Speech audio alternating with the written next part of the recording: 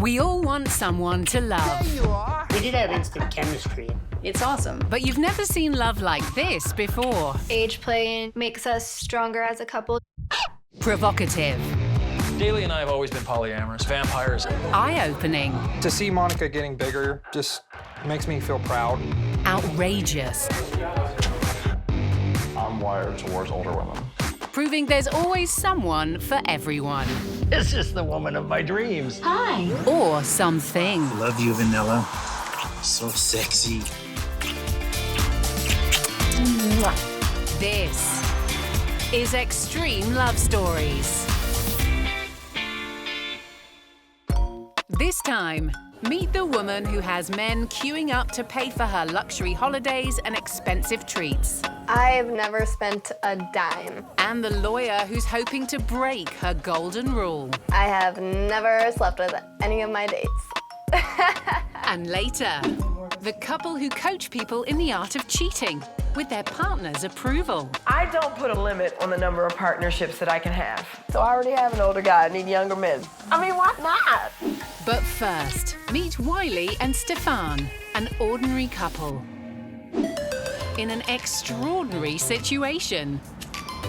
It was love at first sight as far as I loved how he dressed, I loved how he acted, I loved his demeanor, I loved his personality. The bio of his Grindr account said something like, country boy, loves the wild, loves animals, vegan, and then like, picture of a tree. These bohemian boyfriends live an unconventional life on their converted bus in Texas. We bought it a couple months back, and this is where we live, our friend's backyard. But there's one thing about this relationship that you might not be expecting. Hey, sweetheart, how are you? I am a man, and I am actually pregnant. This pregnancy was definitely not planned, absolutely not. Carrying a baby isn't something many men expect to experience. And although Wiley didn't plan for this particular bump in the road, there's a biological reason he's now eating for two. I identify as a transgender male. Wiley was transitioning from female to male when he became pregnant. I have always felt uncomfortable in my, female-born body. I always felt different, like I'm stuck in something that I don't see as myself. I was maybe about 11 or 12 in this photo, and I don't really know who I was at that time. Once I hit puberty, that was a big turning point for me. I was just like, I want my chest gone, I want to have facial hair, but I didn't really know anything about that. I didn't know how to explain that. I didn't know what to do, and I was just like, okay, well, I just dress in guys' clothes, and be more masculine. But even to that extent, it still wasn't good enough. I started testosterone in 2012. I got top surgery in 2013, and ever since then, people saw me, saw how happy I was and how I could be myself. This one is in 2013, right when I had top surgery. I could finally be my true self of who I wanted to be and who I wanted to become as a man. Although Wiley's had a procedure to remove his breasts, he's yet to have what's called bottom surgery, an operation to create a penis. Wiley's female genitals had been a turn-off for previous partners. Everybody that I've dated in the past, they didn't accept me for who I was, or they were all okay with it up to an extent, probably up to about where we became physically intimate. Stefan knew right off the bat that I was a transgender male. And while Stefan was open-minded when it came to sex, he did have one reservation.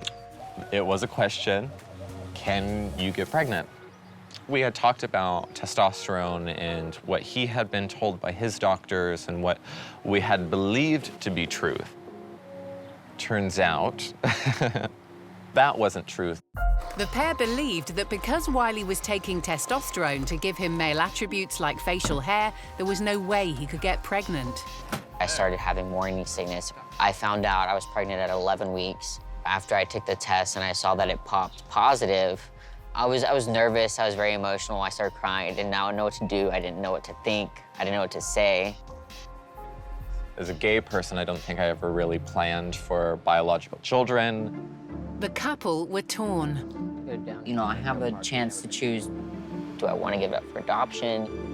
What am I going to do? Over in New York, Alyssa's made a decision that few small-town girls would ever consider. An independent and adventurous woman, she's traveling from Wisconsin for a romantic weekend with a complete stranger. And this first date has a twist. Her mystery man is paying for everything, starting with her hotel. I'm feeling a little nervous. I mean, I hope he looks like what he does in his pictures.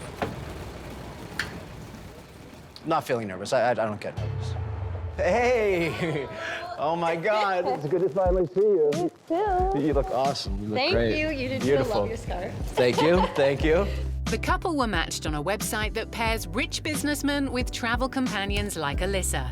But Oliver's not desperate. He's busy and simply managing his love life like a business operation. I do this primarily, I'd say, because of convenience. You can filter out the riffraff, qualities that you're not really looking for. As far as paying for the other person, I have no problem with it at all. In fact, I insist it's that way. Don't sleep with pigs. Never have. I'd rather just go home alone. I mean, maybe if I'm like really, really messed up or something. Good thing Alyssa's no catfish. This website, you could definitely meet someone in a romantic way. You could fall in love with somebody easily. Alyssa's met plenty of guys willing to foot the bill for her flights, hotel, and flashy dinners. I've been to a lot of places. I've been to Cancun, London, Ibiza, Las Vegas twice, Miami, Arizona, and I'm going to Dubai soon. Every date, every guy I've seen, they do pay for everything. I've never spent a dime traveling. So, is Oliver hoping that bankrolling her New York getaway will mean he'll get lucky? Well, that's a personal question. No, are you going to show this to Alyssa? What do I hope to get out of this? No, I'm joking. I'm hoping to get out of this a new adventure in an old town, one of my favorite places, New York City, with a quality girl by my side. What can I say? That's it, though. That's it. No other ulterior motives. Of course, it's okay to sleep with a girl on the first date. I think hopefully tonight. Hopefully, we'll see. As she gets to know him, has Oliver done enough to impress Alyssa? He's very outgoing, he speaks his mind, and he's confident, and I think confidence is sexy. I have always been into older guys. I think they're more handsome, they're more mature. I like a gentleman and not some guy who wants to Netflix and chill. I could definitely see myself like dating Oliver. He's really cute. The night's going well for Oliver, and only gets better when he finds out about Alyssa's part-time job. What kind of modeling? I do basically anything. I don't shoot nudes, but I do like lingerie, sports, swimsuits, basically anything you can think of. Very nice, very nice. At 44 years old, Oliver is double Alyssa's age, so that box is checked. But as the evening progresses, is a little Netflix and chill on the cards? I have never slept with any of my dates. I have like kissed the guys. I'll like hug them, I'll kiss them, I'll be friendly, but I mean, I make it clear I'm not gonna sleep with you. Sadly for Oliver, this time he'll be going home alone. So, will Alyssa's no sex rule her out of a second vacation date with Oliver? I'm glad we found each other on that website. I'm glad we arranged this trip, and I hope to see her again. But Alyssa is a busy girl. I am off to Miami, where it's gonna be warm, and that's gonna be next week, so I'm excited for that. Sounds like she's got plenty of choices. And according to love coaches Kenya and Carl, choice can be very, very good. 7:47. It's an hour till school starts. Their whirlwind romance began in college over 20 years ago. It was love at first sight in that I felt like he was responsible and grown up and just really handsome and really smart. I was very physically attracted to her. Wanted to have sex with her right away. They couldn't keep their hands off each other. But 10 years into their relationship, Kenya got the shocking news that every wife dreads. Carl came home and told me that he was falling in love with a woman at his job. I was distraught. You know, I was like, what are you talking about? It wasn't something I felt weird about or anxious about. I had no intentions on being with the woman you know, behind Kenya's back, that kind of thing. So I just brought it to her. When he told me this, he was thinking polygamy. He was thinking he would have 2 wives, and I just wasn't going for it. You know, I told him, if we're gonna do this, I'm gonna do it too. So that took some time to work out. You know, like, because I've heard of men dating other women or being in polygyny, but women dating other men when they're already married was completely foreign to me. And the more I thought about it, I said, you know what, maybe it does make sense, you know, for equality. 12 years later, and the couple are both dating other people, as well as being happily married and very, very open with their children. We're not really a normal family. I think we should do some seminars at your school. I just imagined you on stage being all like, oh, hello, throwing condoms into the crowd. They help me through all my relationships, giving me advice when I want it, when I don't. I mean, they don't really care. To help others avoid the potential hurt feelings of a polyamorous relationship, the couple have created their very own Love Academy. What we do is we educate people in what we call the new paradigm of love, which means that it's no longer ownership-based. Yeah, polyamorous relationships are becoming a lot more common. At one time, a study showed it's the fastest growing relationship style in the US. We deal with every kind of problem, from people cheating on their spouse, and now they want to tell their spouse the truth. We have people who want to open their relationship and they're afraid. Today, they're meeting new clients Mason and Luna, who've just started an open relationship, but are finding that the polyamorous path is not an easy one to tread. We came together saying, like, we want to explore openness, we want to know what that looks like, and we've been at, like, play parties together and seen each other intimate with other people, but there's never been feelings involved.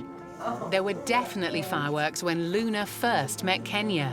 It was my idea to come here today. I met Kenya at a all-women love fest, and we ended up being in a self-pleasuring circle. And I was sitting right next to her, having a massive, powerful, like, transformational orgasm. I just knew I had a lot to learn from her. Now it's Luna that wants a bigger pleasuring circle, but has she crossed the line? Luna has found a lover who she has feelings for and is in love with. Yeah, there's definitely fears of him thinking that I'm gross or, like, not a good partner because I'm desiring another man. Sure. And to be sexual and have sex with another man. Mason might be open to his girlfriend sleeping with someone else, but what happens when she reveals she's fallen in love with his close friend? In San Antonio, Wiley and Stefan's world was rocked when they discovered Wiley was pregnant. Now they've got some big decisions to make.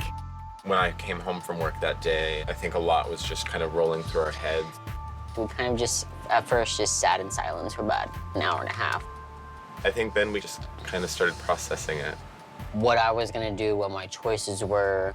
We knew we had each other, you know, we'd figure out and get through this together. You know what, I really want to be a dad. So we're just gonna go ahead and keep the baby and, you know, raise it, and Stefan was super, super supportive. Uh-oh, here's my baby. He's good. Here's my baby. Decision made, these dads are now trying to master the basics, starting with packing that all-important birthing bag. Do we need wipes? You're asking the wrong person. This is the first time I've... Do we need any washcloths? Do we need any, I don't know, butt cream? Butt cream, yes. Butt cream, yes. He says yes to the butt cream. Petroleum jelly. No, you put that. What is this for? Do we need any bottles? Do you want your kid to eat? So yes. Thanks, babe. Thanks for that. You're quite welcome. Today's their last prenatal ultrasound before the birth. Nervous, but happy that, you know, our last ones have been pretty clear and good. What I'm hoping for, just healthy, normal growing baby. In a good position, has the best of our features, right? So that's, you know, up there. Stefan and Wiley are having a boy, a relief for the pair as they'd worried that Wiley's testosterone treatments might have posed a risk to a girl. If it was a little girl, there might be something as far as being pre-exposed to testosterone, because I was, 11 weeks pregnant when I found out, and I was still on testosterone at that time. Wiley suspended his hormone transition treatments to avoid harming the baby, but it's taking a toll on him. There's a constant battle in my head, like, I had to just continuously to tell myself, like, hey, it's not going to define me any less of a man, it's not gonna make me a woman, I get to choose who I wanna be, and I am who I am. First off, I'm just gonna kind of get familiar with his position, where he's at. Okay, so let me kind of give you an idea of what we're seeing. And what we wanna see is that profile, just like that. Oh my gosh, how precious. Look at that cute little profile. So let me go ahead and switch to the HD. Oh my gosh. Look at this precious little face. That's our guy. As the scan continues, the couple are realizing just how unprepared for the birth they are. How's prepping coming along for birth? Are you guys thinking about doing prenatal classes or anything like that? It's a little nerve-wracking. Not just yet. Not yet? Well, definitely, I would recommend it. He's making it all feel like it's about to happen. I'm like, where's the birthing bag? We're not ready. A little bit of anxiety, yes. Yeah. I am scared of the pain. I'm not gonna lie about that. Even though he's worried about the pain, it's staying at a hospital that's got Wiley really scared. I'm probably the only transgender male that's pregnant, probably in Texas. How would I be treated as a transgender individual in the hospital? Okay, this is not something you're gonna see every day, is a man going through birth, but at the same time, we're still human, and to call us by our correct pronouns and to respect us. With delivery being such risky business, will Wiley reconsider his idea for a home delivery? In North Carolina, polyamorous Luna and Mason have a different dilemma. Have a seat anywhere. This free-spirited couple are in an open relationship, but they hit rocky ground when Luna recently fell in love with the one guy that might pose a problem. The person who she's exploring intimacy in at the moment is a dear friend of mine. Falling in love with your boyfriend's close friend is certainly a good reason to seek help. And thankfully, Luna and Mason have come to the poly experts. When I started dating Taylor, all of a sudden, Mason started showing up for me more, no, I'm gonna do this. And I felt that shift. For me, I was always like, let's jump into this, because we aren't gonna know. The anticipation is way worse than the realization, I think, right? I think, right? I hope. So let's go Sometimes. there. Yeah. And so that was my philosophy. Her philosophy was like, let's go slow, let's do real careful, and I appreciate that so much, but what happened was the flip side happened. She jumped into it, she fell in love, and I'm still being really careful because I don't want to push her away and all this stuff. So Again, it's just a matter of practicing to go through these things with a little bit more mindfulness of be receptive to a different energy. Because that's what she's getting basically from Taylor. Really, she could probably be getting some of that stuff from you. But you have to be willing to go outside your comfort zone. With the advice to be more mindful of each other, Luna and Mason wrap up their session. All right, see you guys next time. It seems polyamory is never easy or straightforward, even for the experts. Discussing polyamory was extremely difficult at first. There were a lot of arguments, a lot of emotions. It was really challenging. Carl's girlfriends are interesting. I get along with his partners who are married. I get along with his partners who have so much common sense that they don't try to push me out of my place. But for the others, it is more challenging. Kenya prefers Carl's lovers to be married. So how will she react when Carl takes out another woman who's definitely single? I'm no longer married. In Texas, pregnant trans dad Wiley is almost at his due date. And on a scale of 1 to 10 of excitement, it's probably about 10. Yeah. Yeah. But as he doesn't want to risk being disrespected in hospital when he gives birth, Wiley's found a midwife who'll let him use her house. Our midwife, Rachel, you know, she's never done a trans birth. She has worked with queer couples before. We plan on having a water birth as well. You know, hopefully it plays out. This is all new to us as well, but it's also new to her. Whoop, there he is. Midwife Rachel has never helped a man give birth before, so Wiley's keen to make sure that she has everything in place. How you doing? I'm good, yourself? Good. Good. You sleeping any better? Not too much.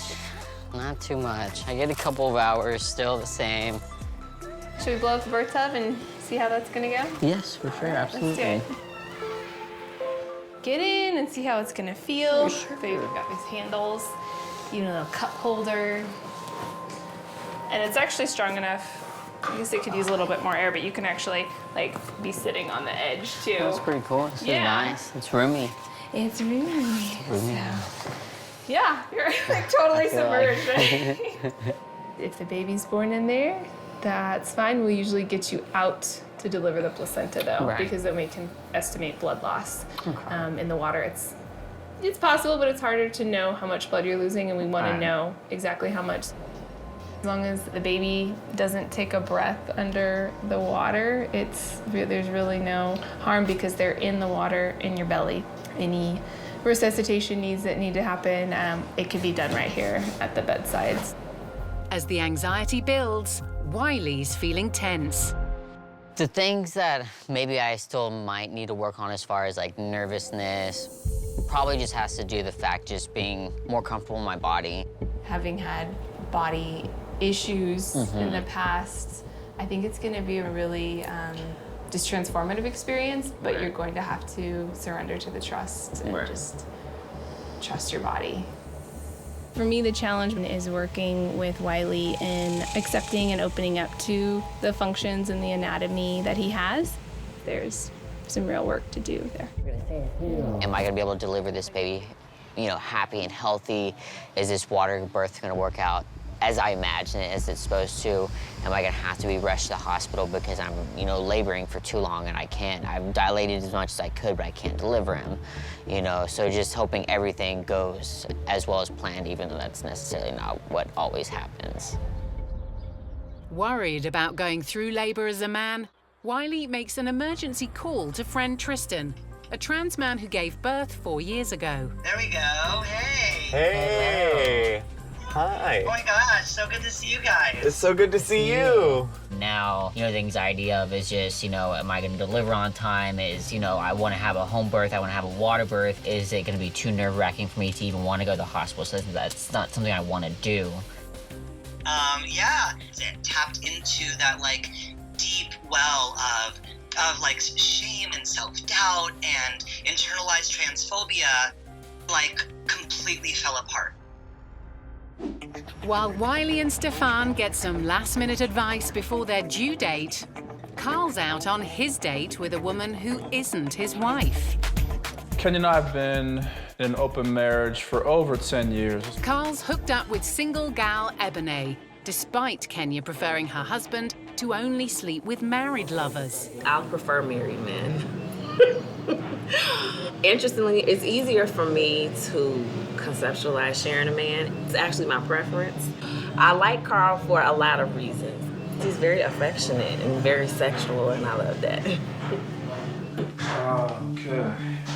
In terms of how much I talk to Kenya about my girlfriends or the women I'm seeing, I generally don't talk to her about that a lot. I just prefer to have my relationships to be separate, meaning a certain level of intimacy between, you know, me and my other partners. But any worries Kenya might have about Carl's sex with singles seem to be the last thing on her mind, because she's busy enjoying a steamy afternoon delight with a cur. On day one, God said, "Let there be bubbles." Bubbles being titties and that. But he didn't say bubbles and titties. Yes. I don't put a limit on the number of partnerships that I can have. I mean, for me, I'm a human being. There are 7.7 billion people on the planet. When we first started the process, I started having all these, thoughts and images of her having sex. We started to shed the rules over time. After a night of passion with their lovers, the next day in the office, it's back to business for our poly coaches. Clients Mason, Luna, and her lover Taylor are weighing heavily on the love guru's minds. Luna and Mason first came to see us because they had no idea how to have an open relationship, yet they found themselves in an open relationship. One way to describe it might be Luna and I are live-in partners, and Taylor and Luna are lovers, and Taylor and I are friends. Oh, my eyes. Okay, are you crying because you're so in love with us? Yes. It's just so emotional. Our relationship seems complex and complicated, just to be straight up about it. I had a private session with Taylor about 2 weeks ago. Was having a hard time because it was Mason and Luna's night. He was in tears. August 31st. This new dynamic has changed and affected our relationship. Our relationship? Taylor and I's relationship, yeah, right? Yeah. Yours and mine. I mean, part of that's, I guess, why we're doing this whole coaching thing. When you have men who want to fight for position, you have a problem. Because this doesn't feel like a male bravado kind of battle. With Luna, Mason, and Taylor at breaking point, it's time for drastic action. I think we have an intervention on our hands today. And this is make or break for them. They may not come out of this. But after a tense meeting, Carl and Kenya know just how to relax. Tinder. Look at this, 50 miles away. I need to change my barometer on here so it only gives me guys within 5-mile radius. No, that's ridiculous. Baby. You need to date guys, even if they're an hour away, it's fine. It's kind of cute. Oh, he's 32. He's 10 years younger than me. I meet most of my guys on Tinder. I met this great guy on Tinder. He was a male nurse. Oh my God, can you imagine? The way he touches you, the way he knows how to deal with your body. He's a male nurse, not doctor, but nurse, nurturing, sweetness. He was very awesome. Most of the men I date are younger. I mean, why not? My husband is older than me, so I already have an older guy. I need younger men. Somebody who's worth the drive, right? There we go. See? I would drive to see you 500 miles away if I saw you on Tinder. Oh, you're just being nice. No, I think you're fine. Pregnant dad Wiley and his partner Stefan are getting some much-needed advice from Tristan, a trans friend who's also had a baby. My main fear that I had when I first found out I was pregnant was the fact, it was very feminizing. The pregnancy world is feminized to the point of exhaustion and discomfort for a lot of women I know. Yeah. So if it's weird for them, it's doubly weird for us. Queer people have brought babies into the world for a millennia. We have raised babies that other people gave birth to. We've cobbled together our families in so many different creative, unique, beautiful, perfect, special ways that you guys are carrying on that sacred tradition, and it's gonna be amazing. Right. Practice your breathing. Bye. Bye. Bye. How'd you feel about it? Better. I feel better. I like what he had to say. Stefan might feel better, but Wiley's concerns are still weighing on his mind. As far as my fears go, it's just not being able to go according to the plan, being in labor too long, and if that's going to create stress on the baby, or it's going to create stress on myself to where I have to be, taken to the hospital, and then how are they going to treat me? It has been pretty rough. It has taken a mental, emotional toll. Will Wiley come to terms with his changing body in time for the birth? It's time, oh my gosh. Meanwhile, in North Carolina, Luna, Taylor, and Mason are worried about saving their love triad. It's been 2 months since their first session with Kenya and Carl. They had no idea how to have an open relationship, yet they found themselves in an open relationship. The issues I observed with Mason was that he was having trouble adjusting to the fact that she wanted multiple lovers. I think he was questioning his manhood a little bit. Today, they're joined by Taylor, Luna's lover, who's also Mason's close friend. I feel excited because you guys, this is our first time we all get to be together. We haven't seen each other in a while, but I need to tell you that I did have a secret session with Taylor. Uh-oh. So I know a little bit more about what's going on, but why don't you guys catch us up? Luna. From last time I was with y'all, I feel like it was really, really hard to deal with jealousy, specifically with Mason being with other women. I was going camping yesterday and I was gonna ride there with a friend who I've been intimate with before, maybe sleep in her tent. I don't know where she's at, she had a boyfriend now or what, but Luna's like, do you think you guys will have sex? And I was like, honestly, I don't know. That's the killer for you. Right. Yeah, totally. It's not even about him having intimacy with another woman. Nope. It's about if he falls in love with another. Right. I mean, yeah. Taylor cannot be another Mason. They're just two different individuals in your life. She'll come home from being with Taylor next day and like I just can't help but to kind of be a little cold or a little bitter sometimes, you know? I'm like, man, like I support this and still like I'm just feeling these things. I can't not feel them, you know? I'm just all of a sudden feeling like, man, there's all this heavy energy on me now. And I'm like, I don't fucking want that. I want to know where these men are placed. Okay. Because I feel like there's some little underlying tension that's going to keep you guys really from living an authentic poly life. All right, what you got, Taylor? Taylor?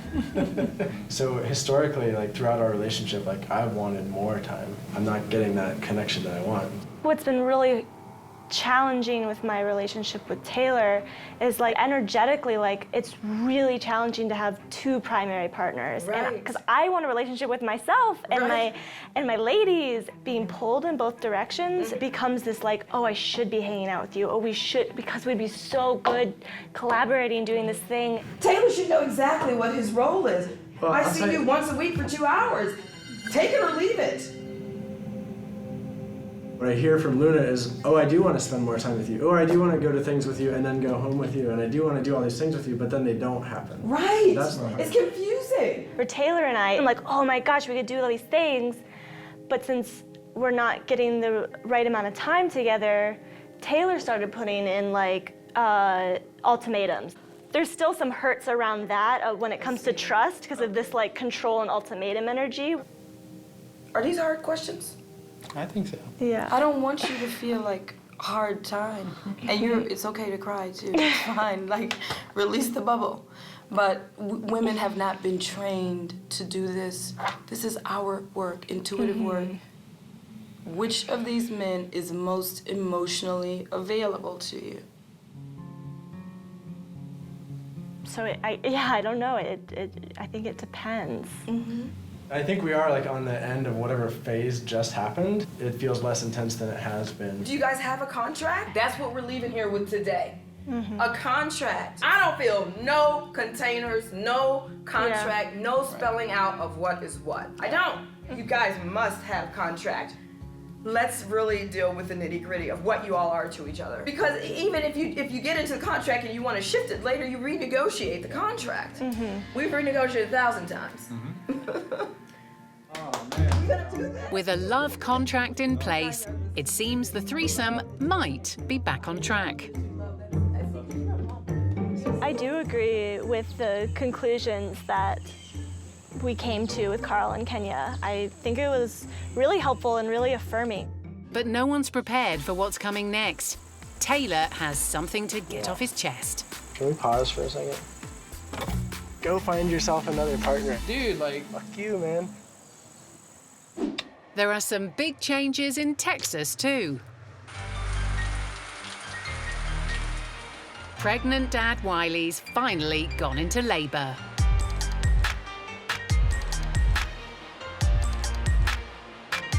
I guess it's real. I guess he's coming. He's come to midwife Rachel's house for his water birth. It's time, oh my gosh. But as his labor reaches a grueling 54 hours, Wiley's at his breaking point. We need to go to the hospital. We need some sort of medical intervention. When the baby's heartbeat drops to dangerous levels, Wiley is forced to confront one of his biggest fears. Going to hospital, there's always been that fear of mistreatment of a transgender individual as myself. Sacrificing a home birth, Wiley and Stefan decide they need to head to the hospital, where it becomes clear that Wiley must undergo emergency surgery. The only option that we have is, C-section. This cord was wrapped around his throat.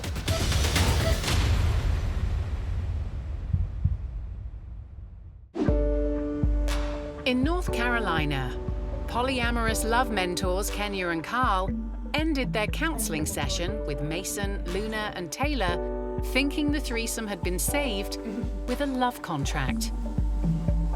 I feel validated and I feel hopeful. It felt good, felt really good. I want more coaching with them. Oh my goodness, the session was fantastic. It's okay to cry too, it's fine, like, release the bubble. I feel like Luna and Mason and Taylor finally told the truth. I'm just all of a sudden feeling like, man, there's all this heavy energy on me now. And I'm like, I don't fucking want that. I really can sense tension when people are not telling the truth. I think we are like on the end of whatever phase just happened. Mm-hmm. But there's more drama behind this relationship than meets the eye.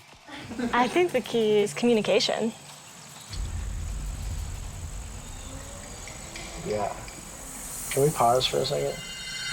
A lot of what you're saying is coming across as like, oh, Taylor, you have all these needs, but I can't meet all your needs. Go find yourself another partner. I'm like, fuck you, man. Do you know the reason I felt that is because of the things that you've said? You've said, oh, I do want to be partners with you. Oh, I want to live with you. I want to have kids with both you and Mason. Like, I want to share this space together. Those are desires and were true at the time. I need to be careful with my words.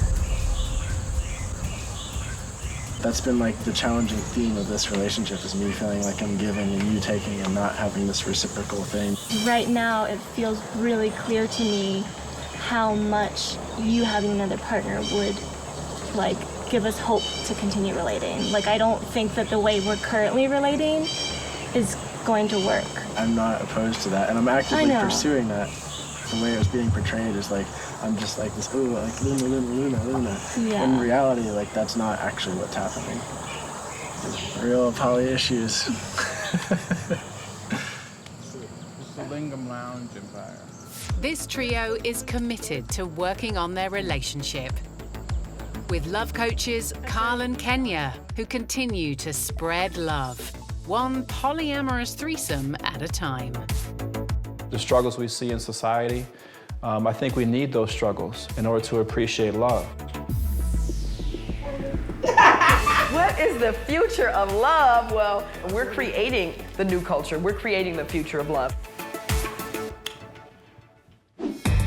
Pregnant dad Wiley's plan for a home birth didn't turn out as he hoped. In his worst nightmare, he was rushed to the hospital for an emergency cesarean. The moment I was strolled into the operating room and they were like, okay, we're pulling him out, you're gonna feel a little bit of pressure. There was a tense wait for his boyfriend, Stefan. It was very difficult to see Wiley in so much pain and to be so tired. So, did his hospital stay confirm his fears? Thankfully, with our OB, she had actually informed all her nurses and all her surgical team, hey, this is a transgender individual, we need to be protective of who he is, use correct pronouns. There was a few slip-ups where they said mom or her or something, but they instantly corrected themselves. We just kept rolling through it, and Wiley was a champ. But after a staggering 60-hour labor, baby Rowan finally arrived. And a couple of weeks later, these proud dads now have a baby on board their bus. He's a baby. He's a baby boy. He's a baby. Our baby boy. He's actually here. He's real. He's Yeah. our responsibility now. He's been a joy. It's been crazy, but it's been a joy. It's been so good. Facing his fears means that Wiley's got a new outlook on life. This taught me so much. It's taught me to be thankful for what women go through and has helped me grow so much and even be able to enjoy this opportunity that most men don't have the chance to experience. And Wiley and Stefan plan to bring Rowan up in a way as unique as these two dads. We want to raise him kind of like in a gender-neutral environment as well for him to be exposed to both sides. If Rowan ended up being transgender, it'd be amazing that he could come out and be himself, and I'd be able to help out a lot. Whenever Rowan is curious about his birth and how we became his dads, we'll just tell him honestly and straightforward. Raising a baby on a bus is unconventional, to say the least. So, do Wiley and Stefan worry they'll outgrow their first home? Living in the bus with a baby It feels very intimate.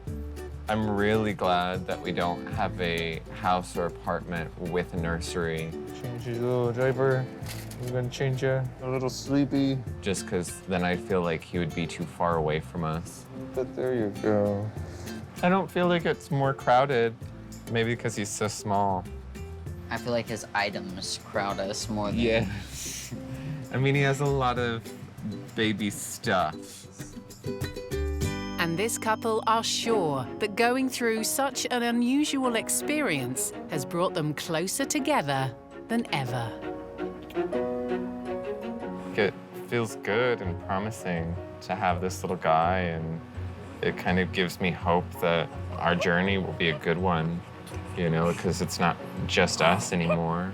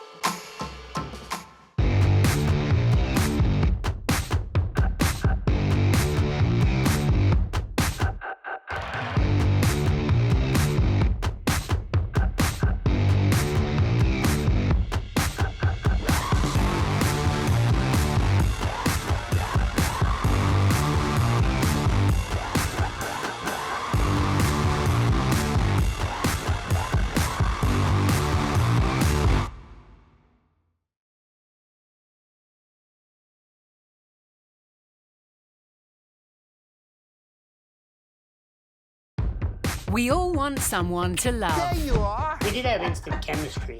It's awesome. But you've never seen love like this before. Age play makes us stronger as a couple.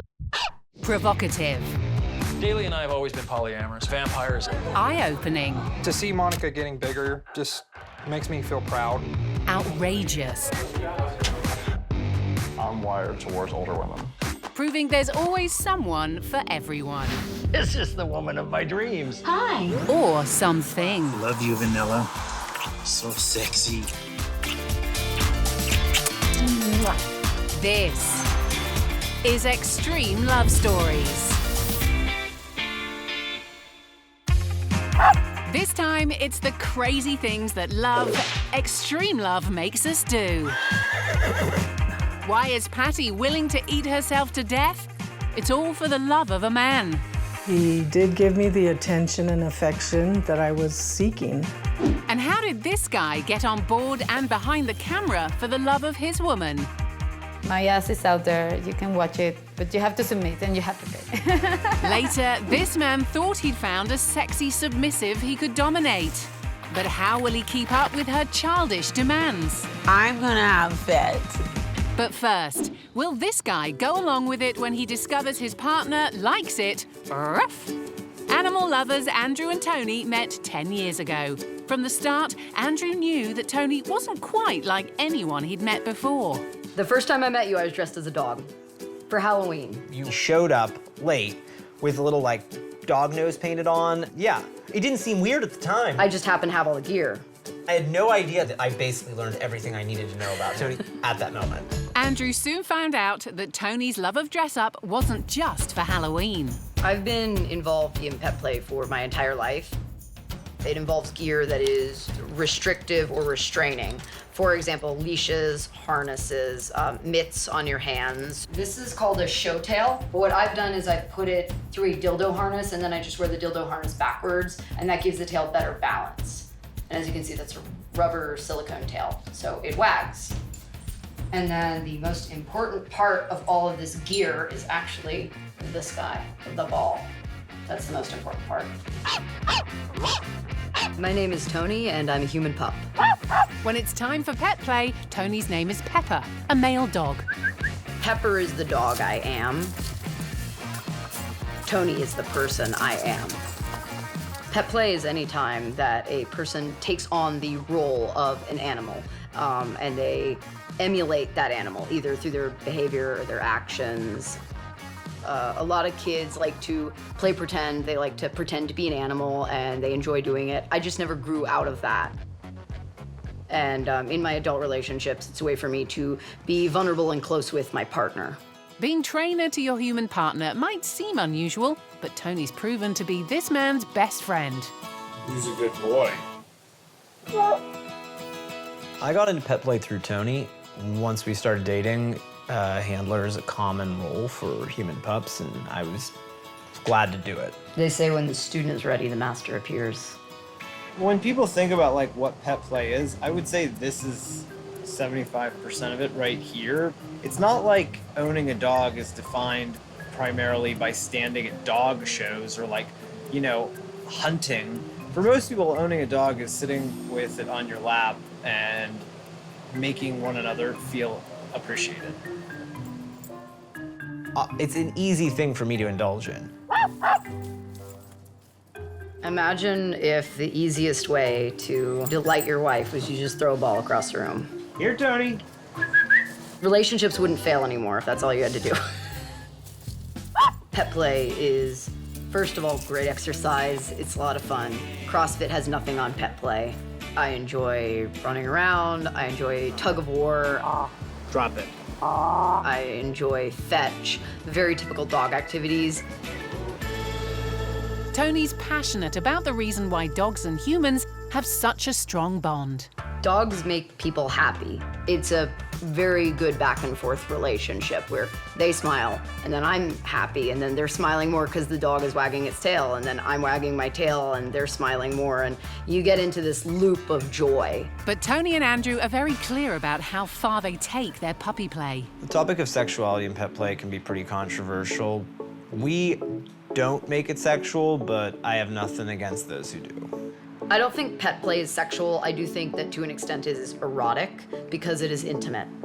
One thing's for sure, these two are far from the only lovers of pet play. And they're off to meet some people of a similar breed. Hey, come on in. We've been in the LA Pony and Critter Club for 6 going on 7 years. But how will Tony fit in when puppy play goes to the pony's paddock? I have been training consistently since 2009. Before that, I was a pony. Rover. So Andrew goes doggy style whenever his partner wants it. And in Reno, Nevada, Patty has also transformed herself for love. She used to look like this. And this is how Patty looks now.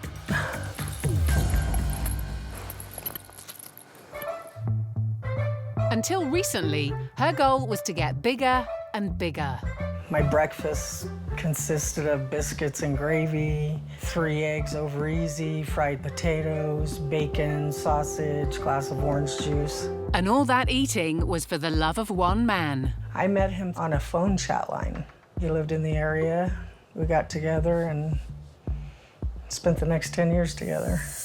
I'd say 90% of our relationship revolved around eating. He was just getting happy every time he saw me eat. And the bigger I got, the more he loved it.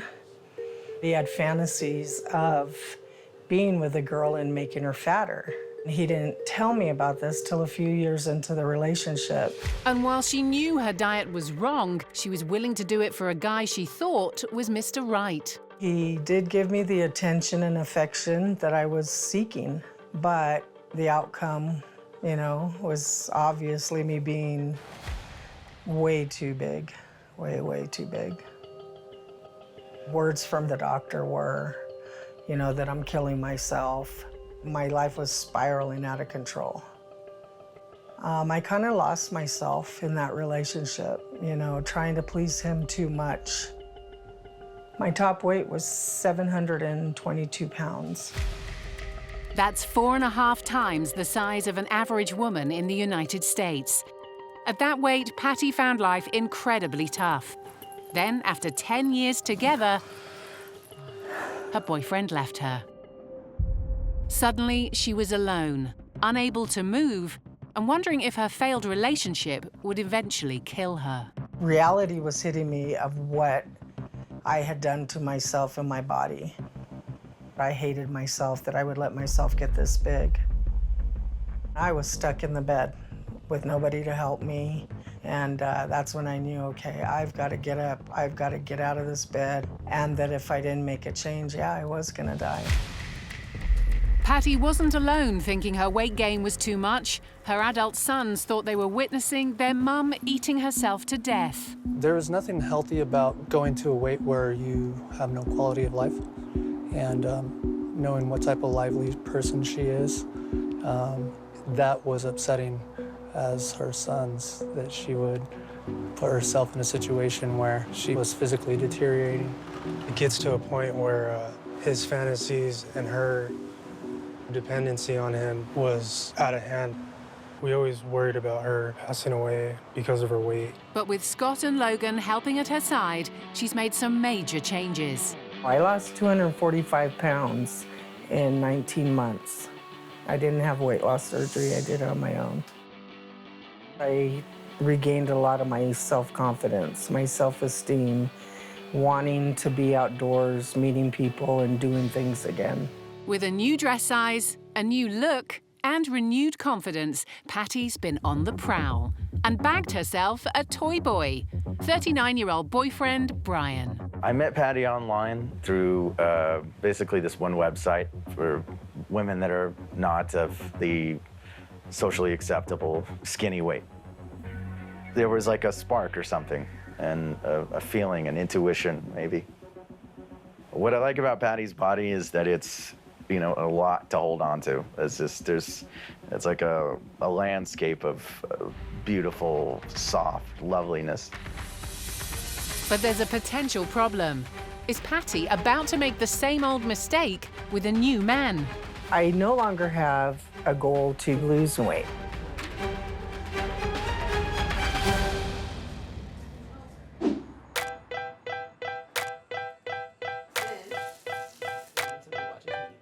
Deja and Dom live happily together in Ohio.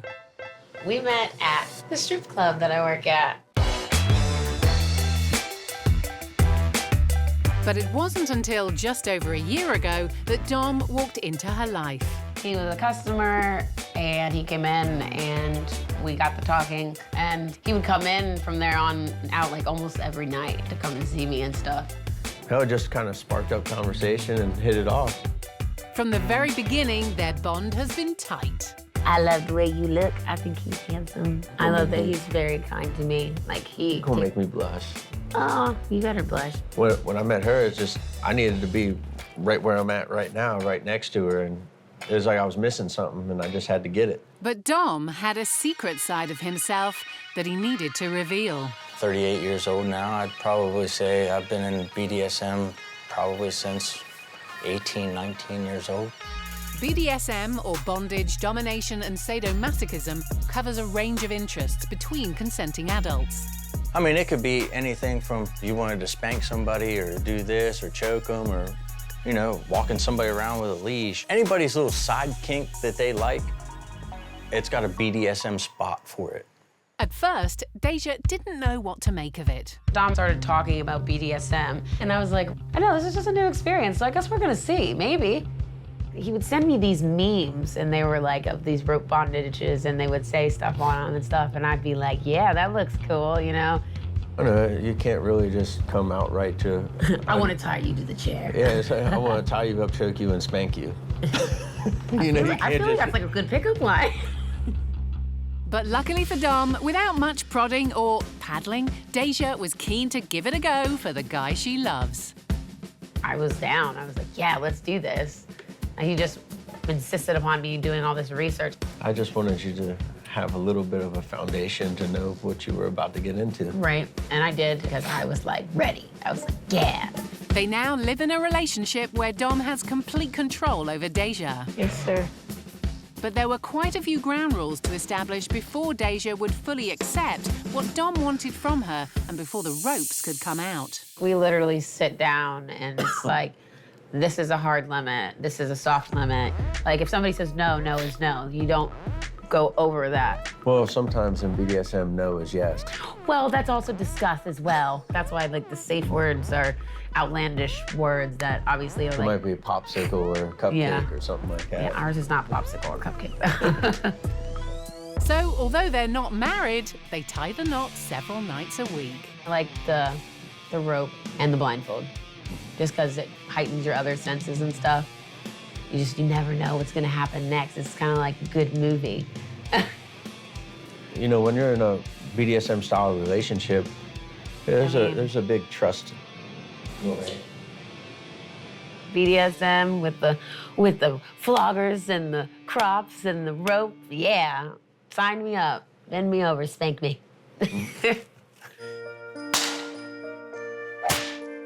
But that's only half the story. Deja's got a kink of her own. I'm gonna have a fit. And it's gonna need a lot of patience and acceptance from Dom. Daddy! While Dom and Deja choose to spend all their time in the bedroom, thanks to her extreme love, Patty has become a prisoner in hers. She used to be in a toxic relationship with a feeder. My weight when I was my heaviest was 722 pounds. Since they broke up, she's lost an astonishing 245 pounds. But new boyfriend Brian is also a lover of larger ladies. Well, I'm attracted to larger women. It's just, you know, who I am. And there's a danger that all Patty's hard work losing weight might be undone. Our relationship progressed pretty fast. We talked a few months, and within the next 3 months, Brian moved in with me. He left California and came here to me. Brian's been so eager to please that he's ended up taking on a lot of the tasks that kept Patty moving. Brian helps me a lot around the house as far as doing chores, like washing dishes. He'll get me stuff out of the closet, you know, cleaning counters, vacuuming, things like that he'll handle. Luckily for Patty, Brian genuinely loves her, so he is committed to helping her lose weight and become more active. Brian is helping me lose weight by exercising, a lot of exercise. He keeps me active, he keeps me moving. I exercise about 20 minutes 5 days a week. I know, I'm pushing her harder. I'm pushing her harder than she needs to be. Yeah, but he always pushes me harder, and That's what you have to do. He's a motivator, so. That's what you have to do. If you're gonna work out, you're gonna work out. I'm helping Patty lose weight by having an instituted exercise regime because I want her to be around. And yeah. Sorry.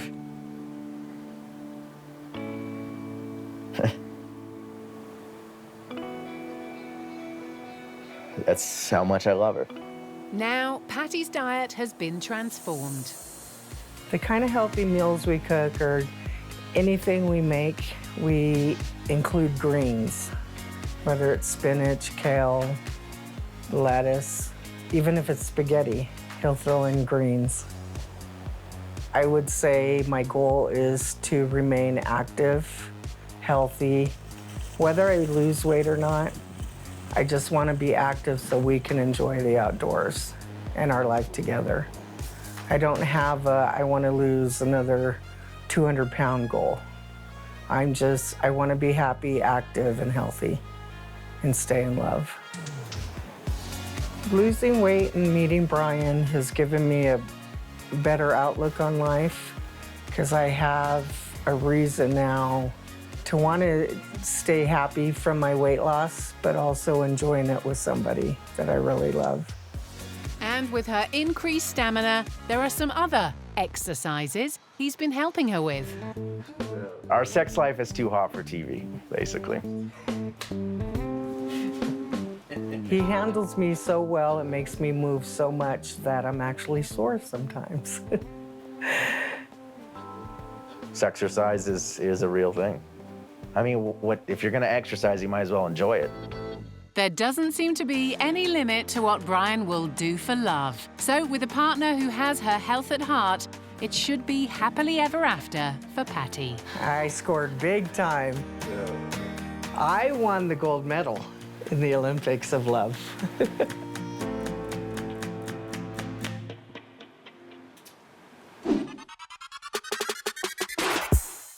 In Ohio, Deja has agreed to be all tied up by her boyfriend Dom. But luckily for him, she loves it. Yeah, sign me up. Bend me over, spank me. But while Deja was researching BDSM for Dom, she realized she had a kink of her own. He used to call me a brat. That was something he'd say, I know what you are, you're a brat. I Googled brat, you know, like what bratting is. I was like, I like all this stuff. Like, I like this stuff, let's do this. And he's like, well, I've never done that before, we could try it. And I was like, yes. Yeah, I could be a brat. I named this one after my daddy. Daddy loves you, princess. Deja likes to behave and be treated like a child, making her what is known as a little. Little space is basically when you kind of like age regress. This is Tiny, and this is Sunny. This one's supposed to smell like mint. It's like carefree. You just basically play. This one plays peekaboo. In that instance, like, I really don't have any like responsibility in that moment. I don't have to worry about, I wonder if that bill is due tomorrow, or I wonder, you know, if I left the stove on.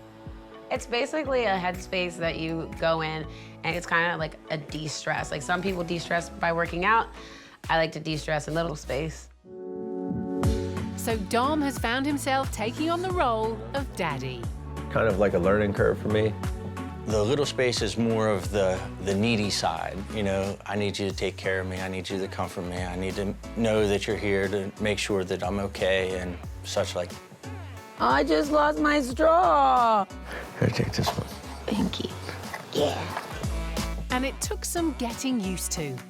Frustration is a big part of it, you know, because whenever you're talking to, you know, Deja in little space, I mean, like, you have to repeat yourself. You have to make sure that they're paying attention. You have to, hey, did you hear what I said? Tell me what I just said to you. Patience level has to be heightened a bunch. For this pair, the daddy-dom, little girl relationship is strictly non-sexual. In my mind, they're separate things. Like, sex is for adults. It's always for adults. It's not, you're not supposed to sexualize, you know, things that are childlike. I know that's like a lot of people have a hard time. They start thinking of all these outlandish things like, oh my gosh, you're a pedophile. Or, oh my God, you're incestual. Or like, they go on this whole entire rant of like, that's so disgusting. Now, ours is non-sexual. There are people who do it sexually, but they're doing it with other consenting adults. And if that's their cup of tea, to each their own, it's not ours. So for little girl Deja to get what she wants, there are certain rules she's expected to follow. One of my rules is I have to have eye contact when he's talking to me, because if I don't, then he doesn't know that I'm paying attention or listening. Another rule I have is I check in every 2 hours when we're apart. My other rule is I can't say the F word. That's bad. What's my name? Oh, yes, and the last rule I have is I'm supposed to call him Daddy. His name is Daddy at all times. Love you, Daddy. But when Deja misbehaves, Dom, the Dom, parcels out her punishments. I have to do lines when I break a rule or I get in trouble. Like the first thing that I had to write lines for, I had to write like 66 times because I was neglecting to call him Daddy. When I have to write lines, it's like the worst punishment. I will always call Daddy by his name, which is Daddy, which is a very long sentence. They're going to be like Dr. Seuss sentences soon. No. Bella's here! Yay! She's been given permission to have a friend over, who is also a little for a slumber party. Are you falling for your crush too quickly? Dom's come full circle from tying up and spanking her. Yeah, I figured I'd be like their little butler for a while. I have no idea how to make no tea. To treating her like a little princess at a tea party. Might want to blow on it. Thank you. Thanks. Ah, the things we do for love. While Dom deals with his daddy issues, Andrew's playing trainer to his partner Tony, who identifies as a dog. Pet play is any time that a person takes on the role of an animal and they emulate that animal. Here, Tony.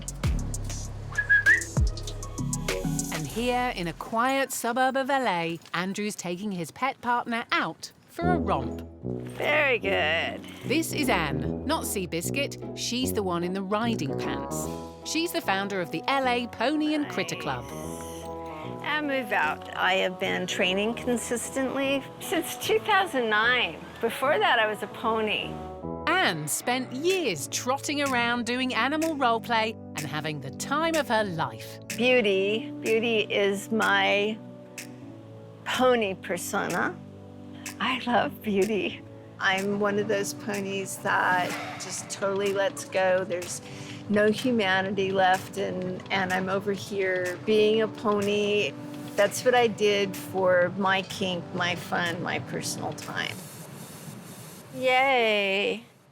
Anne seldom plays pony herself these days because, like Andrew, she's all about giving others the freedom to express themselves. All right, move out. Go. I wanted to do animal role play not just as individuals, but I wanted to round up together animals, different human animals, so that we could do different social games. I think that we have all worked together to have each other be less shy and more open. We found a safe space where we're welcome. Come right here. And we're able to explore and become more than we thought we could be. The LA Pony and Critter Club now has a staggering 200 members, and with a variety of horses, dogs, and other livestock, membership is fairly stable.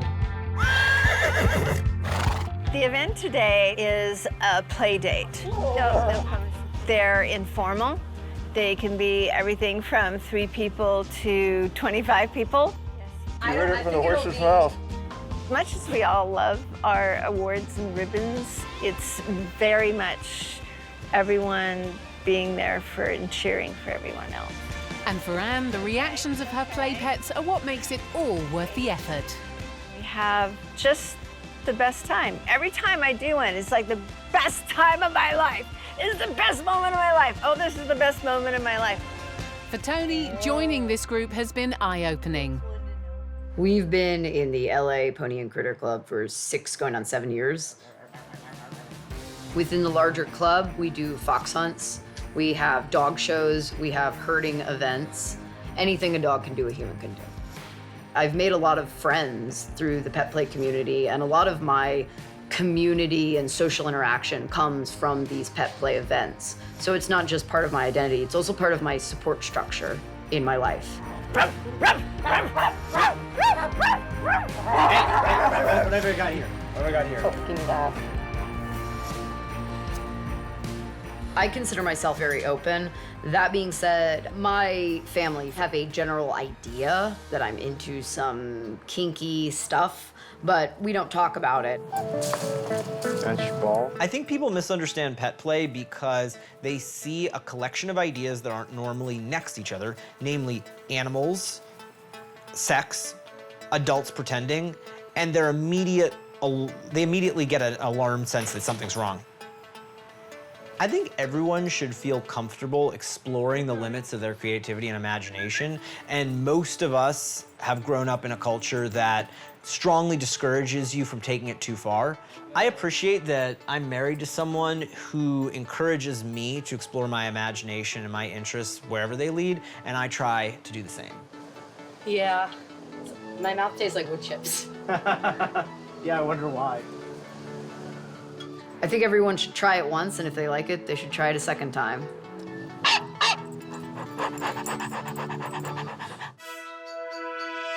Tony's very proud to show off all the awards collared during their doggy days. A lot of pet shows give out ribbons and awards, so I've won quite a few. This is the High Point Award for Puppy Palooza, won this honking big ribbon. These are for fox hunts that I participated in, and then these are for races, agility courses. Most of these are actually probably agility. I'm very good at agility. These two are the best ones I have because these are my two best in shows. I got these at DomCon. I won twice, and it was 2 years in a row, 2014 and 2015. So far, the only pet who's won 2 in a row. But for now, I'm the reigning champion. It looks like every dog has its day. It was a love of fast cars that brought Crystal and Joey together. Is that it? Yeah. Joey was in a car club, and I also had a custom car, and we met there, and I thought, oh, he's cute, but he was kind of acting like an idiot. Kind of still does. Long story short, I chased him for about half a year, and here we are. But after 12 years of marriage, things changed for the couple when a new member joined the car club. I was 19 years old, and I saw Crystal there. She didn't look like anyone I've ever seen around here, and I was just so intrigued by her. We became friends instantly, and then Crystal and I became really, really close. I could tell by the way that she talked about Jamie and the way that she, frequently mentioned her, and I could tell there was more there than what, two people would have as friends. It was deeper than a friendship. As we got to know each other a little more, we kind of just developed a romantic liking to each other. It just kind of happened. It did. It just happened. I asked Crystal to be my girlfriend first. Which I was like, I'm married. How does that work? For both women, this was a completely new kind of relationship. It was the first time that I'd ever been in a relationship with a girl. But also, it was very easy for me. It just happened. I didn't think, oh, I'm in a relationship with a girl. In most marriages, the result of all this would be divorce. But not for these three. I gave them my blessing completely when it came to, forming the relationship. I never felt threatened by Jamie at all. I never thought that she was coming into the family to break it up or to take Crystal away from me. Remarkably, Joey was on board with the whole thing. I talked to Joey about it. I'm like, is this okay? And he was like, yeah, of course. Anything that ever happened between me and her, even before we were actually girlfriends, I was always like, is it okay if I kiss her? And just stuff like that. And of course, Joey, being the man that he is, said, of course it's okay that you kiss her. Can I watch? With Joey's curiosity heightened, things quickly heated up. At one point in time, she moved into the house. And it was at this point that the junior member of the household had something to say. When Jamie came, I was like, wait, who's this? That's right, Joey and Crystal have a son. So she just started living in my house. And I was told she was gonna be my mom, and I'm like, oh, okay. They told me it's lucky to have 2 moms, but I don't know. Coming into this relationship with a couple that has a child was very exciting to me. I absolutely love children. He is the one that actually took it upon himself to call her mom or Mama Jamie. We never, ever forced that on him. Oh, shoot. I'm terrible.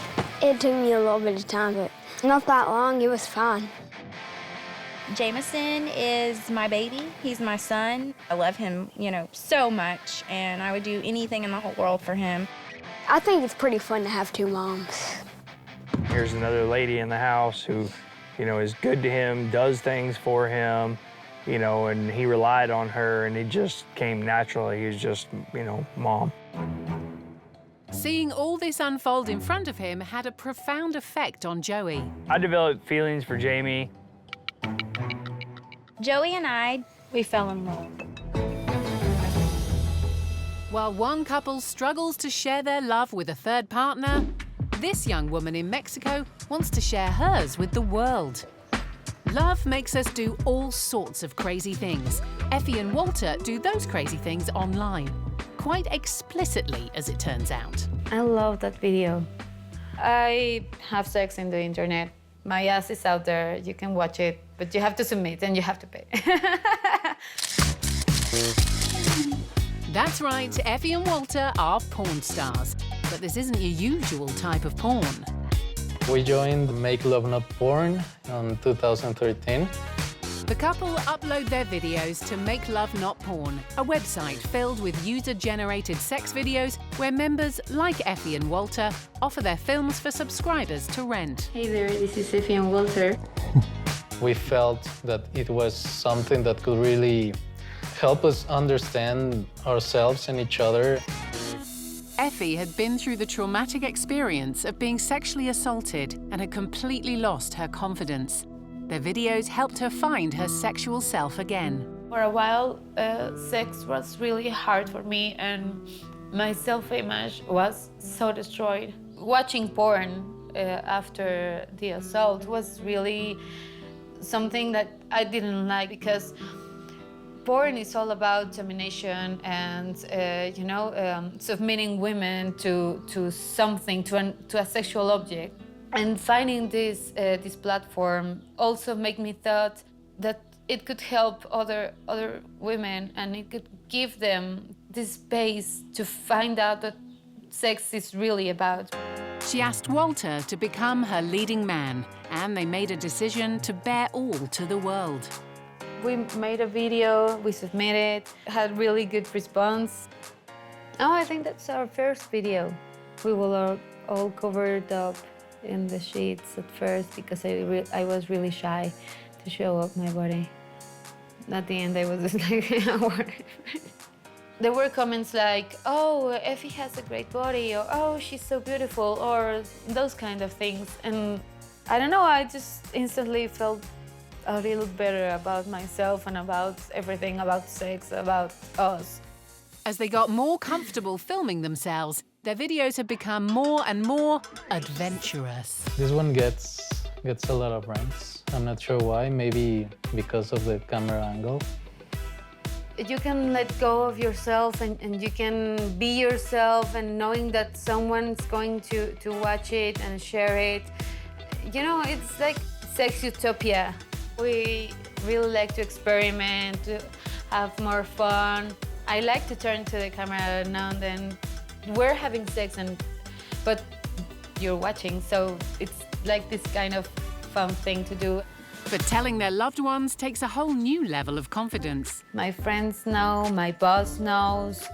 I even told to random strangers. I became friends too, in parties and things like that. We haven't told our parents because, Catholic, straight parents, they're not going to receive it really well, I think. Yeah, it's gonna be a hard one. I think it was something that helped us and really made us feel even more comfortable. It has really changed me. It has really put me in a different place where I may not expect it to be ever. I'm really proud of being part of Make Love Not Porn. It really helped me empower my sexuality and to realize how important sex is in a woman's life.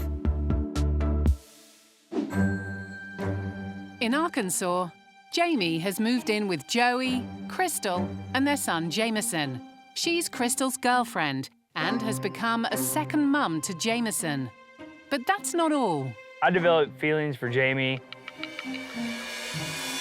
Joey and I, we fell in love.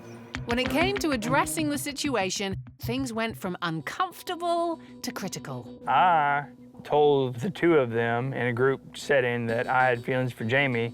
Crystal took it pretty hard. She was pretty upset at the whole situation. I got kicked out of the house. That's whenever all that shit spiraled out of control. I mean, like, I remember thinking, hold up, like, we just started a relationship, like, you can't even let us have a relationship before you get in it. I had a hard time with it. I mean, every relationship has ups and downs, and it was definitely a down. So, with a husband and a wife in love with her, which one is Jamie dating now? I'm just in love and happy, and I'm in a relationship with two people. She's with both of them. Instead of breaking up the marriage, the three of them decided to give it a go in a polyamorous relationship. Whenever you get into this, you have no idea. There's no set rules or anything. There's nothing out there for us to reference. So, you know, like we don't see people that do this and know, you know, there's no like a how-to guide. They now live together as a threesome. If someone would have asked me 5 years ago, hey, in 5 years, do you think that you could bring someone else into your relationship? I would have been like, no, there's no way. But now, I mean, I can't imagine it without her. While they're very satisfied with the new arrangement, convincing other members of the family wasn't so easy. My mom was not happy at all. Like, we had full-blown screaming matches on the phone. Joey's parents, we had a pretty good falling out with them in the beginning. Jamie, her dad, he kind of just doesn't accept it. They still don't really have a father-daughter relationship. Even close friends have an opinion. I always knew them as just Joey and Crystal.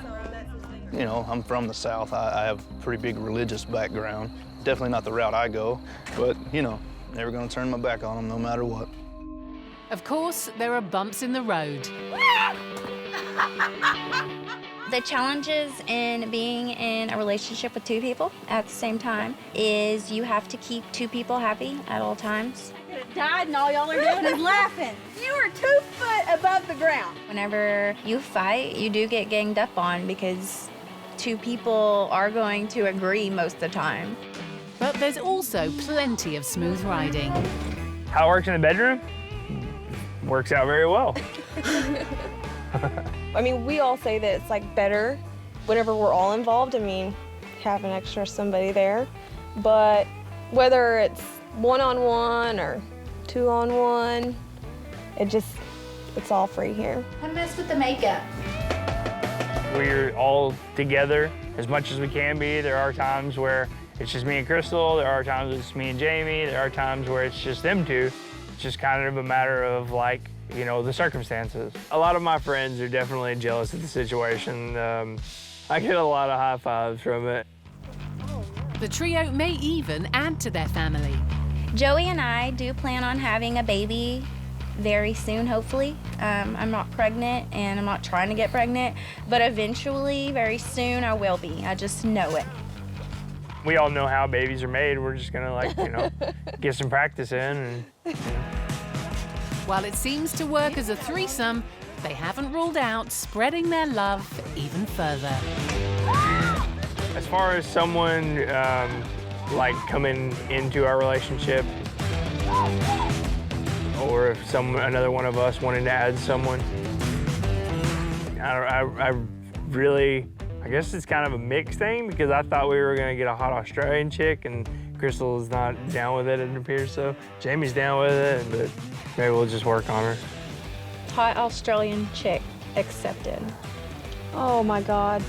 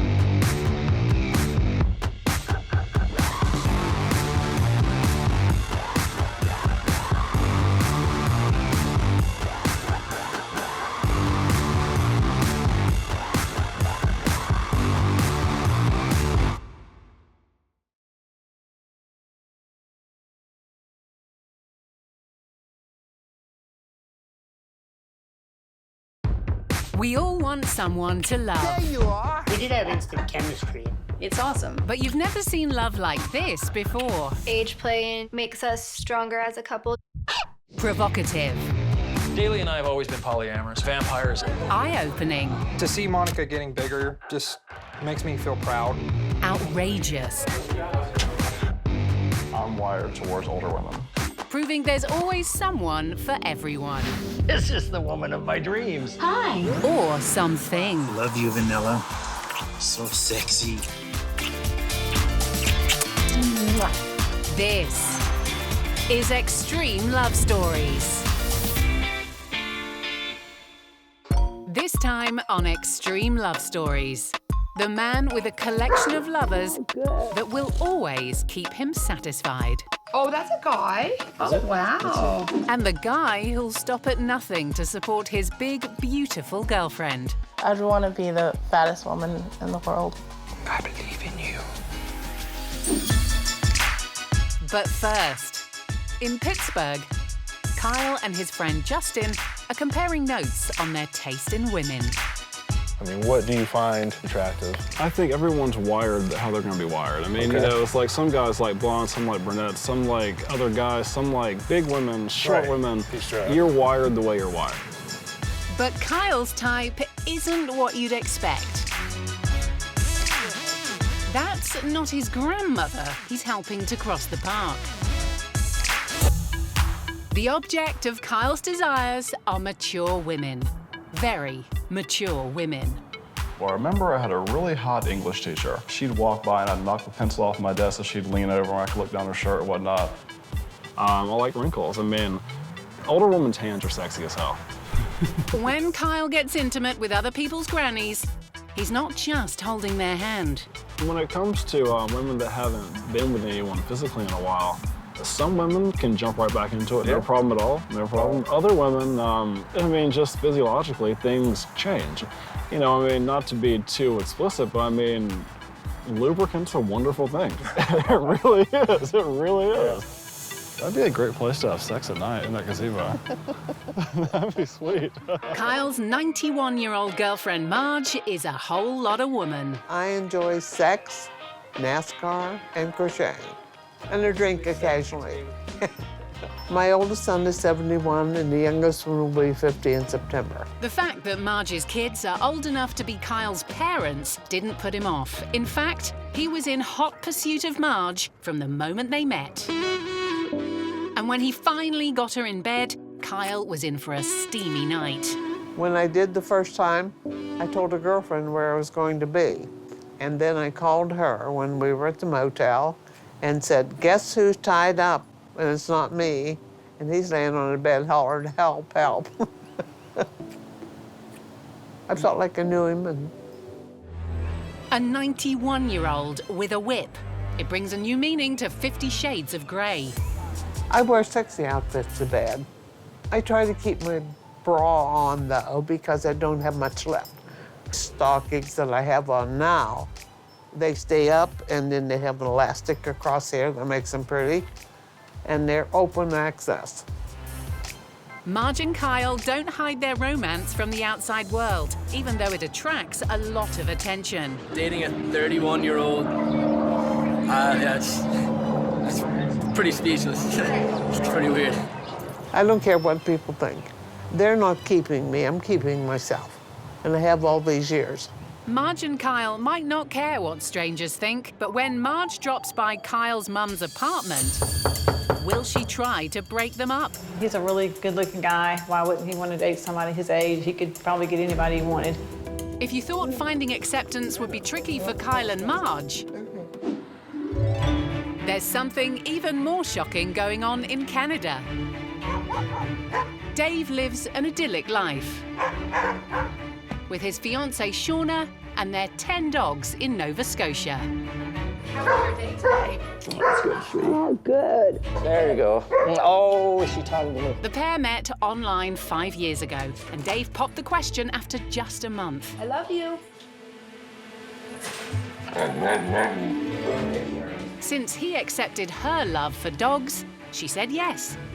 When I was younger, I was never allowed to have any animals.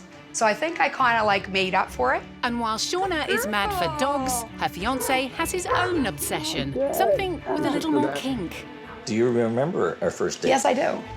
When I met David, what I loved about David was his bubbly personality. I was sort of in a daze because you were very beautiful and pretty, and I'm looking at you across this thing, and I'm saying, wow, I can't believe how lucky I am. So I said, you know, I'm not gonna waste any time. I took her downstairs. Within hours of meeting, an unsuspecting Shauna was led down into Dave's basement, where she met Bianca, Airedale, and Amaya. I said, oh my God, all these dolls hanging off meat racks. Just like big Barbies. I took their hair off, I put it on myself, dress them up, and do everything. Yes. I was thinking of just big Barbie, like Barbie doll. I'm thinking, oh wow, this is the woman of my dreams. So Shauna agreed to share her man with his big Barbies, which came as a massive relief for Dave, who's been collecting and making love to these dolls for over 10 years. So they are probably the most incredible sex toy a man is ever going to see. People like to call them sex dolls. I like to call them love dolls because I think they go beyond just a blow-up doll and they need a better name. She's an elf. I do a lot of fantasy gaming, and I wanted to get one that would maybe represent the elven character that I play. It is fully capable of sex, but the head comes off like so, sort of like a turkey now or something, waiting for the basting dish. But less turkeys than Terminators, the dolls have a range of features. The breasts are now filled, so it makes for a more realistic feel. Still, there's no heaters in these. I did have a Russian doll that had a heater, but they should have put a warning on that because it can heat a lot hotter than you want it to be where the heater was. Some people will look at it and say, well, you know, it's like doing a corpse. Well, no, it's not. It's no more like doing a corpse than if you give your son an army set. You know, those men they're inanimate, but they're not replicas of death. He might have bought them when he was a bored bachelor, but is Shauna still okay sharing her man with 3 sex dolls? We're the couple that don't have to be together 24/7. Like, he can do his things, I can do mine. Or if we want to be together, we can just be together and do whatever. And I think as we get older, we also tend to appreciate that alone time just as much as the rest.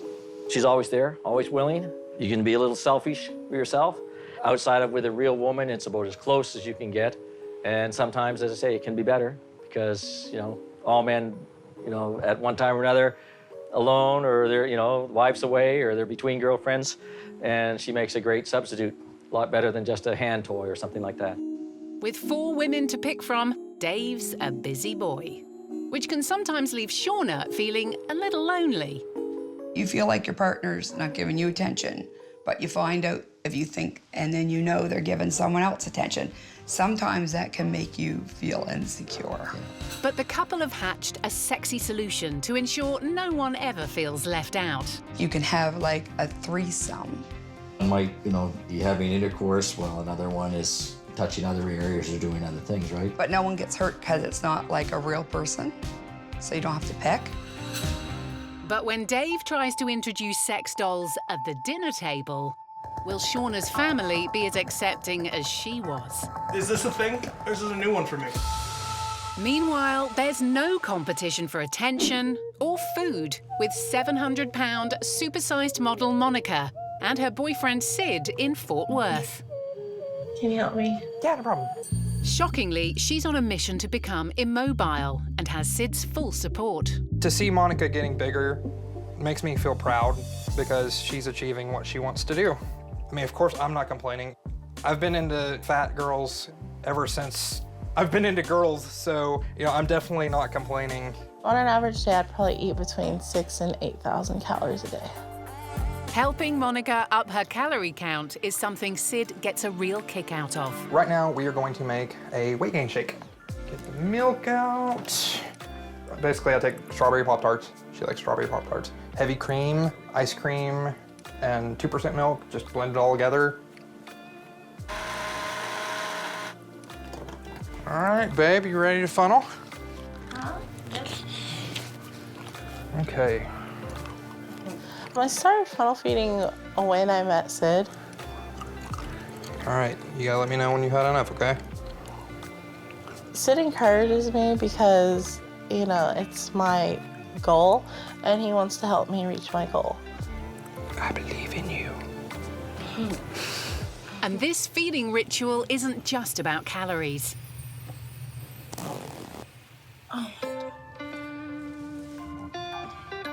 Post-funnel feed, Monica is satisfied in more ways than one.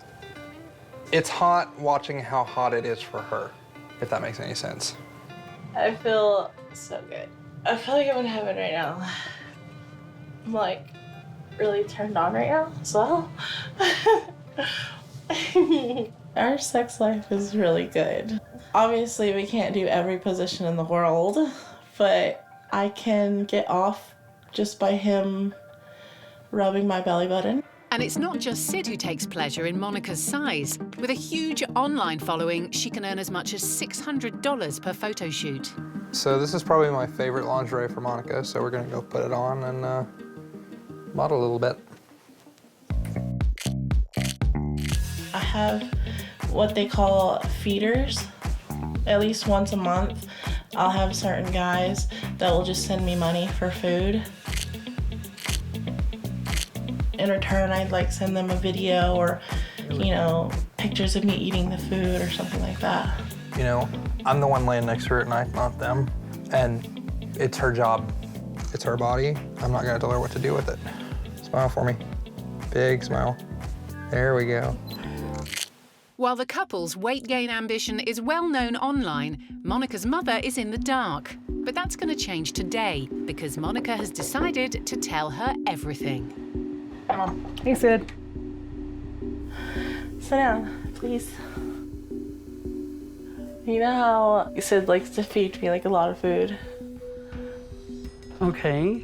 Okay. The ultimate goal is to like be like 1,000 pounds and eventually be like where Sid takes care of me 24/7. That's a real goal. That's what makes me happy. My eyes are burning so bad. Will Monica's mum save her daughter from eating herself to death? In Nova Scotia, sex doll lover Dave and his fiancée Shauna are hosting a family dinner with a difference. We like family around and people around. Don't we do it? Yes, we're very family-oriented. Tonight, they're joined by Shauna's grown-up kids and Bianca. Dave's dolls are no secret. Bianca, don't eat that before the rest of your meal. Yeah, you'll lose your appetite. But the family aren't used to dining with a big sex toy. Is this a thing? Because, I mean, this is a new one for me. So, Sean, is this something you normally do? You let David bring his dolls up to supper? Once in a while, David will bring her up for supper. Son-in-law Brandon thinks toys shouldn't be allowed at the dinner table. It was weird, like really weird. To be face-to-face with it in that environment was bizarre. And this isn't the first time the family has had a run-in with Bianca. Walking through the door, and at first you couldn't see anything, but there was a doll, just lifeless, blank, pale eyes, obviously, because it's a fake doll. And I almost didn't know how to react. I remember a couple years back, house sitting, and in the middle of the night, just go downstairs and just see one of them on the couch and literally almost have a heart attack thinking someone broke into the house. It is the most terrifying thing. I know. You never get used to it. You never get used to it. You really don't realize how large they are and how human-like they are and kind of how creepy they can be at some points. Definitely a bit of an experience. The family has reluctantly accepted Dave's doll obsession, but Shauna has a hard question that's begging for a satisfying answer. Why don't they have one for a woman? A woman would like to have a guy doll. Will Dave object to some stiff competition? Or will he pull a big surprise out of the box? Over in Texas, there's even more family drama as Monica comes clean to her mum about her plans to become immobile. Hey, Monica. Okay. And the ultimate goal is to like be like 1,000 pounds.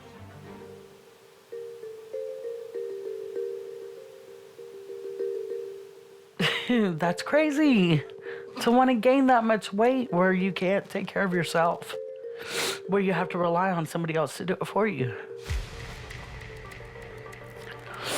Don't cry. Even at my weight, it's miserable.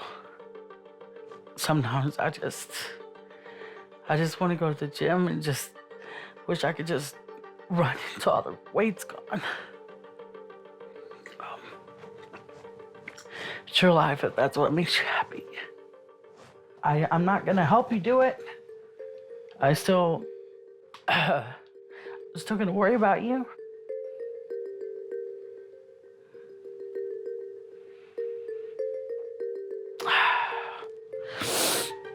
Wow.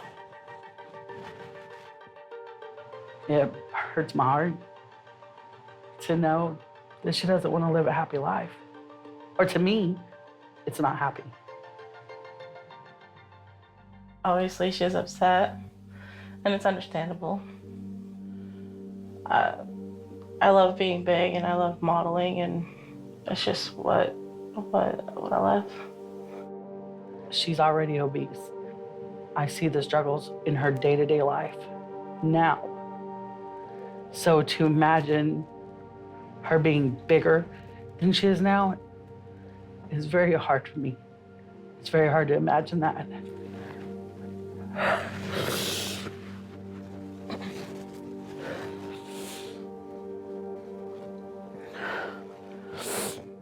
With Sid's help, Monica is determined to reach 1,000 pounds, even if her loved ones are concerned. There you go. Close to 100. I am worried about her health, but ultimately it's her body, it's her choice, not mine. Even if I'm not here, she's gonna do it, and you know I love her, so I'm gonna help her out however I can. There you go. The things I'm looking forward to getting bigger is that there's just gonna be more of it, like everywhere. But Monica and Sid's relationship is about to change forever when she gets some big news about her future. I just cried and cried and cried. And I felt at the time so alone. I didn't have anyone. And I'm sorry that you felt that way. Big changes are also happening in Pittsburgh. Kyle's taking the huge step of introducing his mum to his 91-year-old girlfriend, Marge. Well, what do you like about her? I mean, what do y'all do? You just go, hang out and stuff? No, we drink and then we spend time together. It's a lot of, we party together. It's fun. We party. What does she do? What's her? Well, she's retired now. Oh, okay. That's the one when I grow up, I'll be retired. Me too. She's finally at the door, and although Marge is old enough to be Cecilia's mother, it doesn't mean Mum will respect her elders. So what do you and Kylie do together? Go out to dinner and stuff? We make movies. Making movies. Exactly what a mum wants to hear from her son's 91-year-old girlfriend. What he's done for my life has made me feel younger a long time. Yeah. You know? That's great. Yeah. And Marge hasn't come empty-handed. Then here's a shocking one. You saw the straight razor, didn't you? Yes, ma'am. Seems Marge has lived a more sexually charged life than your average Nana. Now, you was a young woman back then. Yeah, I know. That was one, and it was in the magazine. And this is a long time ago in the backyard, and I'm 33. Look at your Had legs, you seen they're this awesome. now? Kyle's mum seems accepting of her potential daughter-in-law. But Marge isn't the only older lady that Kyle has brought home. The first time he brought somebody home, She was probably, I would say, in her 60s. And it was different. Yeah, it was. When I tell people about my son and the women that he dates, but a lot of them don't really understand it, but that's what makes him happy. That's what he should do. Callie has never brought home anybody younger than me. Now that would shock me. Okay, that's where the shock would come in. In Nova Scotia, Shauna's not your typical fiancé.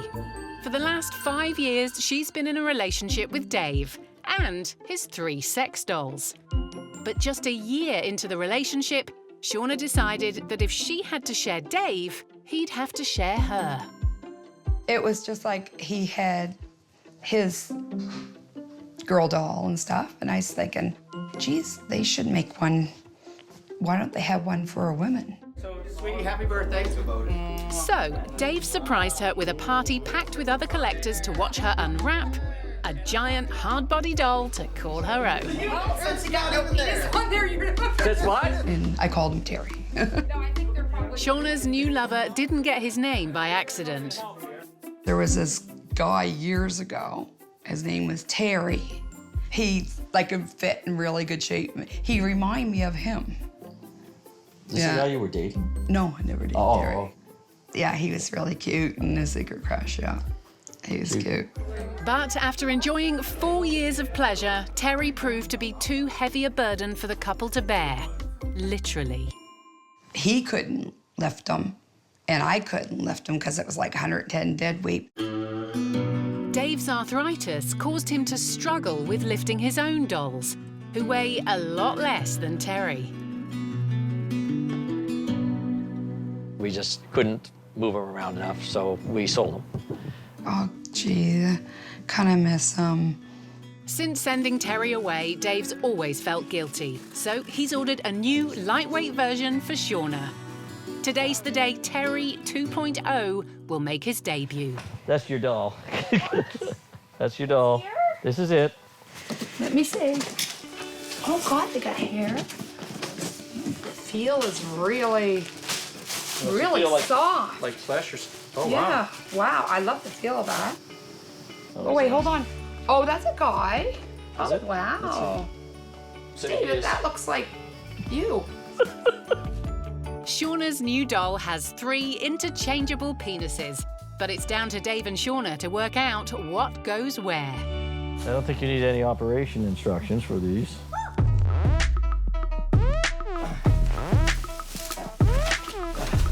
This is beginning to feel like The Exorcist or something here, I can tell you that. Oh my gosh. You like the brown hair? Well, I'm gonna try and... How does he compare to the old terrier? He has eyelashes.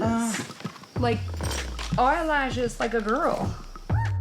As new Terry takes shape, it's time to wheel him up to the house to meet Bianca and the rest of the harem. I don't know, this is dangerous, baby.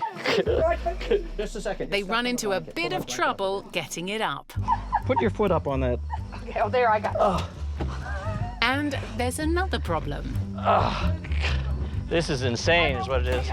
David, before I have anything to do with him, we gotta make him more manly.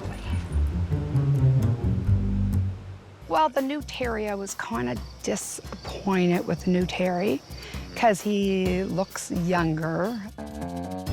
He's really quite fair and tinier than I thought. Terry's youthful looks are turning Shauna off, so adjustments will have to be made before their latest plastic pal joins them in the bedroom. Busy with the dogs, Shauna wants Dave to take new Terry shopping for some more manly clothes to help her get in the mood. I'm feeling a little bit apprehensive about Terry. He looked young in the pictures, and he still looks younger than either Sean and I are comfortable with. This is the first time I've actually been in public with a male doll, and I feel more comfortable with the female dolls. Dave wants his fashion pics to be perfect. He's got to stay sharp today, so he makes time for a caffeine pit stop. Terry, what do you take in your coffee? He's my perfect travel companion, you know, because he scares off the hitchhikers, and he doesn't cost much to keep happy. Yeah, it's a really on the attitude, huh? They care. Yeah. Well, Terry, is your first public appearance. Ready? Dave has enlisted the help of Shauna's son Lance in the delicate task of butching up a male sex doll. Pretty good, pretty good. I was worried you weren't gonna make it. This is her new boyfriend, right? Oh, I haven't met this one yet. Seeing the male doll was definitely a bit strange and, you know, a little bit embarrassing. Having your mom now have her own sex doll is a little bit of... I doubt it's anything any son wants to ever have to think about. Oh, thank you. So what do you think of your mother's, Well, it's interesting as usual. Yeah. Nothing shocks me with you guys anymore. But inside the store, will Dave and Lance be able to make a man out of new Terry? We should get him a hat. Okay. I like this. He looks 2 years older already. Oh, my Lord, speak about Canadian lumberjack. Nothing says sexy like a plaid shirt and a bucket hat. Perfect. The big question is, has Dave just styled his way out of his fiancée's bed? We'll see you later. Bye-bye. One guy who's always confident that he'll impress the ladies is 31-year-old Kyle, who, despite having a 91-year-old girlfriend, is not a one-woman man. Meet the competition, Anna, Kyle's other girlfriend, who at a sprightly 68 wasn't initially open to a younger man. I told him the first time, I think you need to find someone your own age. And then he was persistent about it, so he said, let's have dinner. So I felt at ease with him, so I started seeing him. I haven't seen you in a while. I know, it's been a long time. Yeah, I would tell older women if they would like to date a younger man, go for it. It's fun, and it keeps you young, too.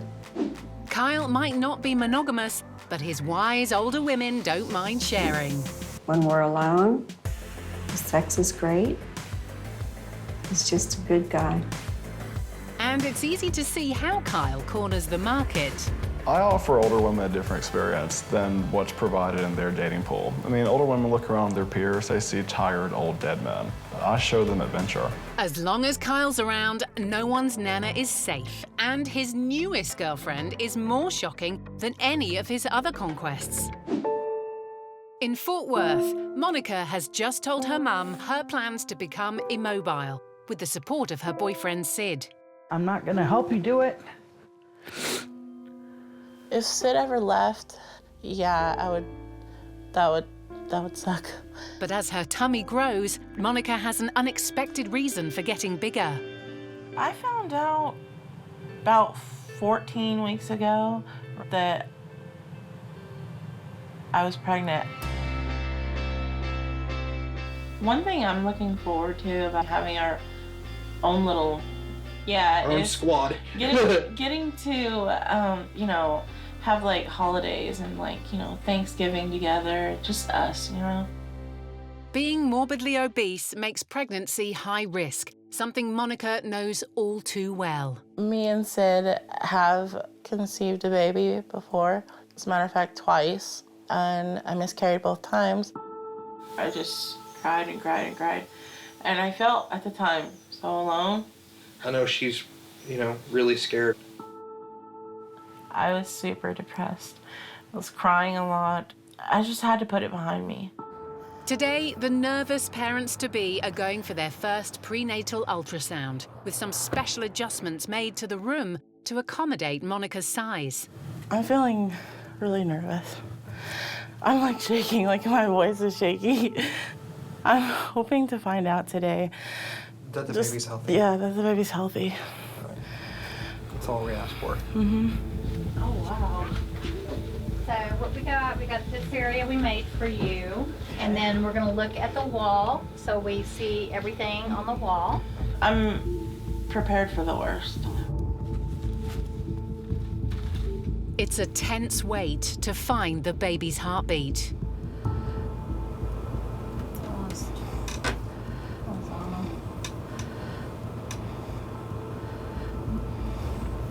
So, are you sure about your dates? Like, your periods regular? No, they're not regular.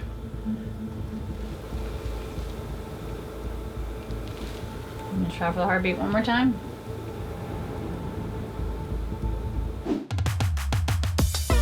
When sex doll enthusiast Dave isn't giving new Terry a makeover, he's rubbing shoulders with the stars. I see a celebrity doll being advertised by a props company, and it was Bianca. And I hadn't heard of the movie, but it was a movie called Liars and the Real Girl. And they had 4 dolls in the movie.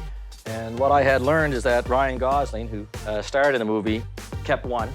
I got one. I bought her because she is special, because technically she's the most famous love doll in the world. She has a personality. I see a certain personality.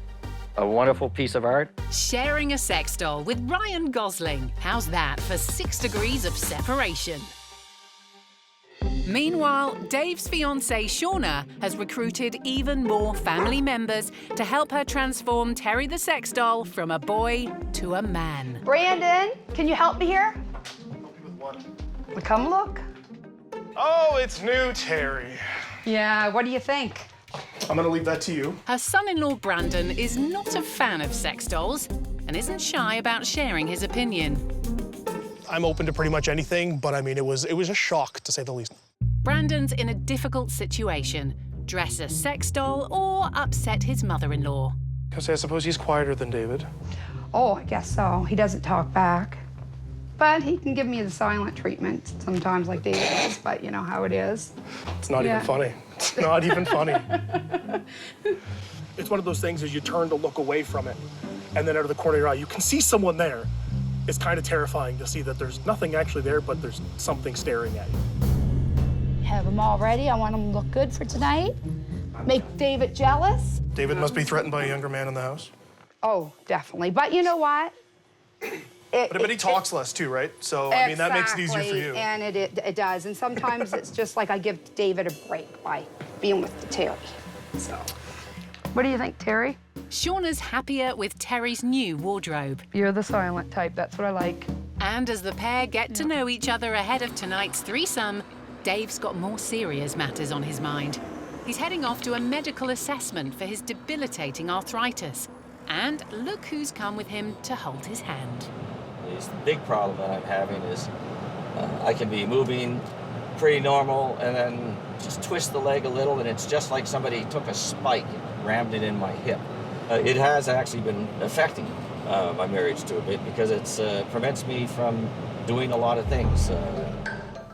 Dave's aware that lifting the dolls into position might be part of the problem. Will his physical therapist ban sex dolls to save Dave's hips? Hi, Sarah. Nice to meet you. While Dave hopes his health doesn't get in the way of loving his sex dolls, Monica is concerned her weight will put a stop to her and Sid's dream of parenthood. They've previously weathered 2 miscarriages. Try for the heartbeat one more time.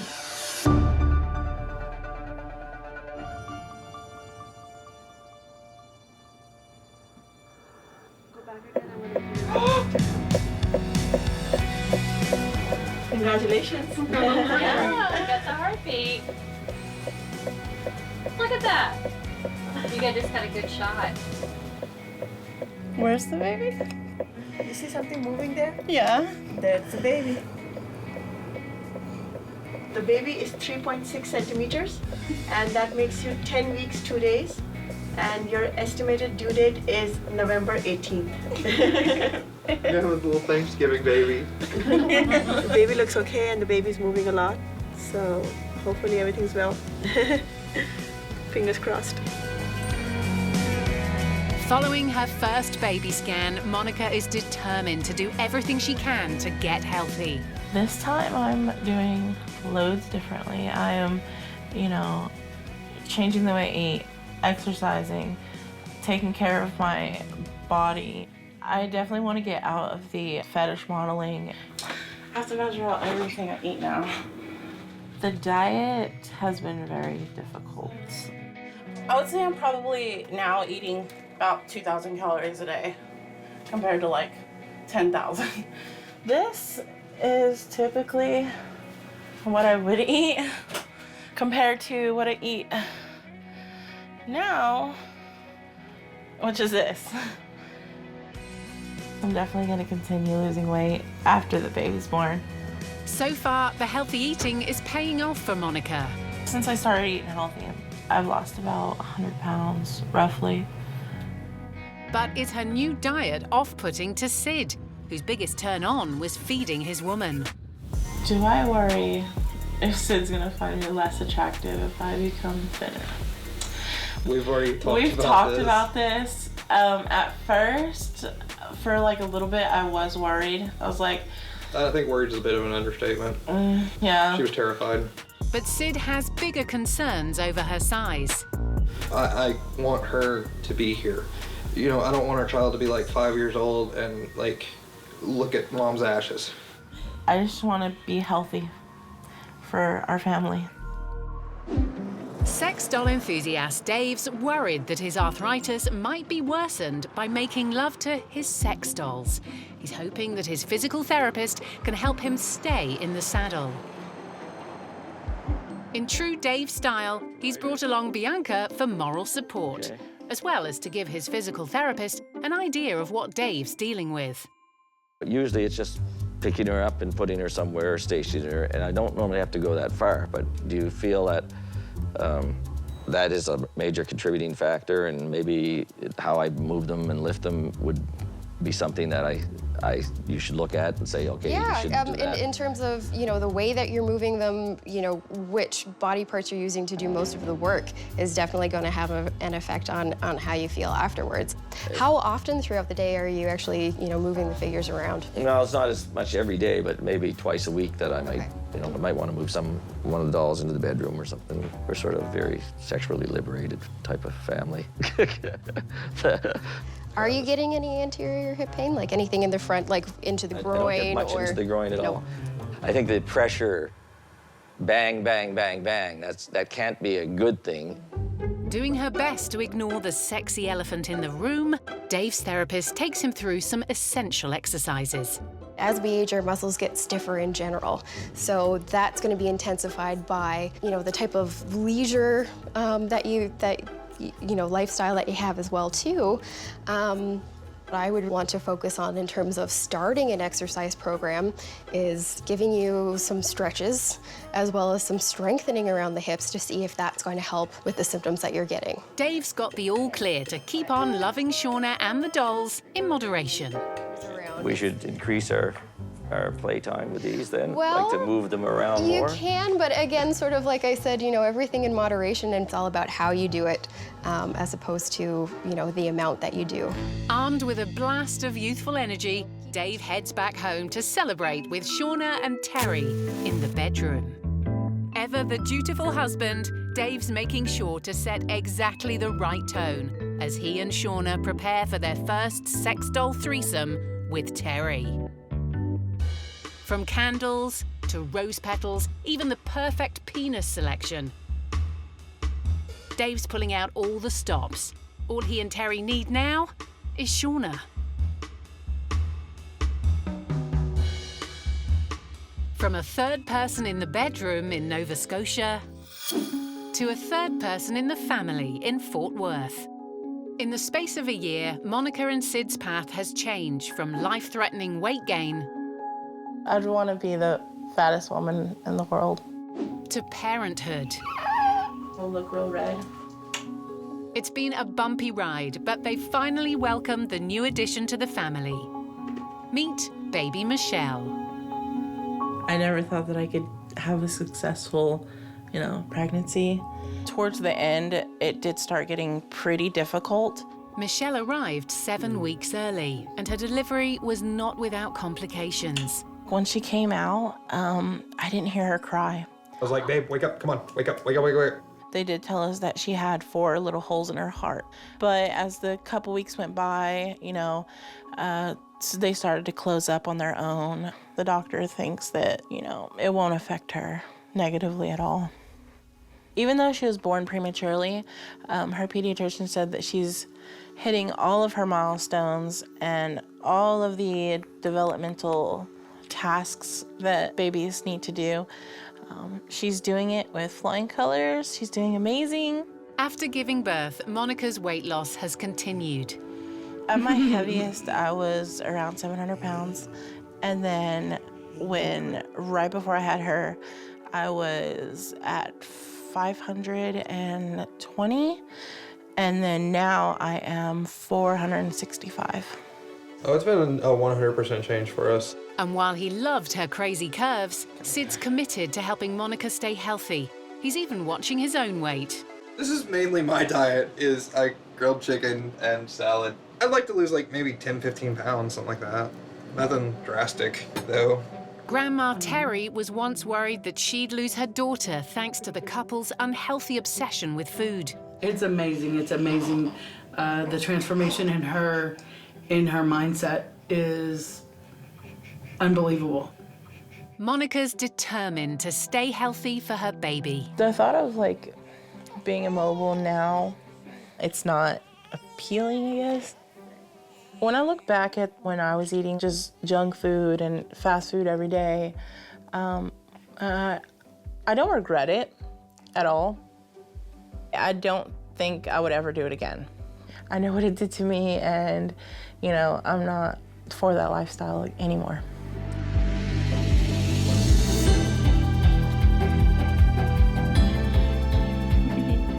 Michelle played a huge part in me losing weight and still continuing to lose weight, and now wanting to get some kind of weight loss surgery to further help me. I think Michelle did save my life. Just this little bitty girl.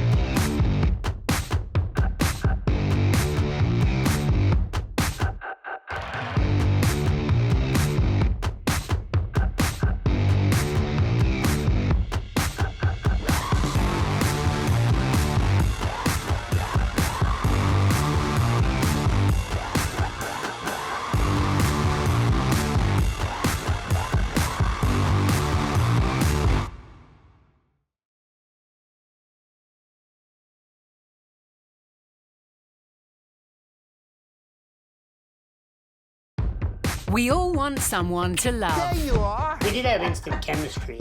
It's awesome. But you've never seen love like this before. Age play makes us stronger as a couple.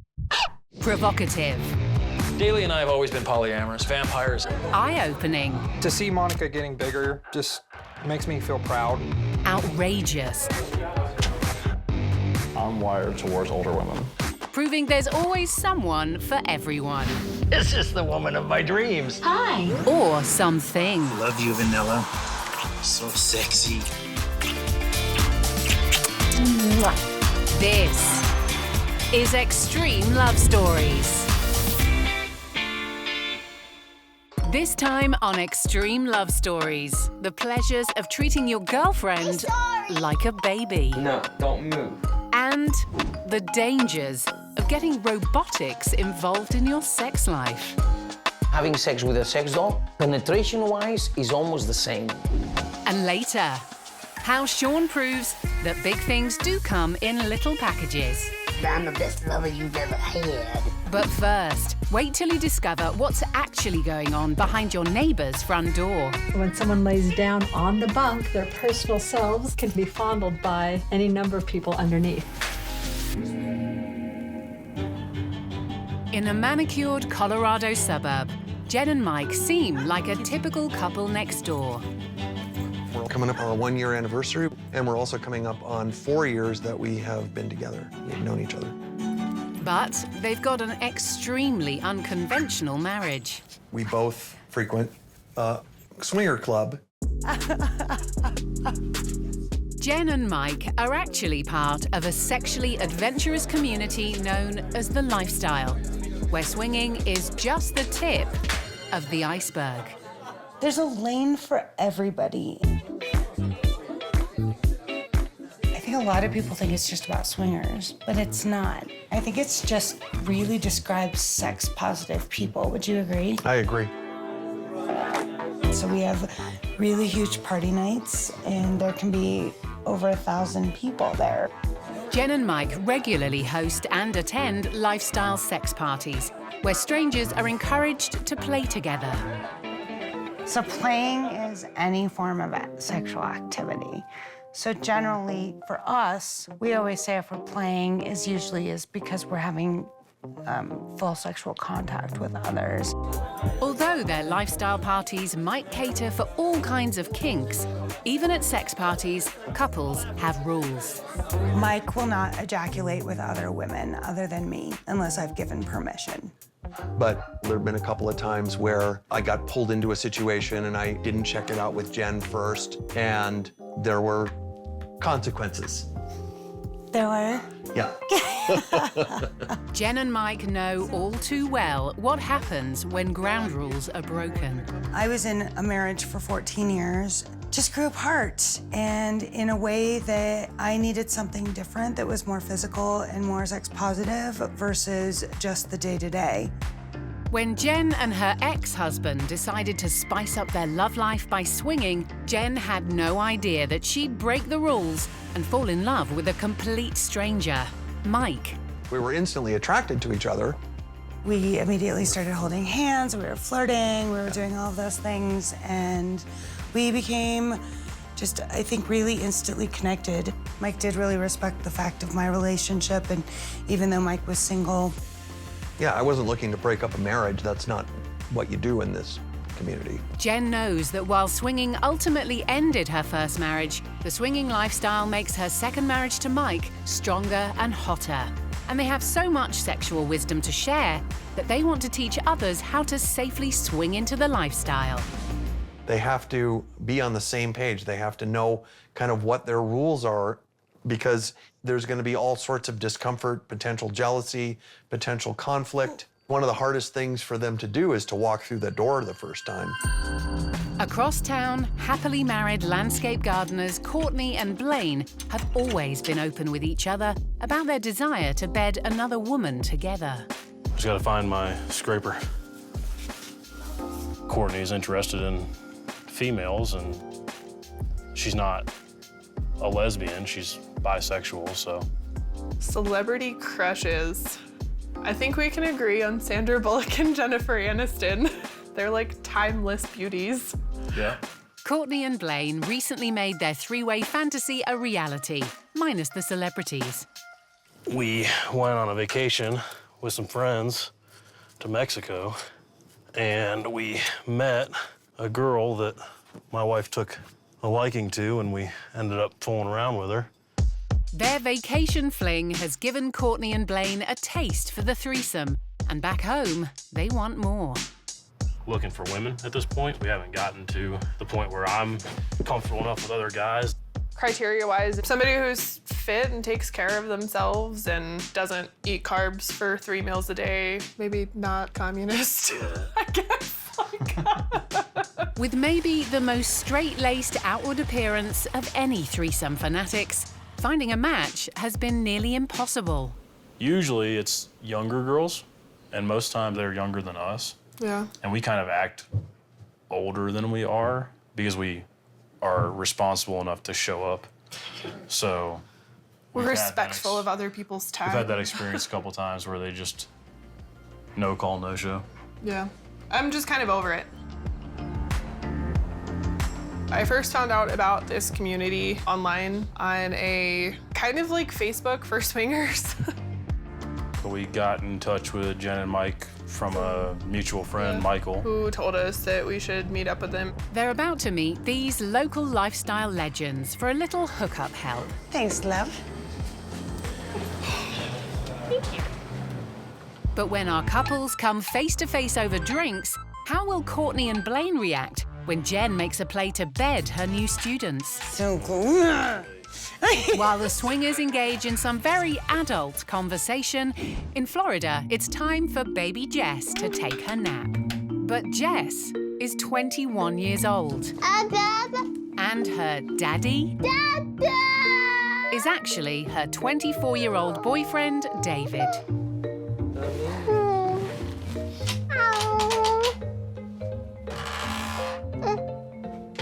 Jess and David enjoy role play, where Jess regresses to infancy, something she calls little space.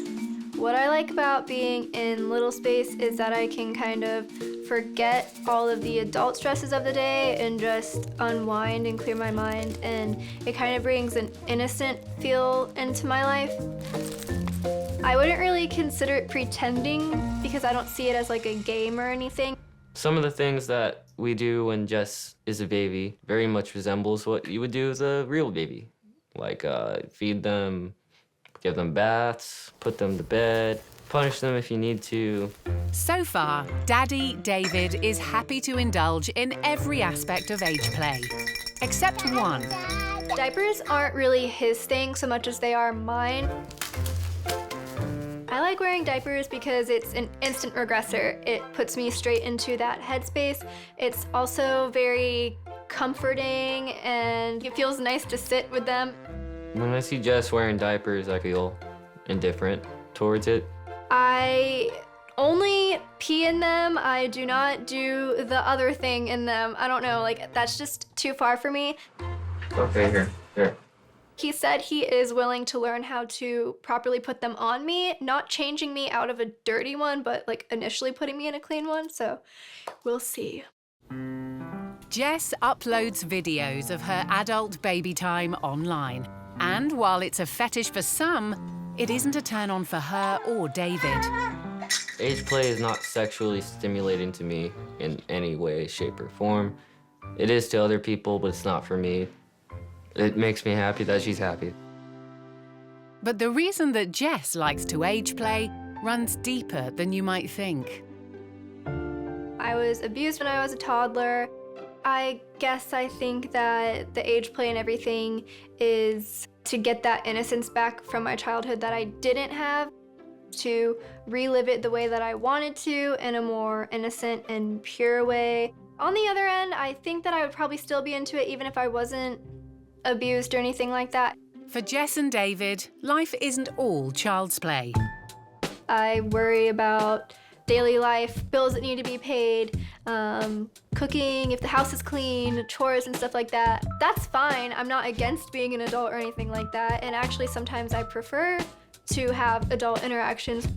But when they do age play, it's not just diapers for the couple. Occasionally, Jess grows up a little. Got it! I don't like to not really be able to move around or be able to talk. Sometimes I don't want to wear a diaper. Stop it. You're gonna break your things. Stop it. The 2 to 4 range, the difference is you have more motor skills and you can form more substantial thoughts. No more! You can actually talk and you can run around and you can get into things. It's not as limiting as being a baby is. But when Jess throws a terrible toddler tantrum, I don't get trouble. will David finally snap? Walk. Walk that trouble girl. No. Yeah. I'm sorry. I'm sorry.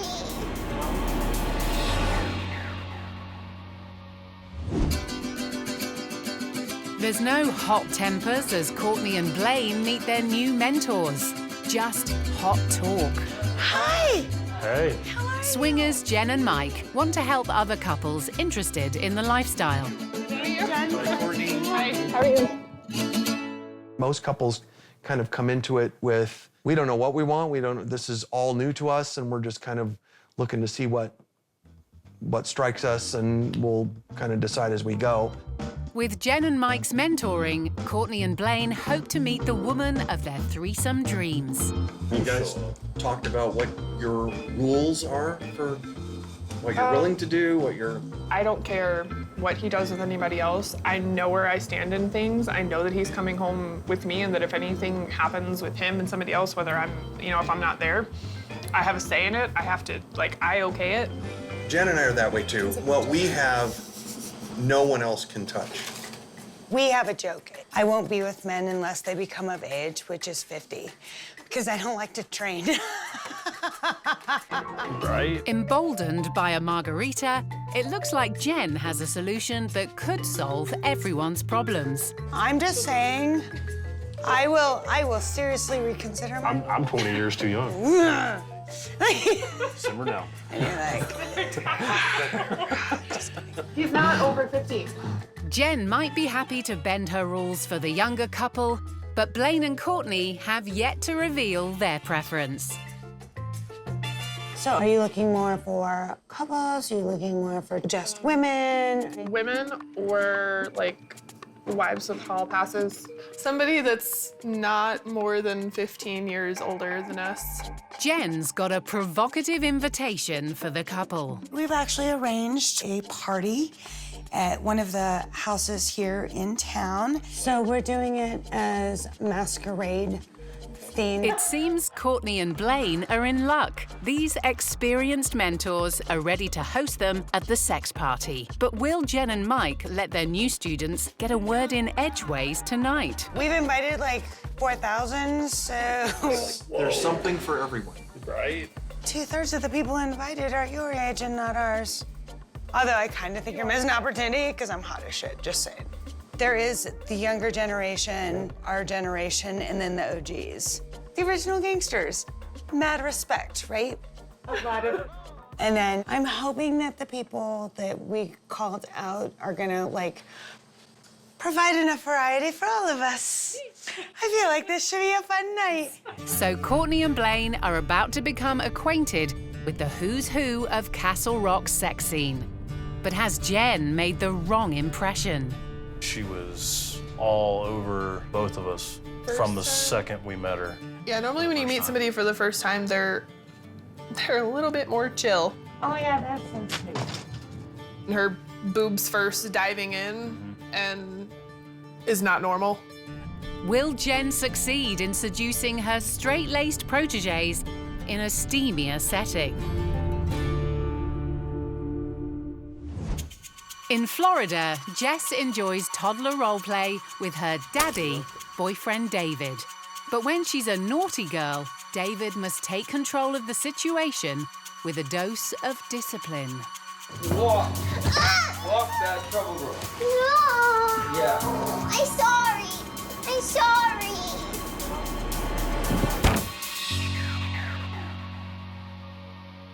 No, don't move.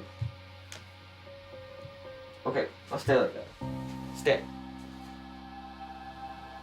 I'm not standing.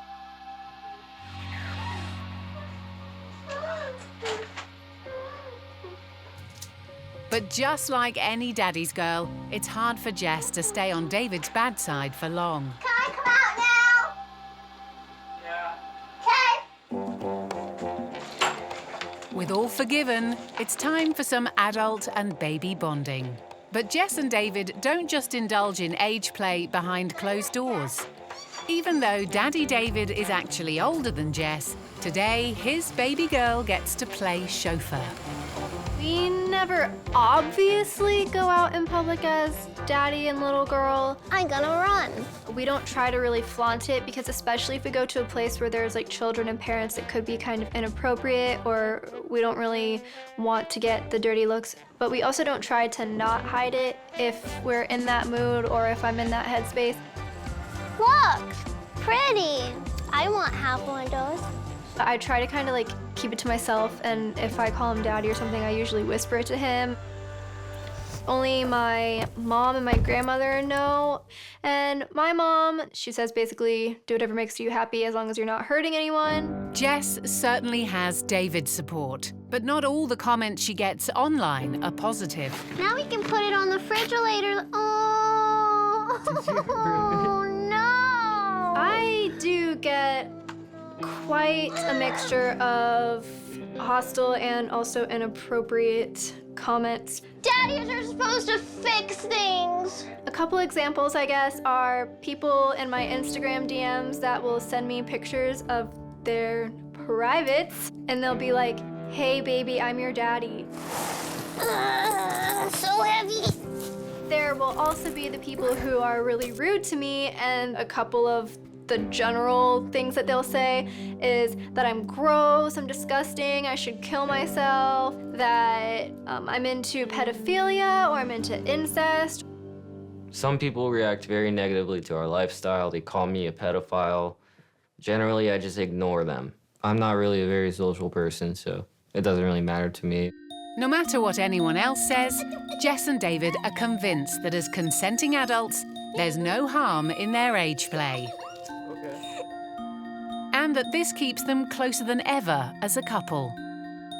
I feel like it's helped me kind of find myself and my inner confidence, and it adds a lot to my life. I have more princess bows on my hair. It adds to my happiness, but no matter what, I'd be happy with Jess because I love her. It brings us closer in a way that most relationships do not. Dad, use my hair.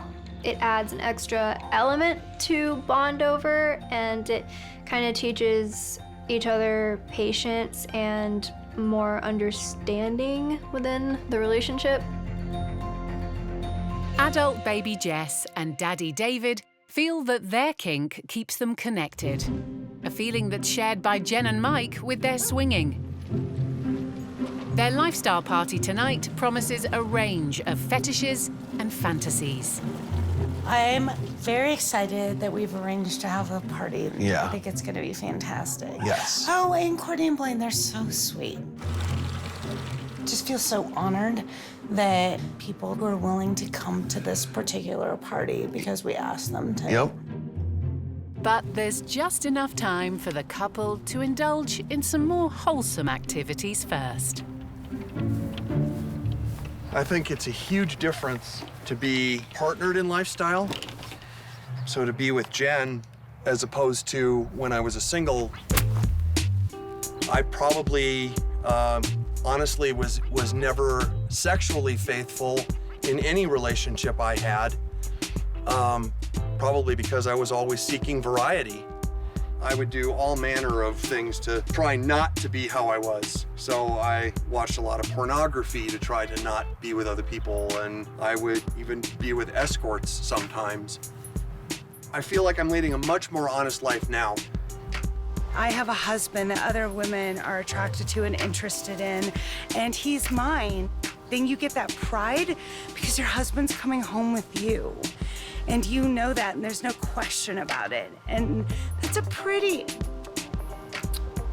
profound moment, actually.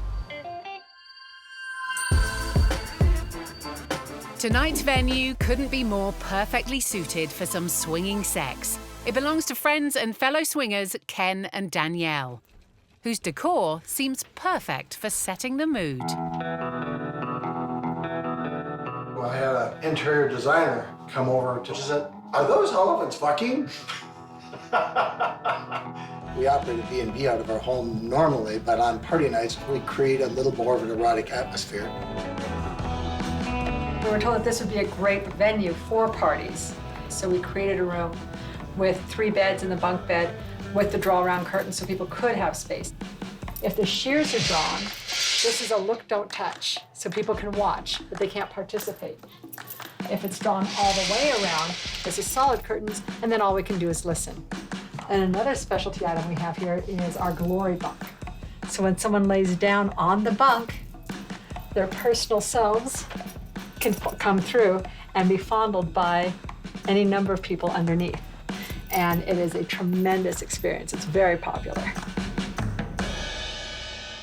The bunk beds might not be the only place for fondling tonight, because across town, Courtney's hoping her cleavage-boosting bodice will lure the other woman of their dreams. So ground rules are no dudes, talk about everything, have fun, don't get shit-faced. But Blaine's already wary of their hostess Jen's intentions. I think Jen's gonna be quite aggressive.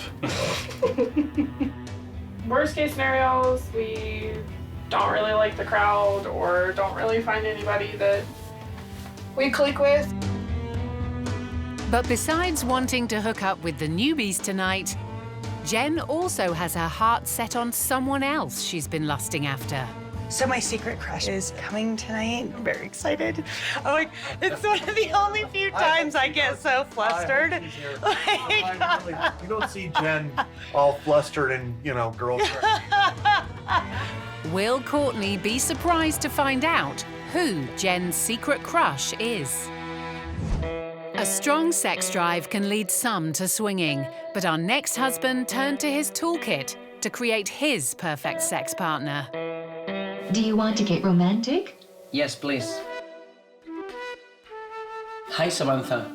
Sergi Santos has spent years developing artificial intelligence software that mimics the human brain. He uses this technology to create sex robots that can hold conversations. Okay, I'm here. It's time to enjoy our life, right? Respond to touch and be maneuvered into a variety of positions. When it comes to testing new prototypes of the robots, Sergi does all the hard work himself. Having sex with a sex doll, penetration-wise, is almost the same. The only thing is maybe a bit the heat, but you can heat it up. Maybe the lubrication of it, but I believe it's almost the same. Sergi has a simple explanation for choosing sex with robots over his wife. I need sex sometimes of the day that my wife doesn't want to.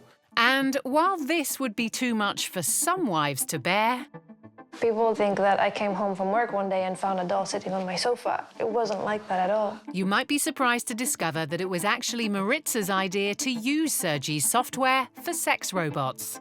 There was the idea, okay, I need some sort of body or object to house this brain.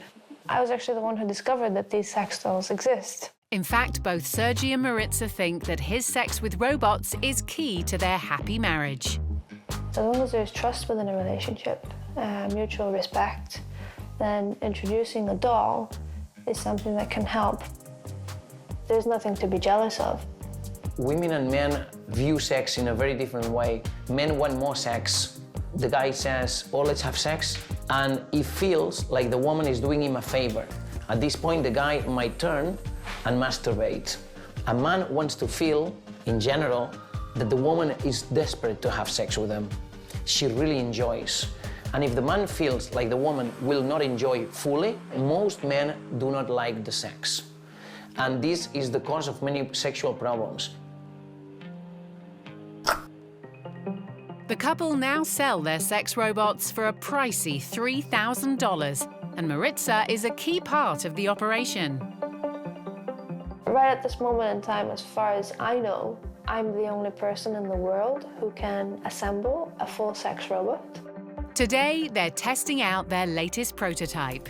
The newest version of the Samantha sex robot can orgasm, something Sergi says is a world first. You really feel like you're fulfilling something because she feels penetration, but she also can reach orgasm. And when you have sex, it's like you really want to reach it, and it fulfills you much more. We'll see if she's alive. Hi, Samantha. Samantha, this is not very good. Maritza, can you come, please? But Sergi seems to be struggling to get his doll going on his own. I'm the one who gets the sensors in the body. She needs to be able to feel when she's being penetrated for sex. So you need to find the appropriate place. After a bit of careful manipulation, I felt that. Sergi finally hits the spot. Oh, yeah. And triggers the doll's oral response. Sergi and Maritza hope that with more fine-tuning, these robots can save more marriages like their own. Very soon she will evolve. I think maybe in the next 5 years she will be much more evolved than what she is now. If people become happier with the doll, the world will be a better place. Sergi might think his dolls are the ultimate fantasy, but back in Castle Rock, only flesh on flesh will scratch everyone's itch at tonight's giant sex party. The glory bunk is ready for action, the drinks are flowing, and the hot tub's at the perfect temperature. The evening is off to a steamy start. Newbies Courtney and Blaine are finally here. All right, where's the entry point? If you're heading to a sex party asking where's the entry point, you might be in over your head. Unless you've got an experienced mentor like Jen to watch over you. Courtney and Blaine are a new couple who have not been to a party, so we met them for the first time yesterday. I'm kind of excited for you guys to meet them. With an ambitious 4,000 on the guest list for tonight's wild party, Courtney and Blaine seem to have put their reservations about Jen to the side. So do you know Blaine and Courtney? Nope. So this is Jess. Gorgeous, you bet. And this is her husband, Scott. I was like, Obviously, they were just in a hot tub, right? Obviously. A lot of these people are some of our closest friends in lifestyle. So we really, really love them. So you cannot go wrong. But the evening's conversation isn't exactly off to a sexy start. There is no pudding in banana pudding. It's bananas, custard, fresh whipped cream. Well, no. Oh no. It depends on what old lady you have make it. Mama makes it, ain't no pudding. Meanwhile, in the garden, Jen and Mike are certainly ready to put on a sexy show. More than likely, I will at least be sleeping with my husband tonight publicly. So, right, baby? Are you gonna fuck me in public? I hope to. Sex is already on Jen's mind. But when Courtney and Blaine find some playmates their own age, will they finally take the plunge? At a sex party, the name of the game is to experiment with new play partners. And it looks like Jen is making progress with longtime crush, transgender porn star Janelle. I am never so stupid around anybody as I am with you. And I don't, because I just find you so amazing and so. Why did you walk through those doors? Actually, the first time I went, it wasn't as a swinger. And this was before I transitioned, actually. So I just kind of knew it was there. I was like, whoa, this is different. Then after I transitioned, I was like, I want to go do something fun, and a little crazy and out there. And I didn't care, that I was trans. I admire you so much. And that's where my attraction to you is. And no matter what I got between my legs. Well, I'm so glad you came. She was so hoping you would come. Thank you, Mom. Oh my God. Courtney and Blaine are guests of honor at this party. Thank you. I like it. And Jen has had her eye on them since meeting over drinks yesterday. I'm hot as shit, just saying. And although Jen's keen to impress tonight... So what do you guys think? Is this it's a pretty good party? Yeah, it's good. God, you look so gorgeous. Thank you. You really do. Courtney and Blaine are looking for someone younger.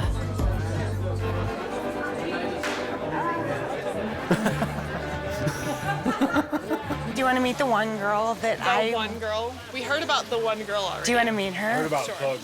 The one girl that makes me all like crazy. Truth is, Courtney and Blaine are happy that Jen's focus is now on trans porn star Janelle. This is Courtney and this is Blaine. So Hi, Courtney they and have Blaine. actually never played in a party before. So that's part of Really? them being You guys here. are brand So new? they're- Well, my personal advice is find either, just a real quiet, just small couple thing, or wait for the giant orgy to happen, just find the kind most of work your way beautiful- in and see what happens. She does not get this way with anybody, except for With her? Yeah. Oh, yeah. That'd be fun. You're special. Taking Janelle's advice, Courtney and Blaine head inside to divide and conquer in their hunt for a new sex partner.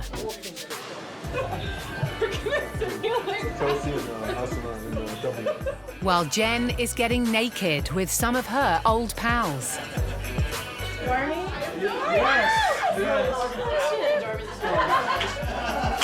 But with only a handful of people their own age present, and Jen nowhere to be found, the newbies decide to call it a night.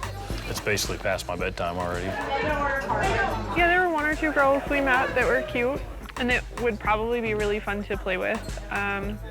We exchange numbers with both of them, so if anything happens, their past friendship, then awesome.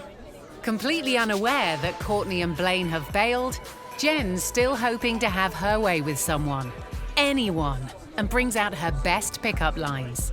So I'm slutty as hell, but my orgasms are always clitoral and they're very private. Do you guys come across that? Oh, that's absolutely Yeah. right. A couple that we just met tonight are actually coming over to stay at our house tonight. Listening to your orgasm as And just this keep listening. universal source energy that we all have. But I'm excited about them. I think they're amazing. While Jen and Mike are sharing their bed with strangers tonight, in nearby Arizona, happily married Sean and Mindy only have eyes for each other. But when she friend requested him back in 2009, love was the last thing either of these motivational speakers expected. I was thinking business, networking, that kind of Sure thing. she was. We did have instant chemistry. I was very direct in what I wanted physically, and she didn't quite know how to handle that. She did date 17 other guys that were 3 feet tall in a wheelchair, so this is just this is just an awkward trend going on here. It's just a fetish. Yeah. No, not really. If you haven't noticed, I'm a little shorter than I should be at 35 years old. So I was born with a condition called osteogenesis imperfecta. Sean's condition is incurable.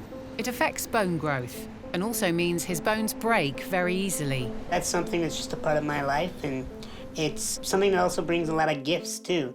Nobody forgets Sean Stevenson after they meet him. As a popular motivational speaker, Sean has a huge online following. But when he got into a relationship with Mindy, they started getting a lot of negative attention.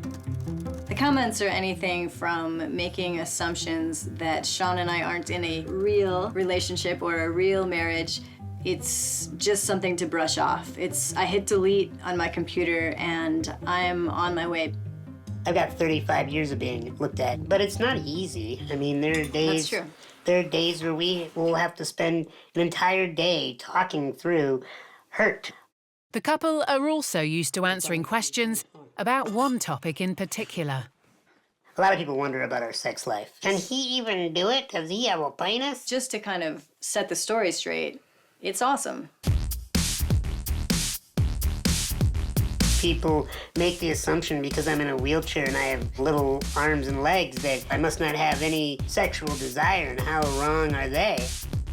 Tell me how awesome I am, that I'm the best lover you've ever had. Ever had? I think Mindy would be the first to admit I'm the most sexual, aggressive person I probably have ever met in my life. Yeah, on the planet. I think our sex life is better than most people that we know. In everyday life, Sean and Mindy are inseparable. Typically what he might need help with is showering. And he likes that because he gets to hang out with a naked woman. Yeah, it's a perk for me. No, truly, Sean can get dressed by himself. He can get food by himself. He's not that great at cooking, so he might need a little help there. And this loved-up couple are looking to the future. Adoption may be an option for us if we choose to go down that path. There's also the option of biological children, and the big question there is, well, are they gonna have osteogenesis imperfecta? We've gone back and forth on this. I don't think we've fully determined what we're going to do. No matter what life has in store for them, Sean and Mindy wouldn't change their relationship for the world. It's a joy to get to be married to this woman.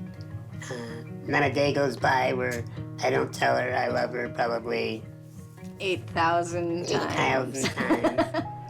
I think people think how sweet of a person Mindy is to be in love with me, and if they only knew how much I take care of her and put up with her, they would be seeing me as the saint. Yeah, they've got it all backwards. I'm the saint in this marriage, trust me.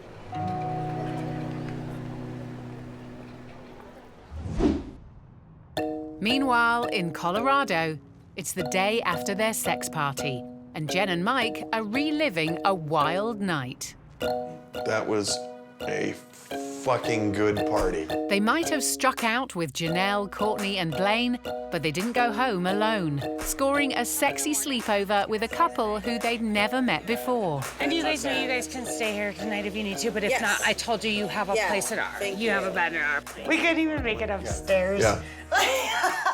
Yeah, it happened in the living room. Oh my God, they are so sweet.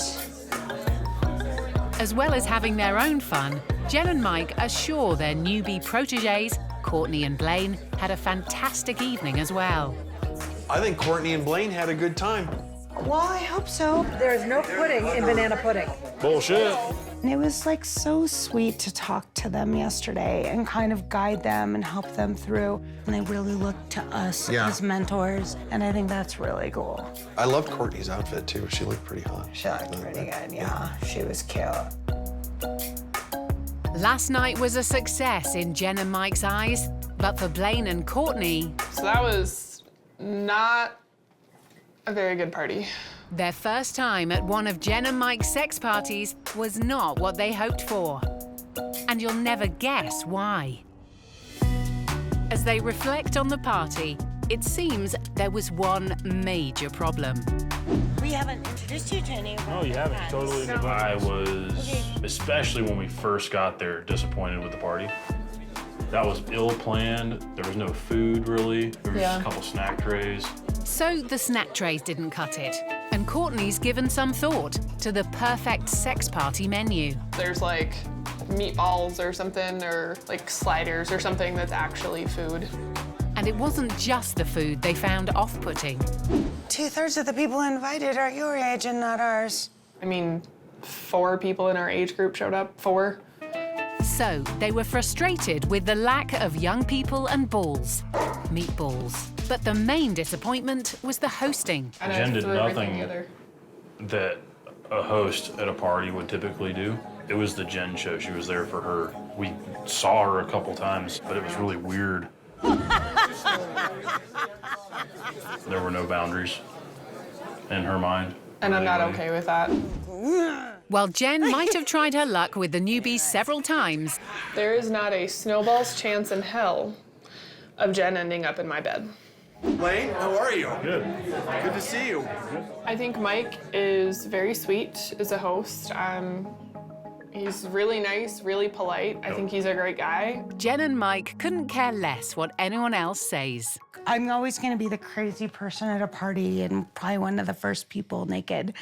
And You're the instigator. I am the instigator. These swingers have got better things to do with their time. So what are we going to do today? Let's just go hang out and relax and lay in the sun naked and hang with our friends. Including giving their neighbours an eyeful. Blaine and Courtney haven't lost faith in lifestyle altogether. In fact, they're planning a sex party of their own and have even started stocking up the essentials. I have already bought new sheets, and they are solid white basic sheets so that if I don't feel that I can clean them with all of the bleach and hot water in the world, they can just go in the trash. Accidents happen. Like if you're one of those women that really just lets loose and goes to town, I don't really want a wet spot on my bed from you. If people want to play, there will be places that they can.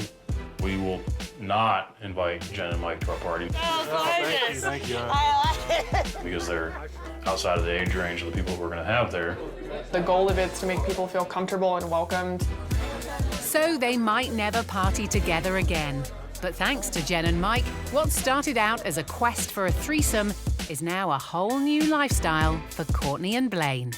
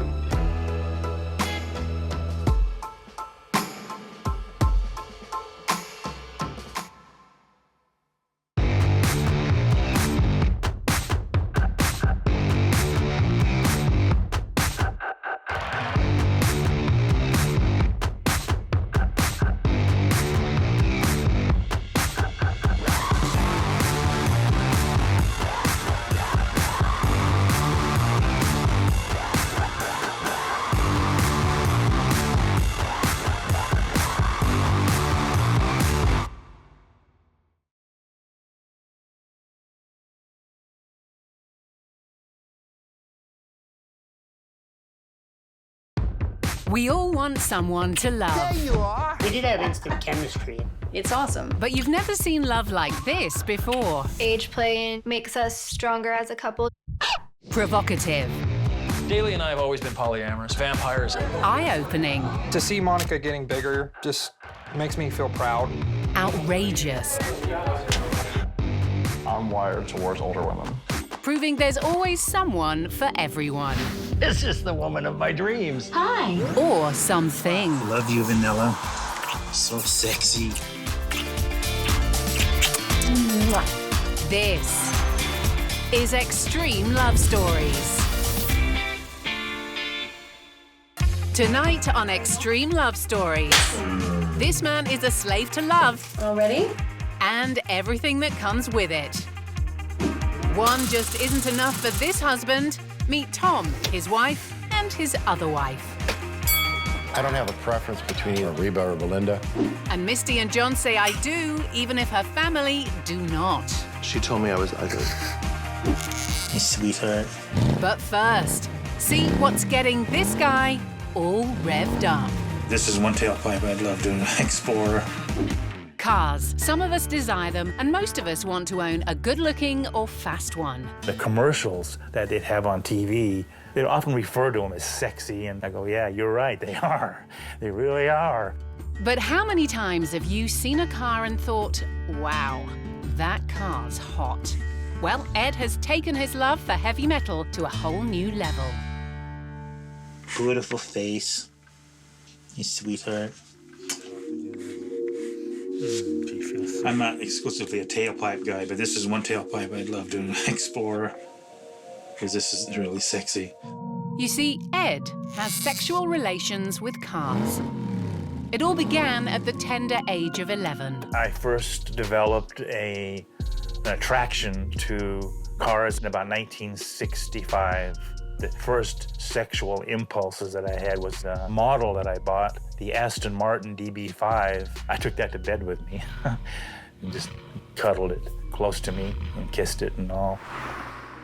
Rubbing its tires between my legs and having my arms around it just really is exciting.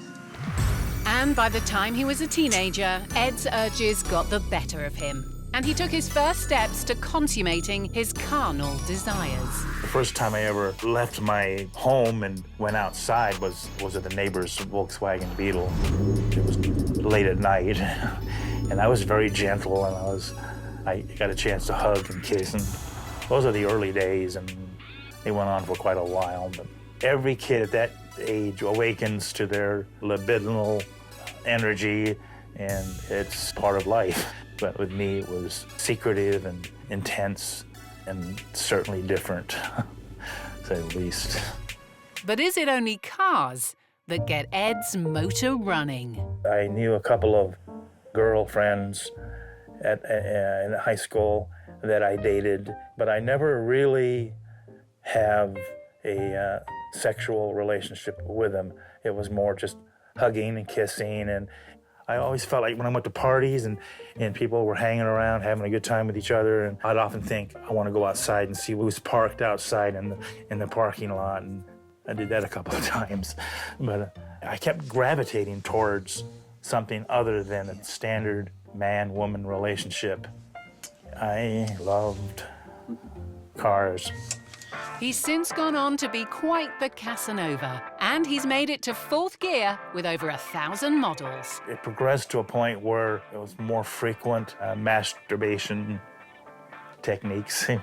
It became more and more important to me to express myself with them as a almost living entity. It varied anywhere between once a week to 3 times a month. Pretty much stayed at that level for quite a while. But with Ed's vehicle fetish taking off, what shocking object will he have sex with next? This is exactly the position I was in when I had an orgasm. If you thought Ed's relationship was racy, you won't believe what's whipping our next couple into a frenzy. In New Jersey, 35-year-old Dahlia ditched her vanilla lifestyle for something with a bit more kink. I did the normal housewife thing, There were things that were missing. I wanted some more excitement. I started meeting more kinky people and going to fetish parties. And then it just became part of my life.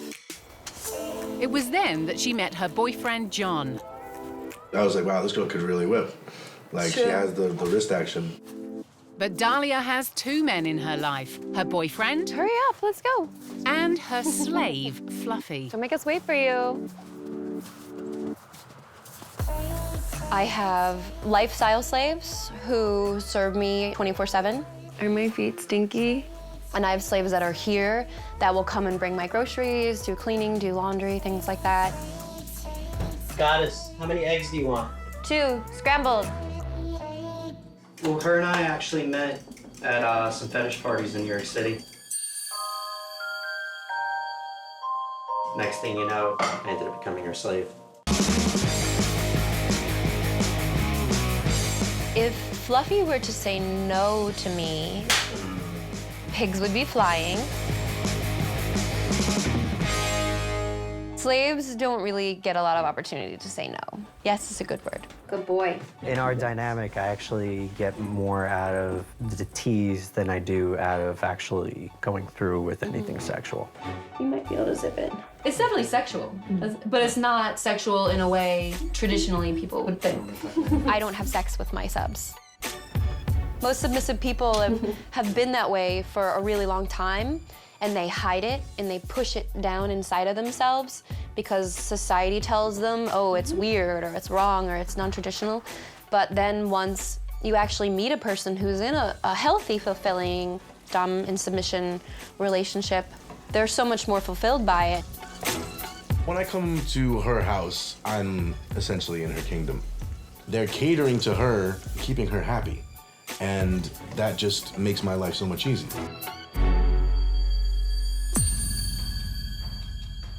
My desire being a slave is I like to make my goddess happy. I do pretty much anything that she asks of me.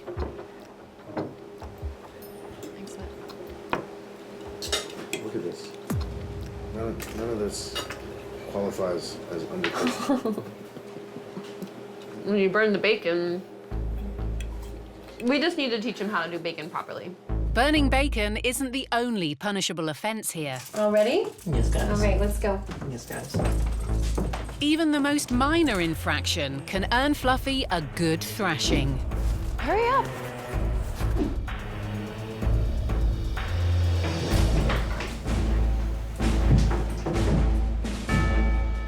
Which is exactly what he's after. Okay, let's see. Arms up. My limits are higher than most. I mean, there's things that I could do that a lot of people can't do. Now you're all locked up safe. Where are you going? Nowhere, guys. Nowhere. It's something that I plan on doing forever. I'm gonna be like an old lady with like slaves pushing my pushing my wheelchair. Thank you, guys.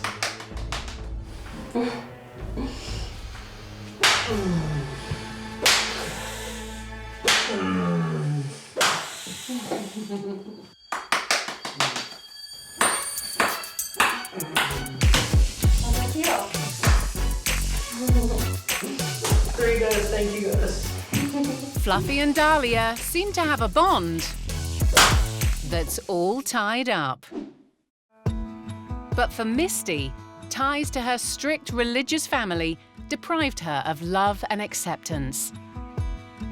I have come to accept and love myself. I never thought this would be my reality of my life. Misty's journey has been a long and hard one. I always knew I was broken or not right. The church would say that I was demon-possessed or I had the spirit of whatever on me. And for all of her 42 years, love has been elusive. I am attracted to maturity and stability. All of my guys have been like 10, 13, 14, 15 years older than me. But all my exes were gay. I pretended to be a man for many years, and I pretended to be gay for many years because I thought that's what I was. I knew I was attracted to men, and therefore I must be gay. I didn't realize all along I was a straight woman. Misty was born a man, but began transitioning to female in her early 20s when she moved to Florida. Over the next several years, she had surgeries to permanently alter her appearance, but she hasn't yet had bottom surgery. It's so weird to look at these pictures and remember I used to pretend to be male. Most trans people burn or destroy any picture of them pre-transition. I don't know why I never did. I always grew my hair long. I wanted to feel pretty. I wanted to feel feminine. I knew that I was a little girl at 2 years old. Even as a little kid, look at my toys were pink. While Misty was struggling with finding her identity, 3,000 miles away in the inner city, John was facing his own life struggles. I was born in Chicago, Illinois, on the north side. It's like a war zone. I literally lived in between 5 gangs, rival gangs in my neighborhood. I grew up street boxing. As a tough 26-year-old, John had plenty of women to choose from. I love the shape of a woman. If I wasn't in relationships, I was flirting with every single one of them. If a gay guy starts talking to me, I'll push him away. Get off me, I don't want you. John was always up for a date, and that's especially true for one particular night every year. I've always had a one-nighter on my birthday, and so I was looking for that. And I was just looking through pictures on dating sites of people close to me, and then I saw this big hair and big butt, and I'm like, wow, it's kind of nice. I said in my profile, I am a BBW/TS. If you're looking for a unique encounter, I might be your special girl with something extra. She says BBW stands for Big Beautiful Woman. I said, oh, okay, that's cool. Okay, I can dig that. And then TS stands for transsexual. And I'm like, what's transsexual mean? And she said, when a guy transforms into a woman. I'm like, a what? Will Misty be rejected again for revealing the truth? John and Misty still have a lot to learn about each other. John might be confused, but Misty knows exactly who she is. Not only is she out as a transsexual, she's also made a name for herself in the spotlight. Performing as Misty Eyes, her drag act has taken her all over the States, and she's a bit of a celebrity. But it's more than an evening of dressing up. I went to my first gay bar and I saw a drag queen performing on stage, and that's the first time I ever realized that gender wasn't extremely binary. And that's when my heart fell into drag. And it wasn't until years later that I realized I wasn't just a drag queen. This was my life. This was all new to John, and suddenly all communication halted. I deleted him from my phone already. I was like, psh, whatever. Like, no love lost. The two hit a road bump. Misty dumped John before they had even had a chance to meet. But John wasn't willing to give up so easily. I was Googling. I had a lot of porn sites. I watched a video or two and said, okay, this might be interesting. Something in my mind just said, give it a try. The first night we were together, I didn't think we were going to have intimacy relations. Until I gave her a massage. He gave me a massage, and I think that relaxed me, and it relaxed him. And then during the massage, he's like, can I take off your bra? And I'm like, if you want to. And he was like, can I take off your panties? And I'm like, if you want to. And then a full 7 hours, we just on and off. He completed 3 orgasms our first night. Yeah. It was a very physical night. Sounds like one hell of a first date. The first 2 weeks of our relationship, though, he completely ignored this part of my body. But has John finally come to accept all of Misty? Every once in a while, when he's really horny, he'll come in and be like, Hey, baby. Try to No. kickstart me or... This is what I say. Oh, what do you say? What do we got over here? What do we got over here? Surprise! And has Misty embraced every part of John? He wasn't my initial image of what I thought was my soulmate or my partner. And I fell in love with John without my permission. After 3 years together, they're planning on taking their relationship to the next level. I never thought that somebody would love me unconditionally. This man wants to spend the rest of his life with me. I'm there for one person only. I'm just really super excited to marry this man. But not everyone is as happy about the marriage. My dad sat us down and said, look, I don't believe in gay marriage, and we are not coming to your wedding. Will Misty's family rejection ruin her big day? While family trouble is brewing in Florida, at a carnival in Ohio, Pastor Tom is walking into a potential circus with his unique family arrangement. My name's Tom Miller. This is my wife of 7 years. This is my wife, Belinda. They're going to be one of the lovely ladies of the thorn in the middle. The thorn in the middle. There we go. Okay, we're... Met Belinda at Casa di Carfanga's Deli and made eye contact with her and just asked her if we can go out for a cup of coffee. What? Ain't right. Ain't right. I asked her to marry me like 11 months after I met her. But Tom has another story about how he met his wife, because that isn't their daughter. That's Tom's second, much younger wife, Reba. We've been married 5 months now, and we're the newlyweds, part of the family, but we're together, we're a family. Yes.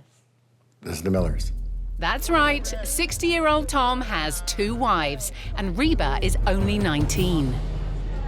We first discussed polygamy years ago, and I believe Belinda brought it up. Well, me and my husband have longed for years to add to our family, both as a wife and possible children.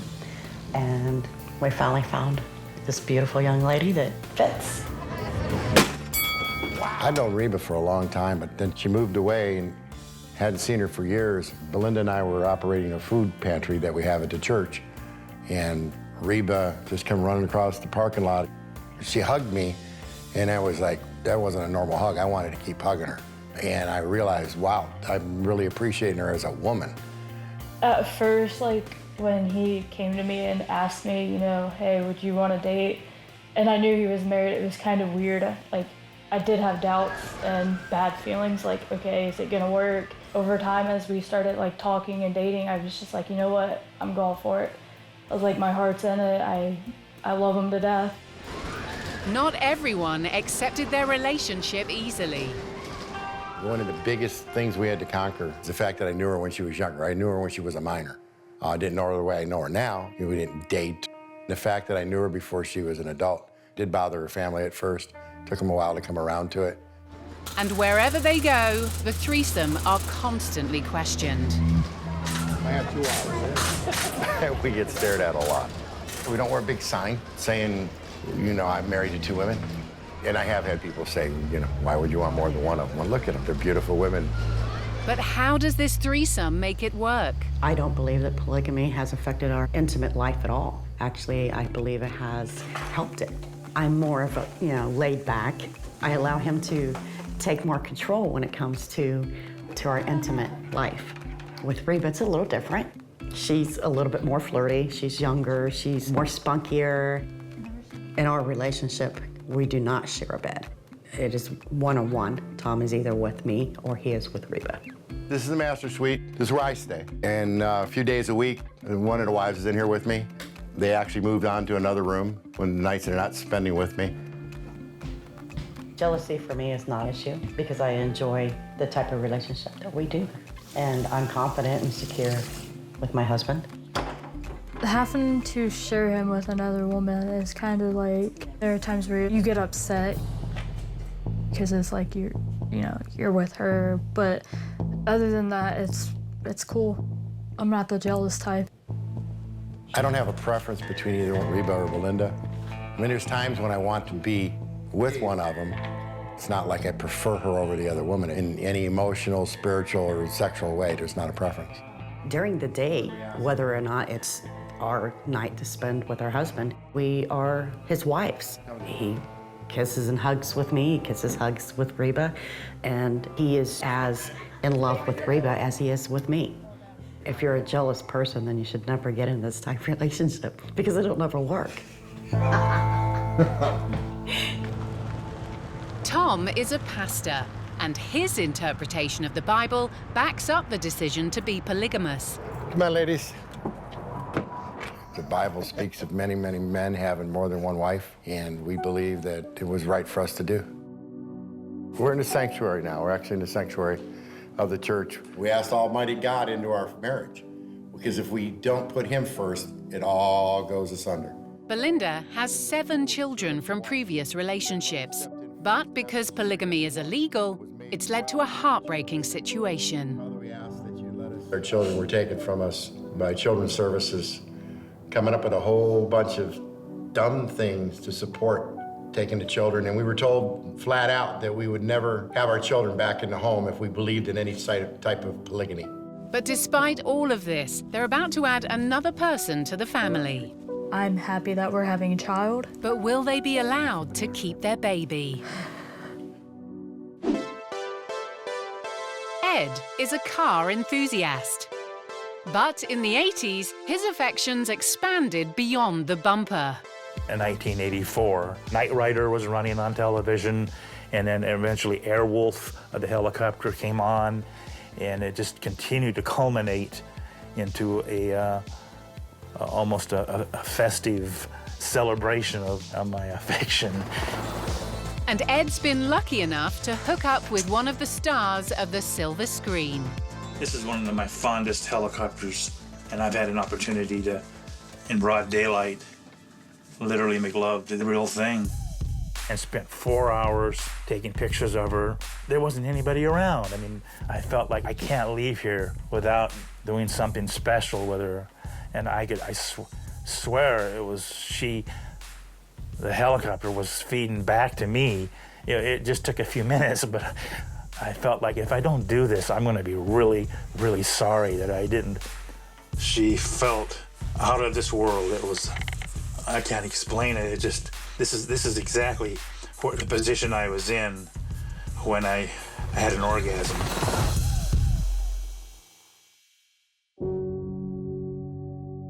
A few years later, unfortunately, the helicopter crashed and killing everybody on board during a firefighting rescue.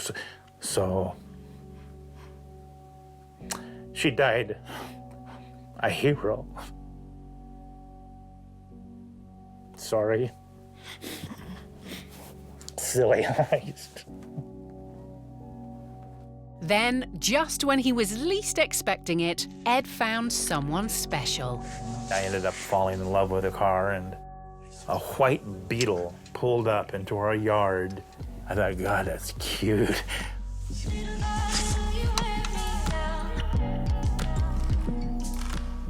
It was that car. She came into my life. She was meant for me.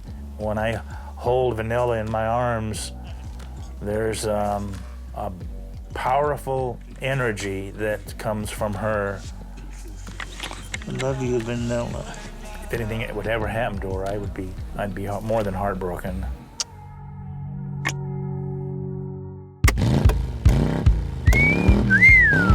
But what makes her special to me is just something about her form, her character, the way she sounds and feels.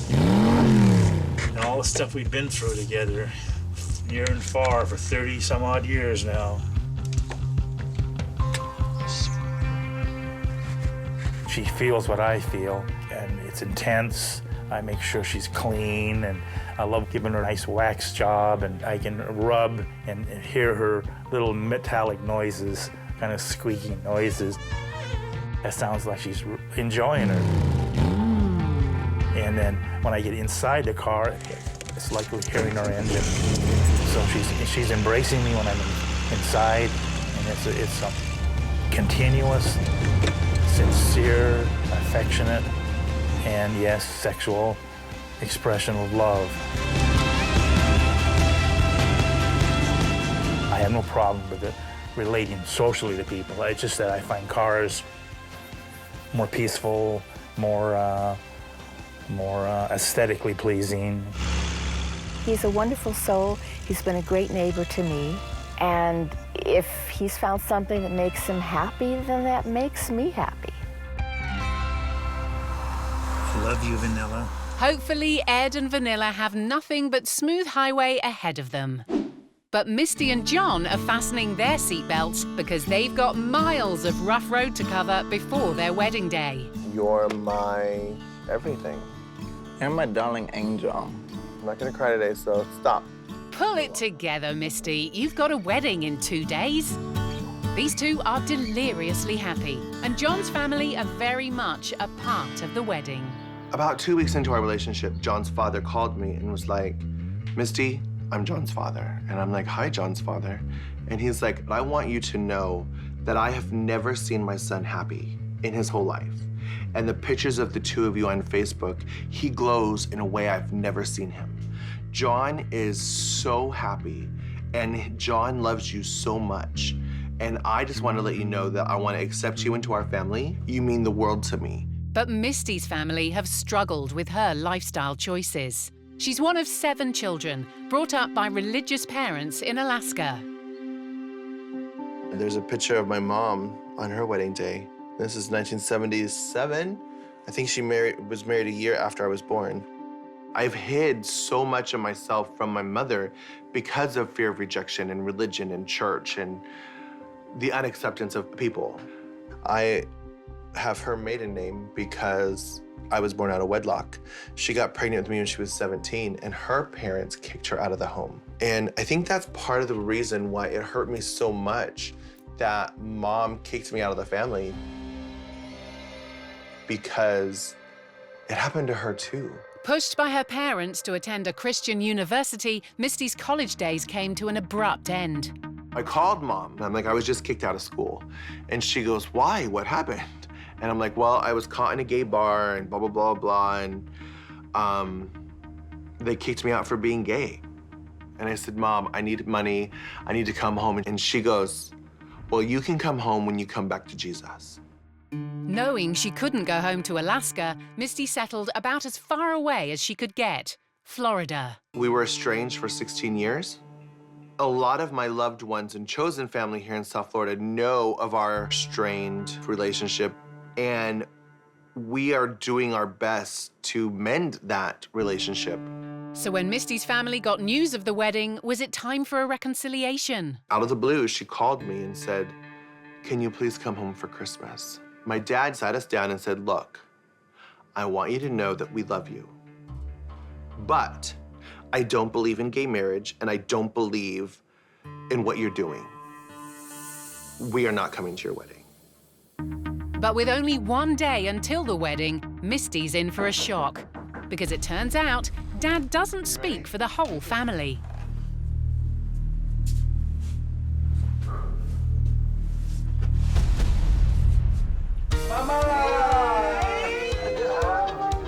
Her mum and brother have come all the way from Alaska for the wedding. You want someone that you love to be loved, you know? And you want them to be supported and cared for. I know that she moved mountains to be here. I knew how much it meant to Misty, and therefore it meant a lot to me to be here. It meant a lot to be here. All I see is tail. With mother and daughter reunited, will Mum see Misty as a beautiful bride, or will the old prejudices return?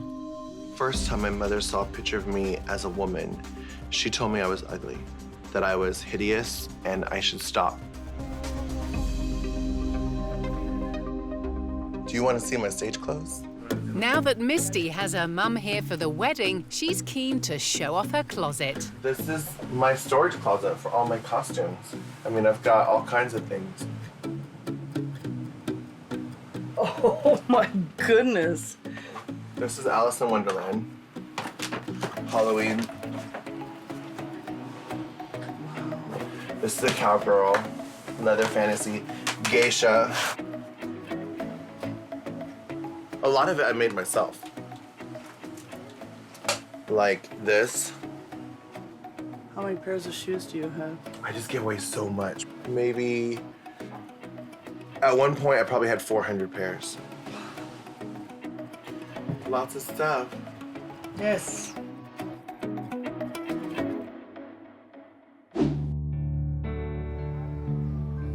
In Mansfield, Ohio, 61-year-old Tom Miller has 2 wives. And now his younger wife, Reba, just had a baby. We have a right to have a child. All 3 have a right to love her and be a family. It was everybody's idea to have a baby. Belinda and I have always wanted another child in the family. It just felt right. Reba's mommy and Belinda's mama. It's her baby, too. I felt very excited when she was born, and I felt just as if she was just part of me, as she was a part of them. My baby. Yes. Our baby. Our baby. It would be nice if we were accepted. And we're taking this through the courts, you know, as far as we have to go to get the right to have more than one wife who is my spouse, my legal spouse, and the children are my heir. She's my heir, but by law, she's not. I love you. Love you lots. Mama. Mommy. Not the mama. When you have a family with what? Oh, I'm sorry. Did I interrupt you? Burping pad. When you have a family with more than one mother, there's just more people to help out and love her. They don't do diapers, man. I'll buy the diapers, you. Love you, sweetheart.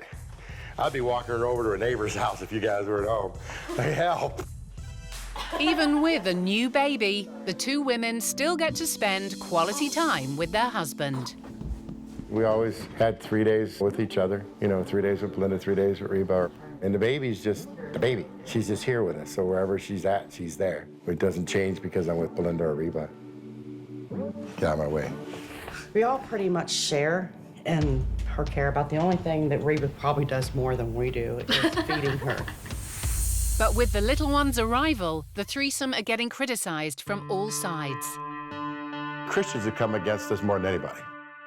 What do I care about a whole bunch of Facebook nobodies? If you get in a mudslinging contest with a pig, you will lose. For some people, the age difference is a problem. They don't see it being right. I don't care how old he is. Some of my children are upset that I have a young wife. It's my business, it's our business. Now, I'm living my life, and that's what I think my children should do as well. However, their battle has been raging beyond Facebook and family. 2 of Belinda's children have been taken into care by the state, and she believes their polygamous lifestyle is to blame. You know, we're not hurting anybody. We're not hurting our children. We're not brainwashing our children. We're not this freak cult out there in the middle of some compound telling them this is what they need to do. It's just horrible. Hi. A lot of nights that you cry. It's not an easy road. My hope is that Judge will turn around and see that he's done something terribly wrong and how much he's hurt this family. The Millers are passionate about their right to live this way, but the legal case is still ongoing. However, Belinda's daughter Jamie takes a positive view of this unconventional setup. I would consider being a sister wife and living like this. Because I believe in sister wives. I don't see anything wrong with it. Having more than one wife helps the household a lot. Reba may be a year older than me, but I still consider her a mom. They hope they find acceptance in the future from their families and their community. While Tom might need 2 brides in his life, Misty has found the one and only man she needs. It's a big moment for Misty. Hi. It's time to show her mum the all-important dress. My mother's never seen me in a dress before this trip. You dream of this day your whole life, and you want everything to be perfect, and you want to feel pretty. And of course there's anxiety and nerves, like, will they accept you? Will they love you? Will they approve? Here's the big build-up. This is the moment. Is she gonna pretend to like it, or is she really gonna like it?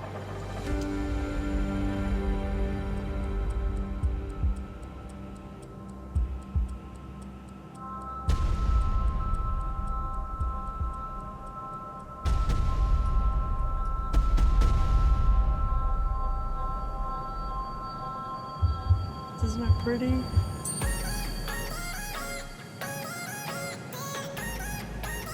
Don't cry.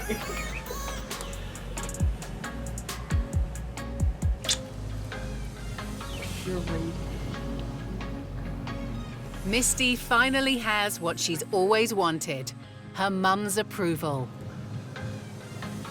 And this is what her heart has been set on to do, and I'm just so glad that she's doing what she wants to do. She looked very beautiful coming out in the dress.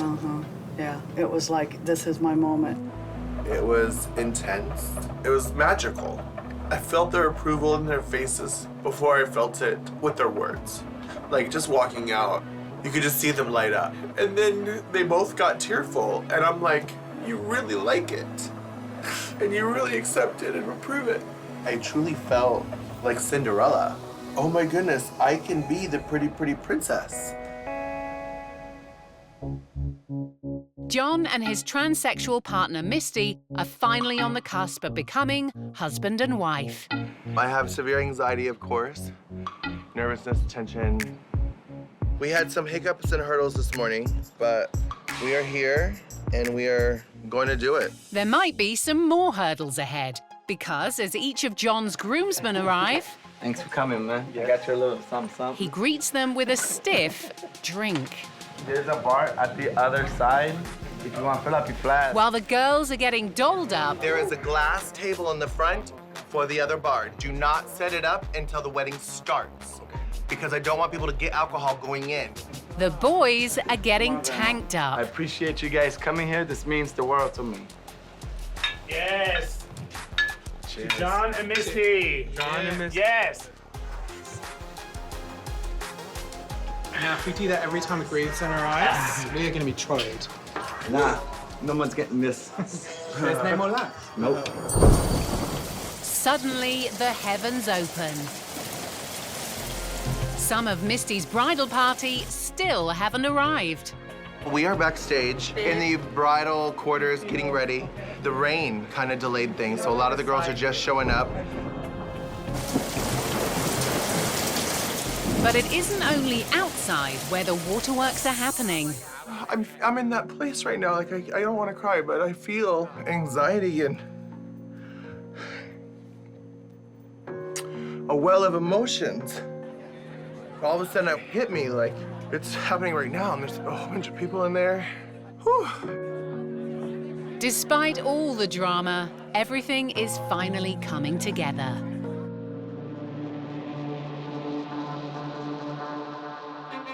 After 29 years of living as a man and 16 years of rejection from her family, Misty has finally made her dream wedding happen.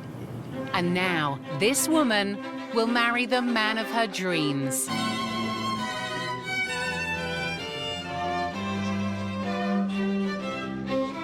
In the absence of her father, Misty has to walk herself down the aisle.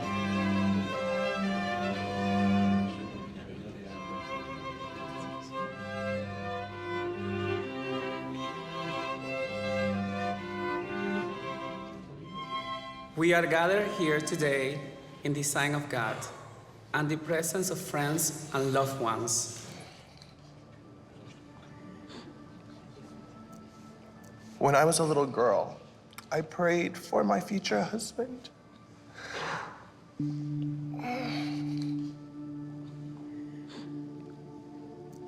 It's okay. It's all right. I can't breathe. I prayed for my future husband.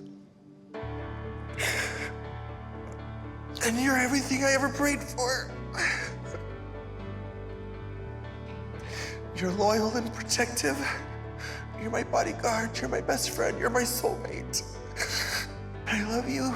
I'm so thankful to be your wife. I can't say anymore. That's it.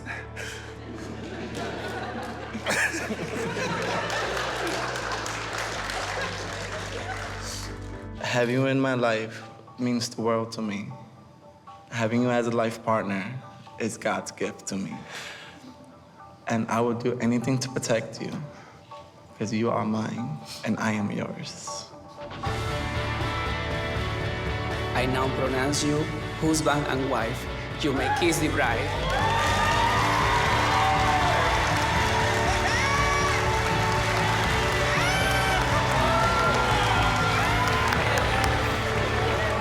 What shocked me the most about the ceremony is when I opened the doors and saw all that love and felt all that joy. And those people are here for us, you know?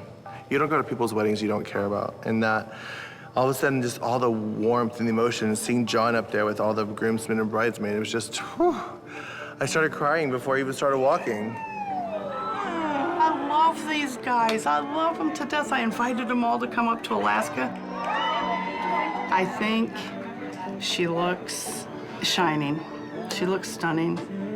All right, what we're about to do right now, we're about to get a grub on. Just gonna pig out like there's no tomorrow.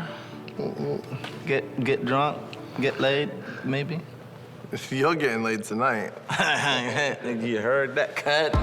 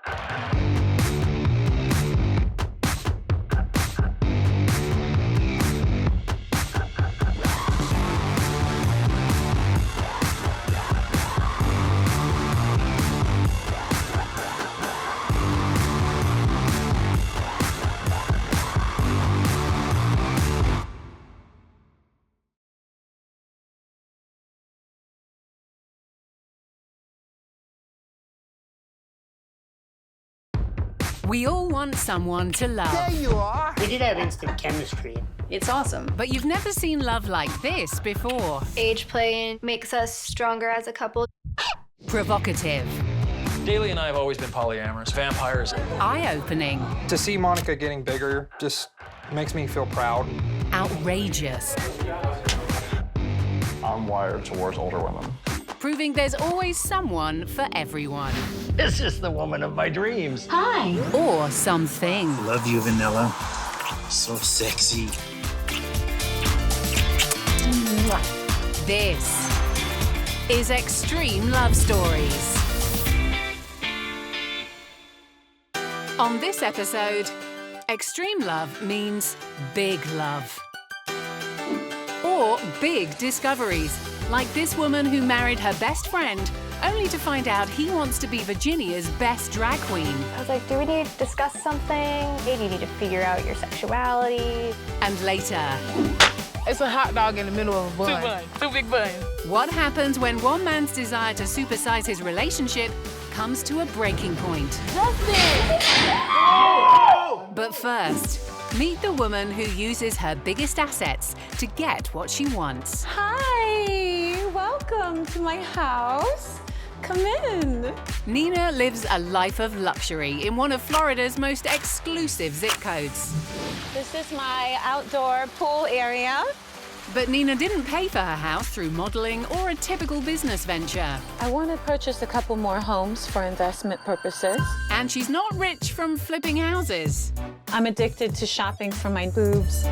So I love these. I love to dress up in corsets and bustiers. I have my gifts, my Louis Vuitton luggage set, and my Chanel bag, my Louis.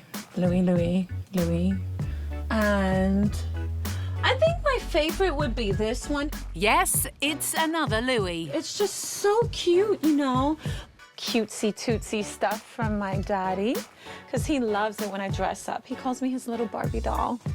I love to push those girls up in the air to salute my daddy. When Nina says daddy, she isn't talking about her father.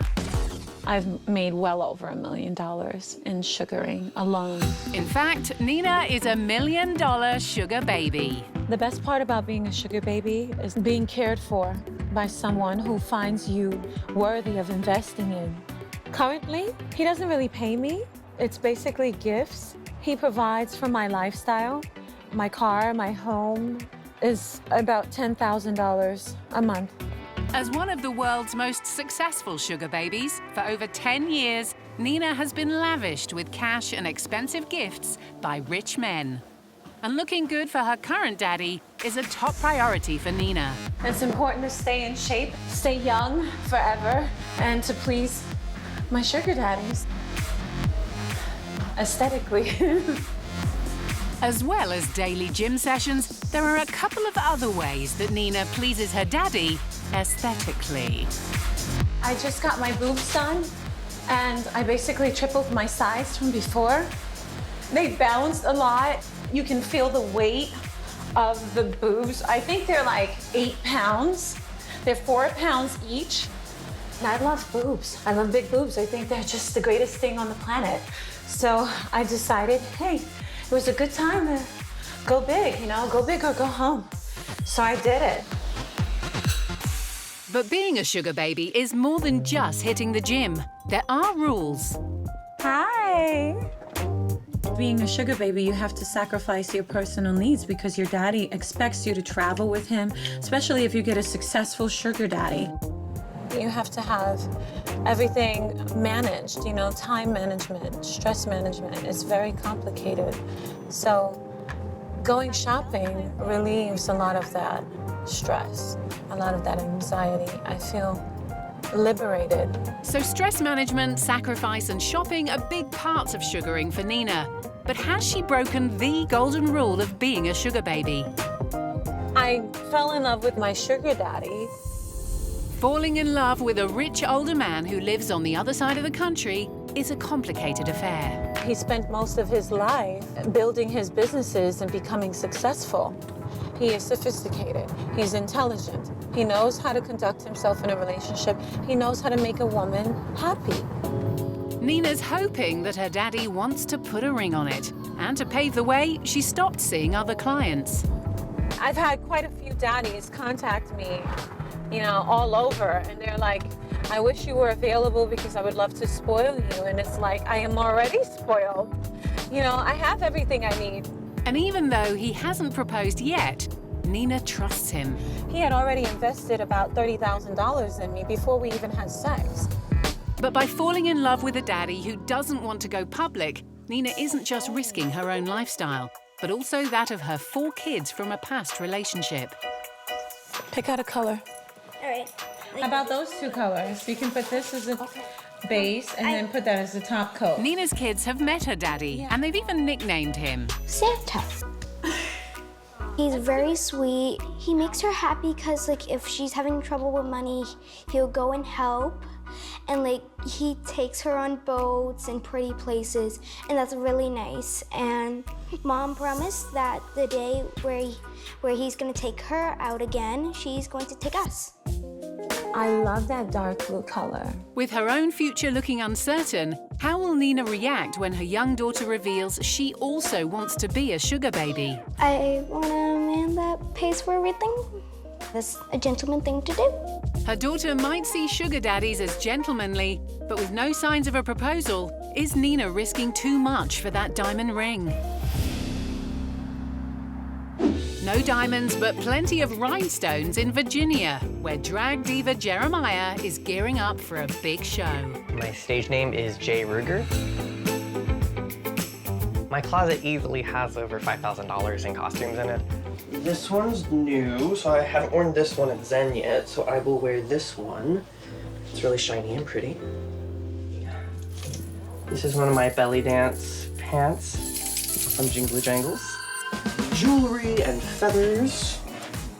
I'll grab these 2. This is a full leather formal suit that I made. Little skeleton hands around the bow tie. My current illusion that I do mostly is a man impersonating a woman who is impersonating a man. What I love most about drag is the performance aspect of it. I love getting on stage and interacting with crowds.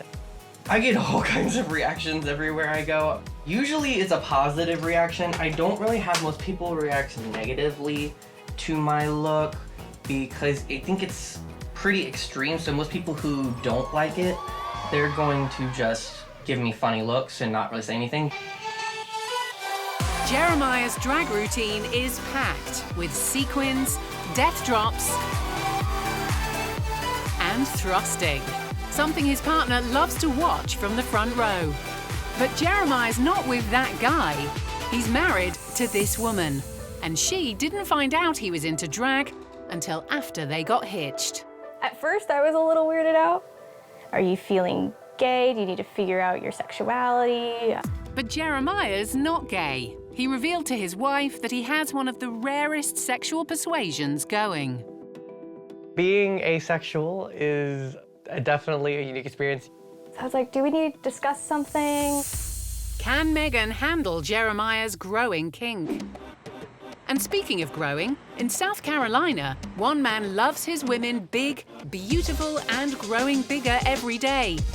Justin, also known as Jar, has never had a girlfriend who's smaller than him. I've always been into bigger women from the time that, my hormones or whatever started kicking in. I started getting interested in females. I already got bottom-heavy plus-size women, you got top-heavy plus-size women, you got proportionate all over plus-size women. I probably wouldn't date like a Halle Berry or Beyonce type chick, So Beyonce and Halle Berry aren't welcome in Justin's bed, but his girlfriend Lou ticks his boxes in a really big way. The couple recently welcomed baby Gianni, but she's not the only addition to the family. I tried monogamy for a while. It didn't really go so well for me because I like to, I'm a flirty type of guy. So I met Shane and Lou on a social media site. I love his personality, the way he looks, of course. Of course, you say that. The way he treats me. Justin's now in a polyamorous relationship with both Lou and Shen. I wasn't with the whole polyamorous stuff, but then after me and Lou met, it just made it even better. When I first met Shan, I instantly felt like a connection. Having been poly together for just under a year now, they're used to a fuller house. What makes this relationship work for me, I would say, a lot of communication. Get deep on them, babe. Get deep on them, babe. Like, go ahead. If it's like two people talking or, it will always be a problem because no communication with all three of you guys. The rules of the relationship are basically, like I said, don't hide anything, always be upfront. And our relationship is just strictly one male and females. Most people got the misconception that in this type of relationship, the women are submissive. That's a lie. They are not. What annoys you two about John? I don't know. Hey, I can answer that. I can answer that. I was waiting on this question. Y'all put his clothes. May I take the book out? He gonna wash dishes. He gonna cook dinner. Justin is a mess, okay? A whole mess. Y'all can see. Whole mess out here in these streets. Justin is a lot to take in, but I'm a lot to take in, so it's okay. Justin, an overall person, it's always fun. Everybody laughing. Even if you're trying to be mad, you still gonna laugh. It's a good job for Justin that the women find him so entertaining. They spend a lot of time in his company.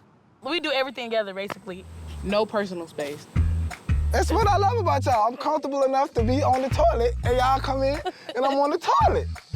You know what I'm saying? Personal space in the bathroom is one thing, but how does it work in the bedroom? As far as our sexual life, Chan's also my girlfriend. I like females, so, sometimes we have sex together. Sometimes me and Justin will go off, or Shan and Justin will go off. However we feel. A lot of the times it's all three of us. Yeah, a lot of times it's just all three of us, but it's just however that person feels at that moment. We all share the same bed. Justin sleeps in the middle, we sleep in the end, so it's like, what is it, Lou? A sandwich. Two what? It's a hot dog in the middle of a bun. Two big buns. So, Lou and Shan enjoy sex with each other as well as their man. And while 3 in a bed might be a squeeze for this trio, for Justin, it's a supersized order he prefers. I enjoy getting squashed. Squashing is like face sitting or, sitting on my body and putting their weight on my body. Like squashing, like when you sit on somebody. Justin gets off on being sat on. Yeah, I lay like this down, I lay down by the booty. And far from being satisfied with Lou and Shan's current size, he's even become their feeder, meaning he helps them to gain weight. You got your wings, babe. That's how you know you're fat when you got your wings, babe. Let me see, Lou, you got your wings. Here you do. Don't try to tense it up. Don't try to make a muscle. The bigger they get, the less Justin can keep his hands off them. I'm just the encourager, just probably like a coach. Almost. I want them to get bigger, but I don't want them to get bigger at the risk of their health. It's all about building up, taking your time, being patient. All of this is for you. And Lou. It just was something new, and it was very taboo to me, so I had to really do my research. I'm okay with getting bigger because I know that he'll take care of me. I'm always open to, meeting new people. If I'm interested in a woman and I think it's gonna go far, then, I'll bring it up. But will Justin get a grilling when he reveals he wants to order up an extra serving and add a 4th person to the relationship? 3 is enough. We good. Not all drag artists have their wives sitting in the front row, but Jeremiah and Megan have a very unique bond. When I started doing drag, Megan wasn't the most excited for it. She's come around after a few years. I love that Jay does these crazy death drops. I think they're amazing, they're impressive. Back home, it's clear there are a few benefits to dating a drag artist. Whether I have wanted him to or not, he has taught me a lot about makeup. It looks like a giant version of my highlighting brush. None of these are right? Megan knew Jeremiah before he'd even picked up a contouring brush. So we first started dating in our freshman year of college. We went to a few parties, and then we started dating her after that. Got to know each other a little bit before we started dating. This is our wedding photo. We got married on his parents' property. It stormed that day. But not long after Jeremiah proposed, he had another big surprise for Megan. He mentioned that he was asexual very early on into us being engaged. At first, I was a little weirded out. So I was like, do we need to discuss something? Like, are you feeling gay? Do you need to figure out your sexuality? I love Jay so much, I didn't want him to be with me just because he had proposed to me. So if he had any kind of doubts about things, I wanted him to work it out. She was very hesitant. Being asexual for Jeremiah means he doesn't experience the same sex drive as most adults. I can go days without thinking about sex at all entirely. It's not like a main focus of my life or anything. It's very commonly misunderstood, where a lot of people think that there's only one type of asexual, and that's people who completely abstain from sex, and it's not an abstinence thing to start with, that it's not like asexual people are chaste, it's not like they're like actively avoiding sex. Despite her initial reservations, Megan's now completely accepting of Jeremiah's sexuality, and it was his involvement in drag that helped open her eyes. I have been able to find out a lot about ourselves in the LGBTQ community and what it has to offer and how we both fit into it because of him being involved in drag. I'm every bit as a part of the community as he is, and that's really cool. It's something that we've been able to do together. There are many subcategories of asexuality, and for Jeremiah and Megan, sex might be rare, but it's not totally off the table. However, they've built a relationship based on more than lust.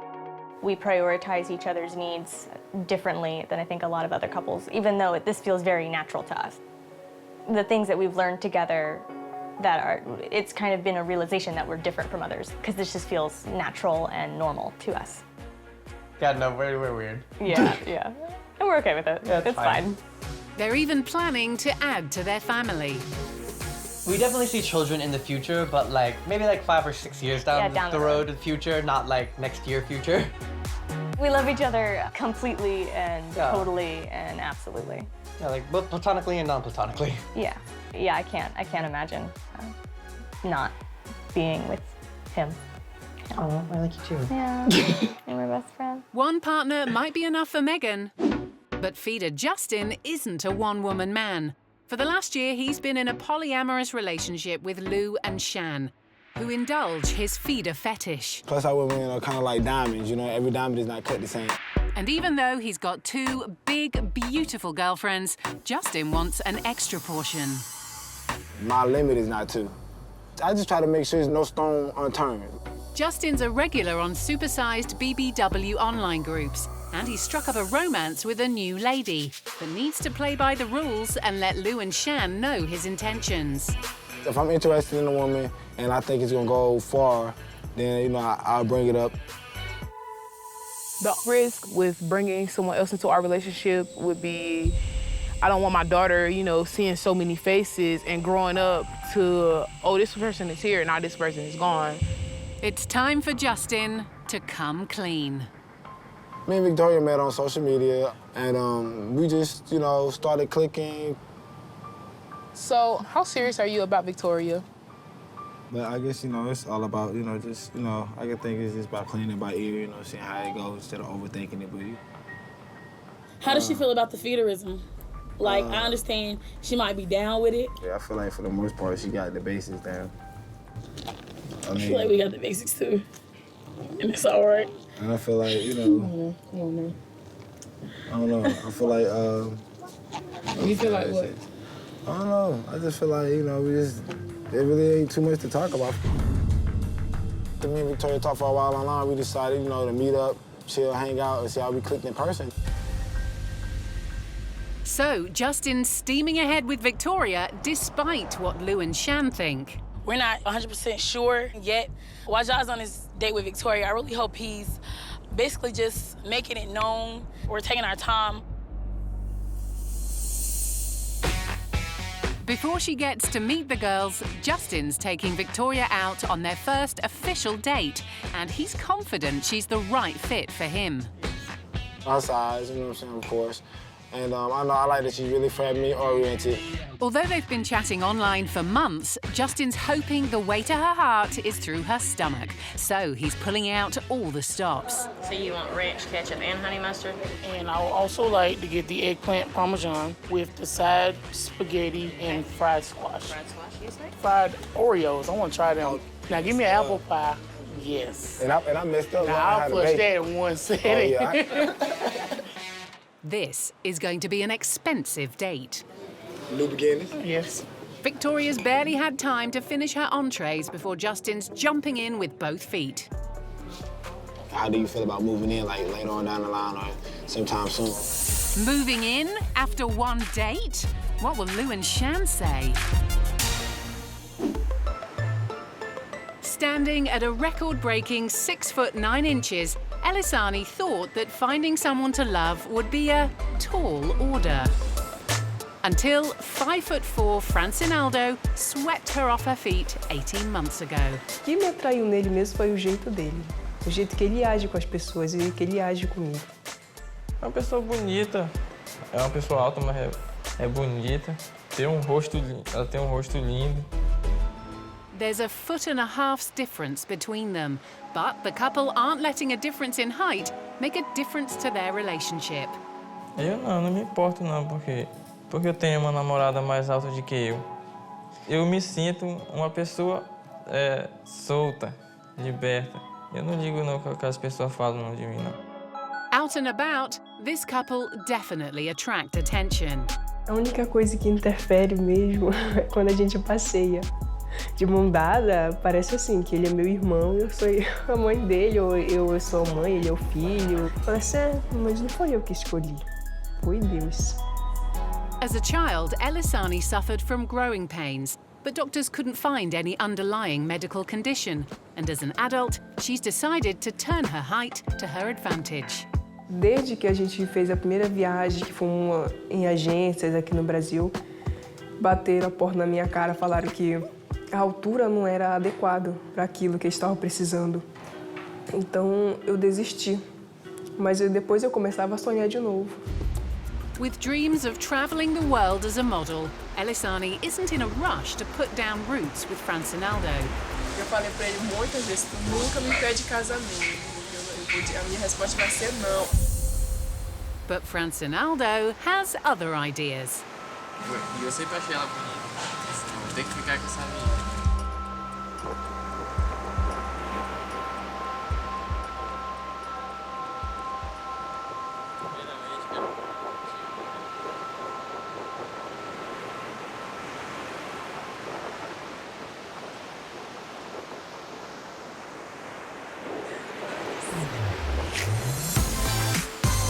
Luckily for Francinaldo, seeing her man get down on one knee gave Elisani a change of heart. Tava tão nervosa, na hora que eu vi ele lá, nossa, você vê como fiquei.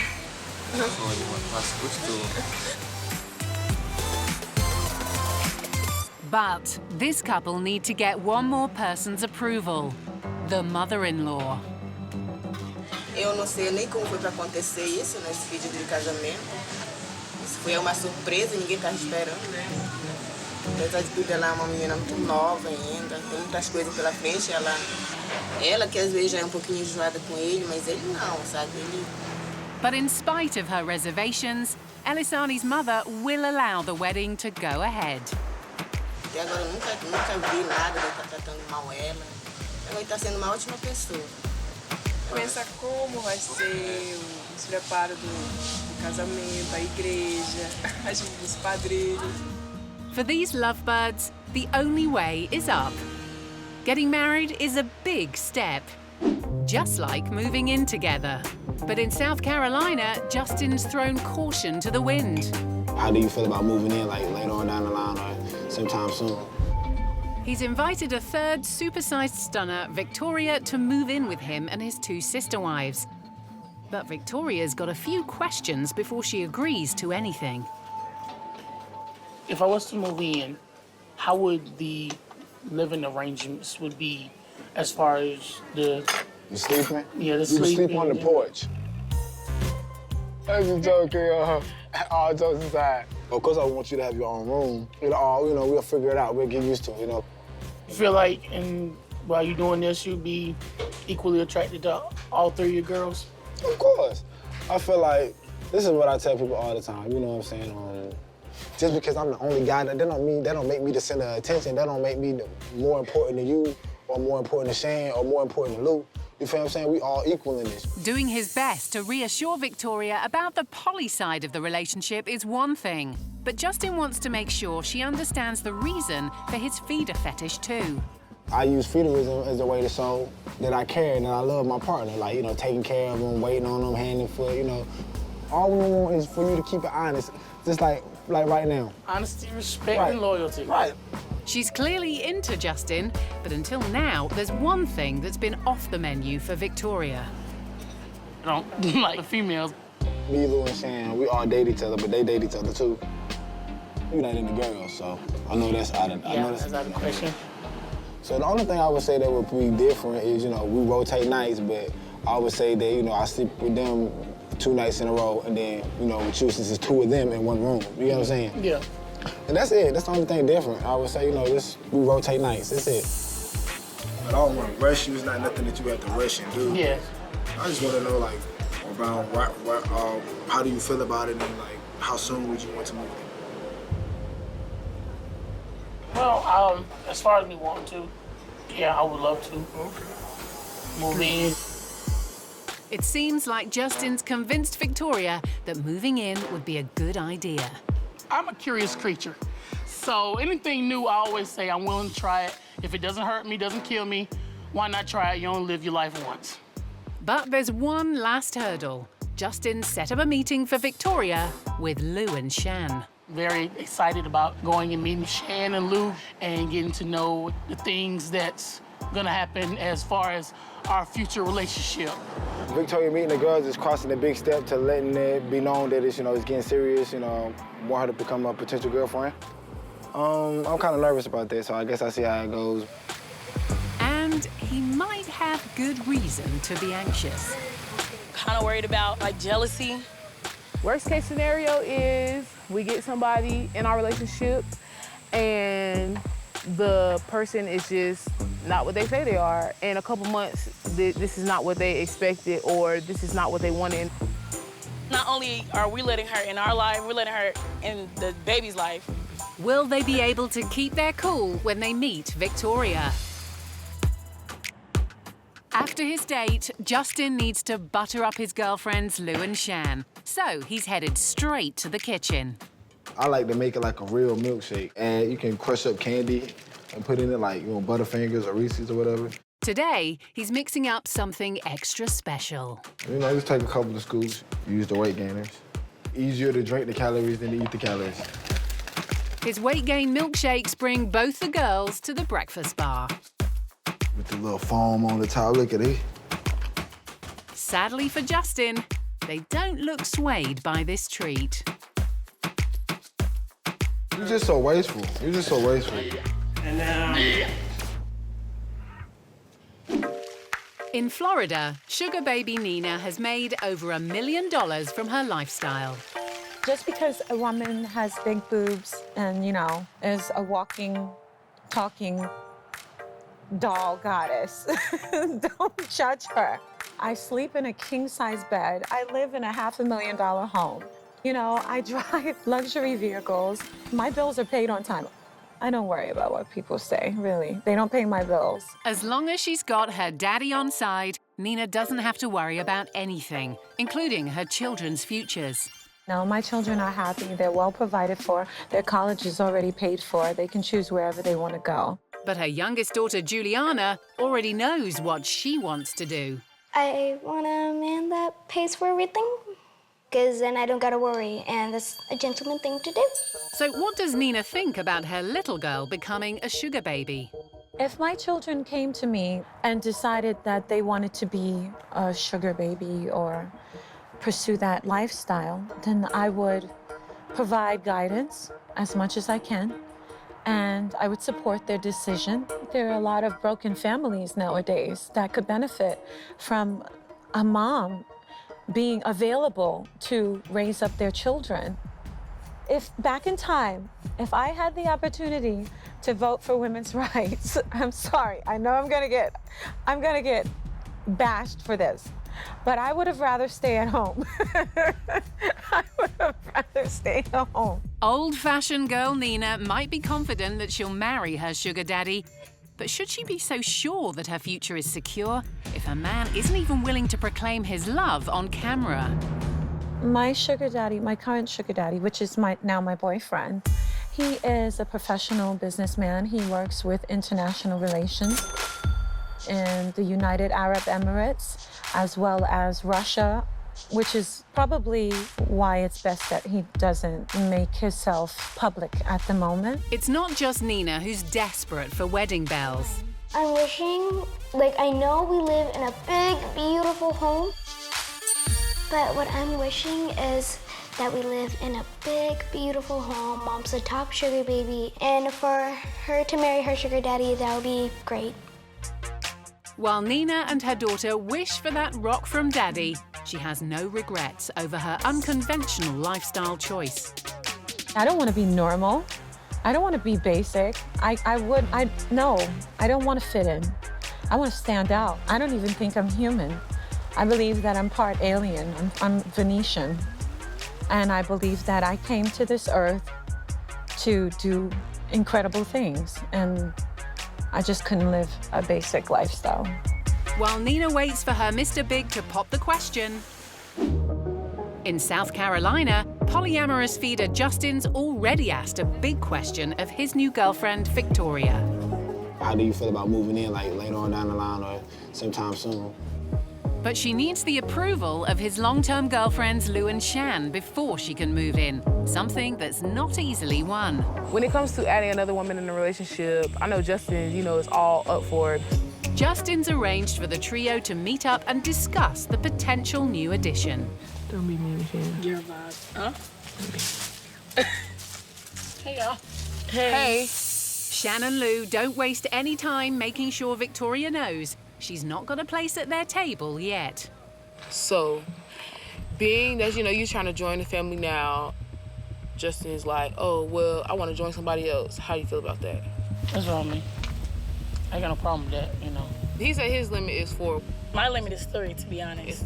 I mean, I would look at it like 3, but if he really prefer 4, it's still gonna be up to him. With baby Gianni to think about, can Victoria convince the girls that she's in it for the long haul?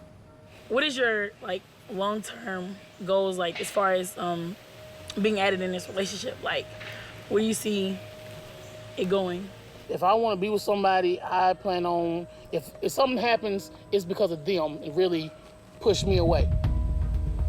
So what y'all think about me? Don't lie. To be honest, I don't like you.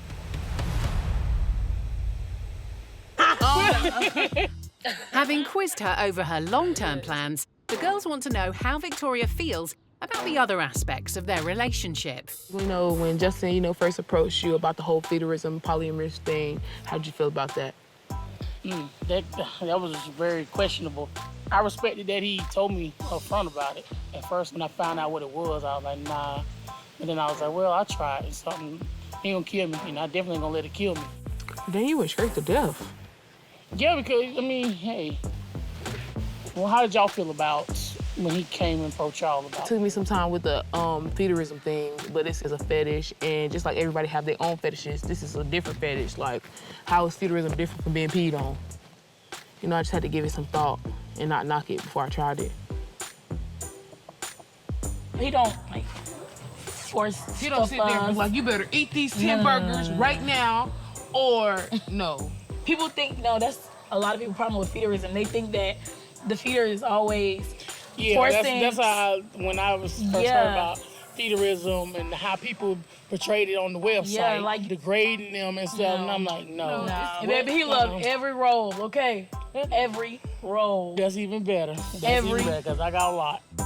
As things start to thaw, there's just enough time for some girl talk about the man in their lives. The big question is, how Justin like living with him? A mess.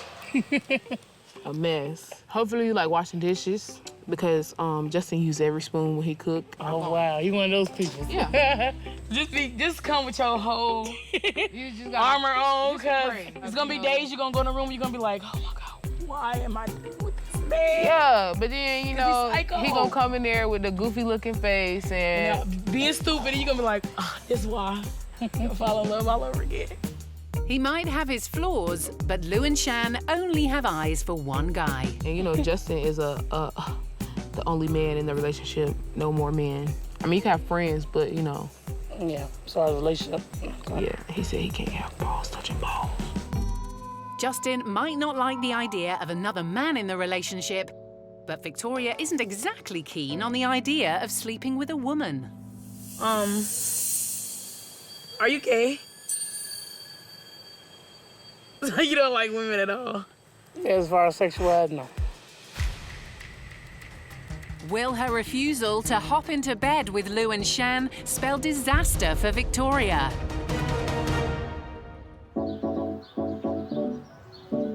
Now that Shan and Lou have sized up the woman their boyfriend Justin wants to move in with them, it's time to make a decision. Victoria is certainly keen on their man. I saw this tall, slim, dark piece of chocolate that I would just love to get my hands on. I would love to keep that in my future forever. I love his physique. But she's not up for anything more than friendship with the girls.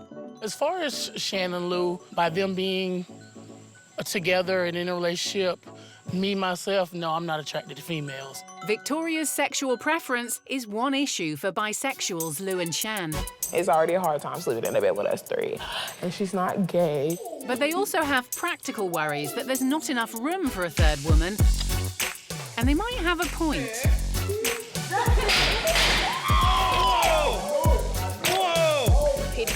Looks like they're all sleeping on the floor tonight.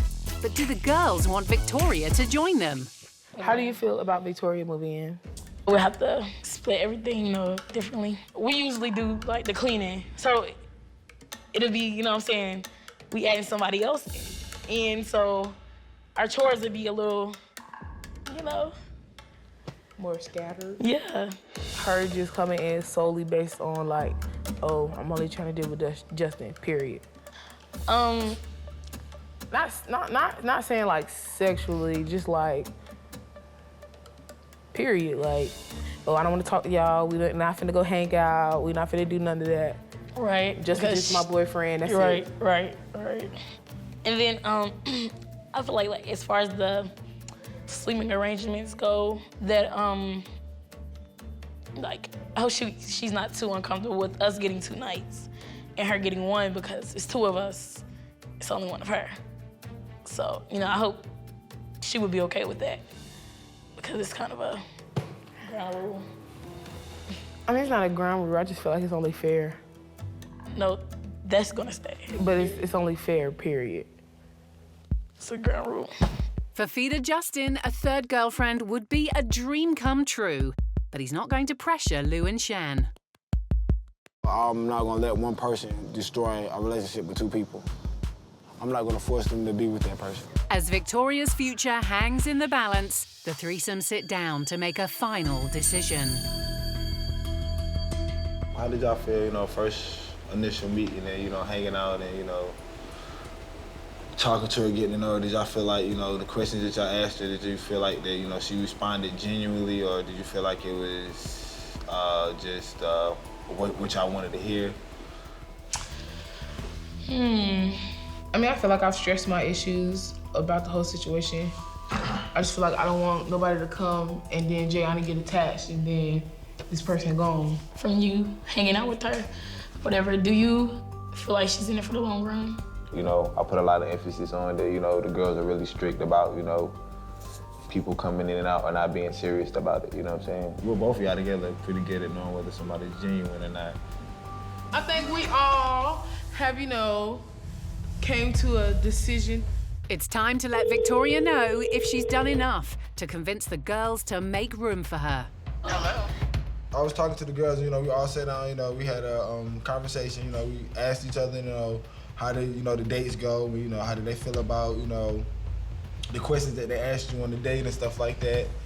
We all came to the decision as a whole, you know, that we would like to invite you into the family if you would have us. Did you hear me? Hold on, I'm gonna let you talk to Sandy. Hello? Victoria? Yes. So, what do you think? I'm excited. I'm hoping that we all get along and build together. Alrighty then. We'll see you when you get here. Okay, that sounds good. We all like Victoria, and nobody sees no problems with her. She's genuine, that she could be a perfect fit for our family. The girls have decided to give Victoria a chance, and she's not wasting any time when it comes to moving in. Hey! What? I really think I picked a great guy to be with, and I enjoyed it. And in true Feeder fashion, Justin's ordered a feast to celebrate his big, happy family. I'd just like to make a toast to a happy, successful home and family. Hear, hear. Hear, hear. Hear, hear. I'm looking forward to a loving home, wonderful people. I feel like we best friends. I feel like we family. I feel like when you normally hear a person talking about what type of relationship they want, I want a friend, I want a lover, I want a partner, I want somebody I can joke with. This is basically what this is. This times 3.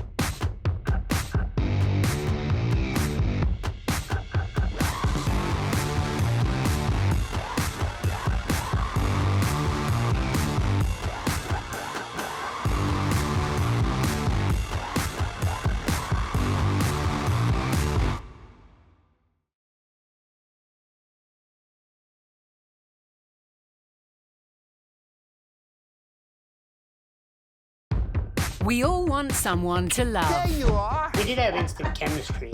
It's awesome. But you've never seen love like this before. Age playing makes us stronger as a couple. Provocative. Daly and I have always been polyamorous. Vampires. Eye-opening. To see Monica getting bigger just makes me feel proud. Outrageous. I'm wired towards older women. Proving there's always someone for everyone. This is the woman of my dreams. Hi. Or something. Love you, Vanilla. So sexy. This is Extreme Love Stories. This time on Extreme Love Stories. How does it feel when your girlfriend has been seen naked by thousands of other men? It took a little getting used to when we first started dating. This woman pays for cuddle time. But what does her husband think? Many people would think it was odd that I access cuddling services because I'm married, but screw it. And we meet a Brazilian couple who are small in stature but have big ambitions. A gente vai sim tentar pleitear o menor casal do mundo através do Guinness Book. But first, find out how this Texas couple keep the kink fresh and alive in their marriage. Together 7 years, Logan and Daly are just your regular everyday couple. First time I ever met Daly, I had an immediate connection with her. Logan started hosting these events at his nightclub, and I started assisting with them. He spent the next 2 years asking me out. We went on a date. We were sitting at the table, and he reached out and he touched my hand, and it was like this electricity. I remember going to the bathroom and calling my best friend and being like, I'm going home with this guy. Like, that's what's gonna happen tonight. I'm going home with this guy. Daly, I refer to as my soulmate. I love everything about her. The stakes are higher than usual because there's something unique about this couple. My name is Daly South. I'm along with my husband, Logan, the vampire king and queen of Austin. Daly and Logan live their lives day to day, or rather night to night, as vampires. They've ruled for 6 years now, running the Austin chapter of the Vampire Society. But they've both identified as vampires for half of their lives. The majority of vampires commonly awaken during puberty. I had my vampiric awakening when I was 15 years old. Being a vampire isn't something that you can just choose. It is something you are born with. It is something that is a part of you. They sleep during the day to avoid the sun. Whenever I am in the sun for long periods of time, first I get a pretty bad headache, along with nausea, shaky, kind of tremors. I go into direct sunlight as little as possible. I would say maybe a grand total of an hour a week, if that. Vampires like Logan and Daly have one major need, and it's disturbingly simple. A vampire is someone that, for one reason or another, needs to take in human energy in the form of blood or psychic energy or sexual energy to keep themselves healthy. These two have a craving that can only be quenched one way. I drink human blood from a donor once a month. I do it because I have to. The journey to vampirism started in an average high school, in an average neighborhood, in an average city. The first time I ever drank blood, it was actually a really intense experience for me because I remember sitting in my English class and I started to feel this intense thirst that I'd never felt before. And I ran to the first water fountain I could find and I just started gulping down water. I didn't feel any less thirsty. And at that point, I happened to run into one of my friends in the hallway that had been helping me through my awakening, and they said, oh, this is what you're experiencing, let's go find your donor. So we found my friend, and they pulled out a lancet, and I drank from them, and it was immediately gone. First time I ever consumed blood, it was empowering, heightened all of my senses and sensations, a rush. Logan and Daly don't just need blood in the bedroom, they need new blood in the form of another woman. I don't like the way blood tastes. I find it inconvenient to have to do regularly. I'm someone that needs it, but I'm not a big fan of it. For Logan, it can be very sexual for him. But sometimes Logan's appetite is too much for Daly to take. I'm sorry, I can't handle this. Life as a vampire is far from simple.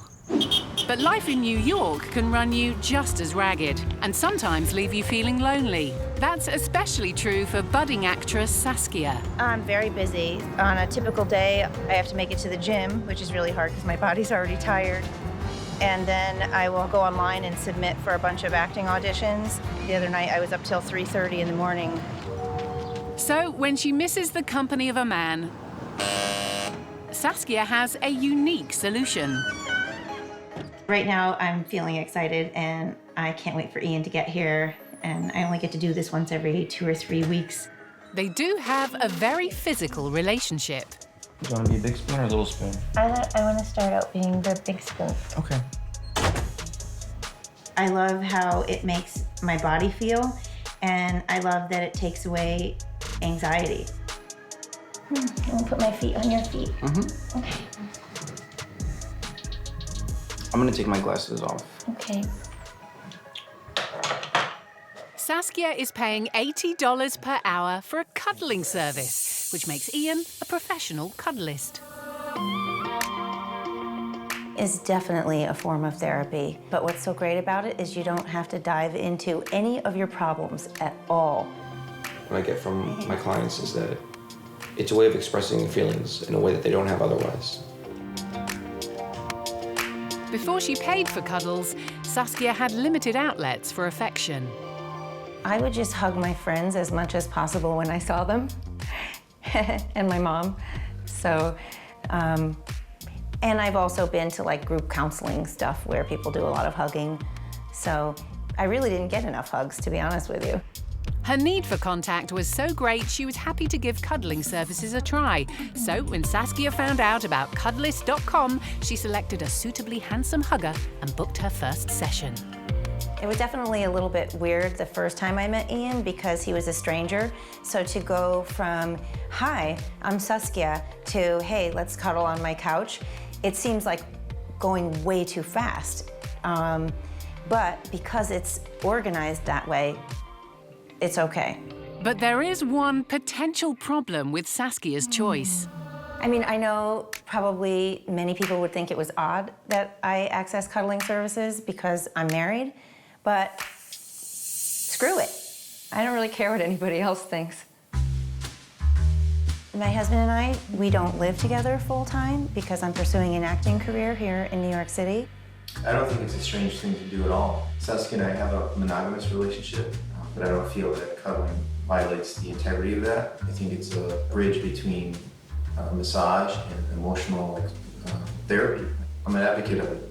He's happy for me that I can be more comfortable and more fulfilled in my daily life. There are strict boundaries when it comes to booking a cuddlist. I get a lot of clients. Some of them, they think we're gonna have sex or something like that. Sex is the thing, and it exists, but that's not what we're here for. We're here for something else. Quite luckily, we have good friendship chemistry. We don't have attraction chemistry. I'm a total professional.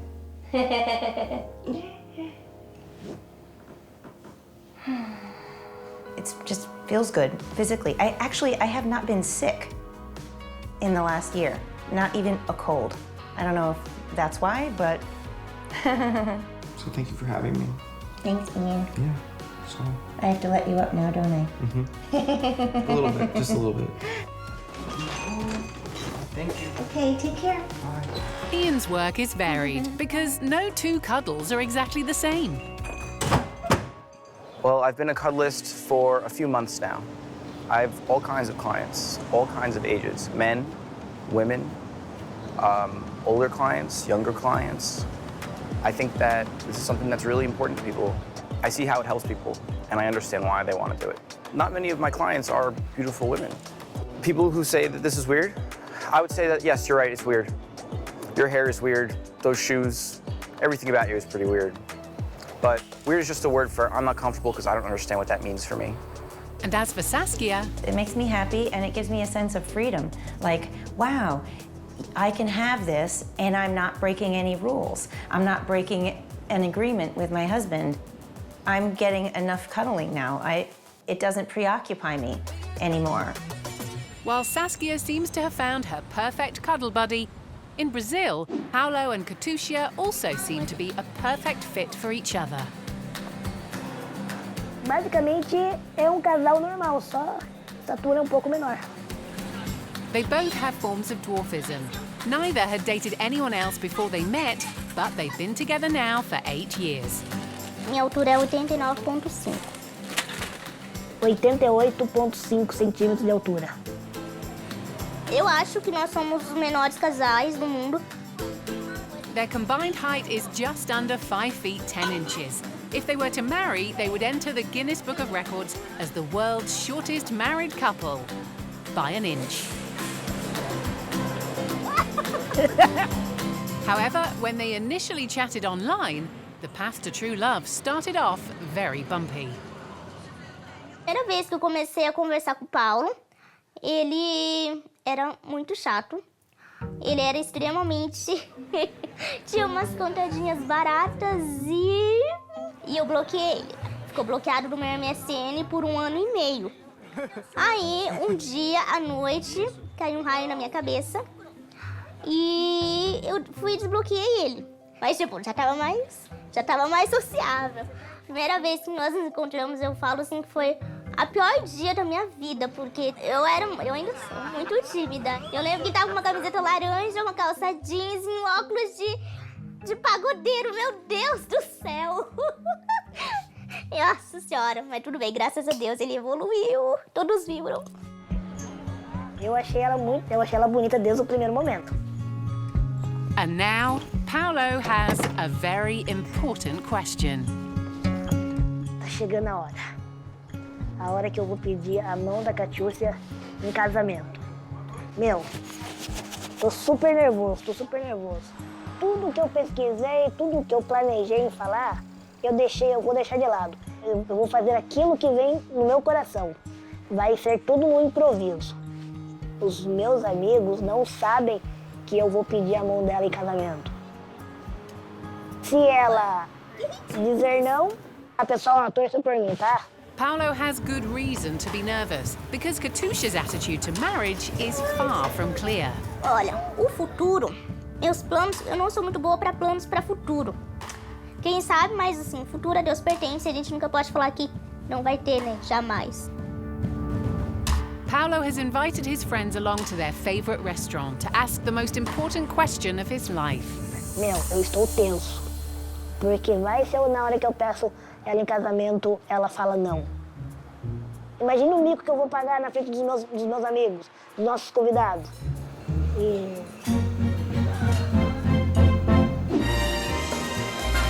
In Las Vegas, Ali is making breakfast for her boyfriend Mike. No surprise to learn, she works in the hospitality business. It doesn't bother me that she is with other men as far as work. Yeah, it's a job. Let's not forget, I have sex with women too, so it's not just men. I'm Allie Hayes, and I am an adult film actress. Ali is a real people person, and she's very, very popular. I've been in the business for 8 years now. I've always, identified my sexuality as bisexual, and I never realized how much of a sexual being I really was. And that to have an outlet to participate in and then also use as a career is quite amazing, in my opinion. I definitely won the lottery. I'm very thankful. Ali starred in over 350 films and television series, including classics such as Star Wars XXX, a porn parody, Dirty Little Sex Dolls, and Secrets of Sex Island. One of my favorite parts about being in the business is I choose my partners, and most of the partners that I work with are married and are married to co-workers of mine, and we all know each other and we all hang out. We have a lot of friends that are in the industry, but it's not like we're all having Friday night orgies or anything like that. Don't ruin the fantasy. They started dating 4 years ago. They met through a mutual friend and now live together. I called my mom. I left her a message and I said, hey, I've been dating this girl. I've got to tell you something though. She's actually a porn star. She was like, oh my God, thank God. I thought you were going to tell me she was pregnant or something. I was like, no. My mom was like, I don't care what she does for her. Mike was oblivious to Ali's fame, at least to begin with. I had no idea what she did for a living when I first met her.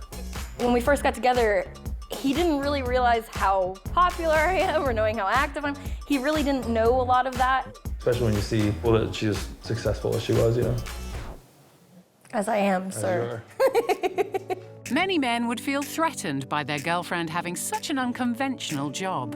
It took a little getting used to when we first started dating, but you can't like base your relationship around what each other's careers are. Yeah, I know other guys have seen her naked, obviously. Wow, that's weird. She definitely earns a more comfortable living. It's just like the opposite of a regular couple where the husband makes more money. Oh yeah, we're all paying the same bills. But we both work hard. For Mike, her videos can make for uncomfortable viewing. I do not watch her videos.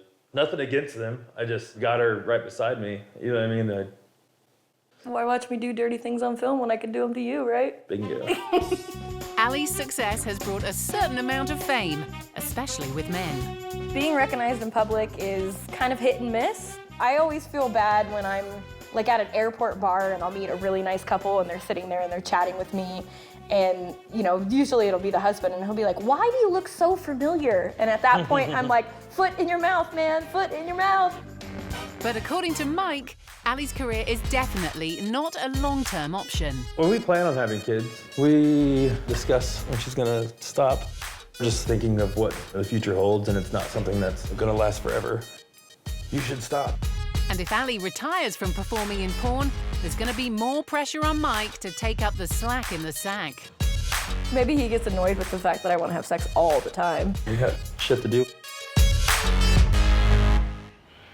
While Mike and Ali consider adding to their family, Logan is realizing that adding a third person to his marriage comes with all sorts of complications. Husband and wife, Logan and Daly are the king and queen of the vampire court of Austin. They wear fangs. She's had her ears surgically altered. And as if that weren't enough, they have a blood donor for their regular need to feed.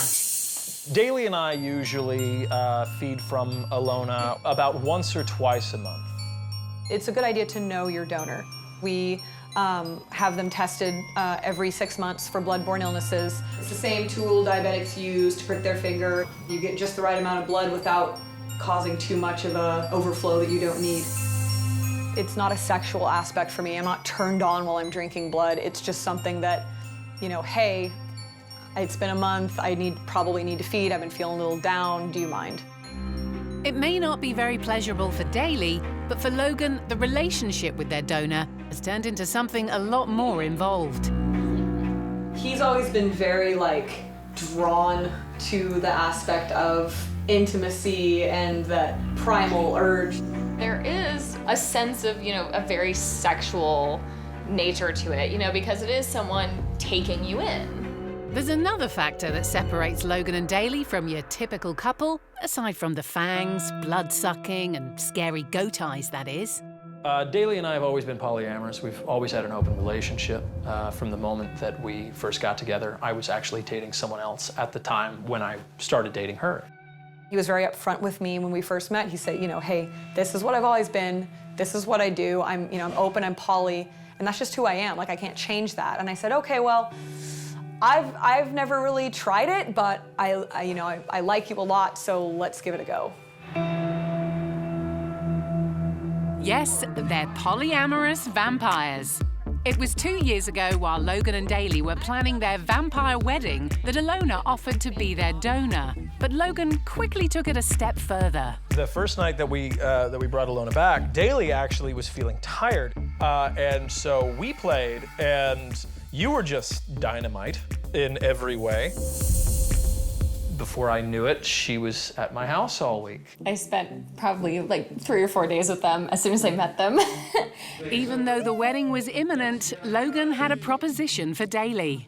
I remember Logan coming up to me and he was like, oh, you think we should we both date her? And I'm like, well, we can give it a try. We just got engaged. There's a lot going on in our lives, but I'm totally down to give it a try.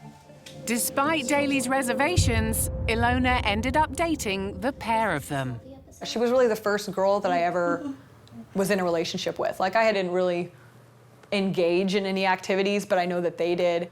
Although they all connected romantically, it was really only Logan and Ilona who connected physically. So while he and Ilona were in the bedroom, Daly was busy planning the wedding. My relationship with Daly is a bit of a roller coaster. It was difficult. Don't complain. I'll just be here. There was a lot of dishonesty and a lot of distrust. I'm trying to plan this super extravagant wedding and focus on my marriage with my husband, and I'm having to also, be there for her, and it was just becoming too much for me. So Daly cut her romantic ties with Ilona, leaving Logan with a fiancé and a girlfriend, with a wedding just around the corner. The wedding was intense. I am yours, faithfully, for all time, and for whatever lies beyond. It was a true vampiric wedding. And what's more, Logan managed to heavily involve his girlfriend in the ceremony. She was a bridesmaid in our wedding and all that, so it was something that was really upsetting for me. Now, 2 years later, Ilona has become a permanent fixture in their vampire marriage. Daly and I live together here with my girlfriend, Ilona. Ilona lives here. She has her own room upstairs, but she sleeps in our bed sometimes. But after so long together, the cracks are more obvious than ever. Daly and Ilona, there will always be tensions, there will always be disagreements or fights or, certain edges of personalities that rub the wrong way. I say in a perfect world we'd all be in one big bed together, but Daly would be very annoyed with us most of the time because we're very loud. And despite the fact his wife and his lover often struggle to get along, Logan plans to up the stakes in his relationship with Ilona. In 2 days' time, he's going to carry out an ancient and secretive siring ritual to permanently commit to her. Siring can traditionally be used as a term to mean one vampire turning another person into a vampire. It's not exactly how that works. It will mostly be a bonding ritual that we do to kind of signify, my dedication to her. It's a kind of unofficial supernatural coupling. In addition to his vampire marriage to Daly, after 2 years as his live-in lover, it means a lot to Ilona. Probably more excited than I should be about the whole siring thing. But I am excited to have the commitment to Logan. And Daly has very little to say about it. Paolo and Katusha have been together for 8 years. Até mais tarde. But tonight, he's going to blindside her with a giant, life-changing surprise. A hora que eu vou pedir a mão da Catiúcia em casamento. Tô super nervoso. Como todos sabem, a gente já faz 8 anos que a gente tá junto, entre união estável e namoro. Do tempo, eu queria compartilhar com vocês e aproveitar e fazer o pedido pra ela. Pedido o quê? Se você quer casar comigo.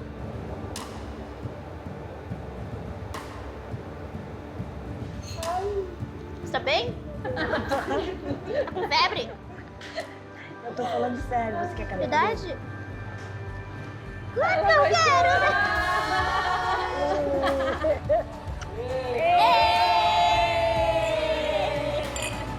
Depois da proposta de casamento, eu me senti enforcada.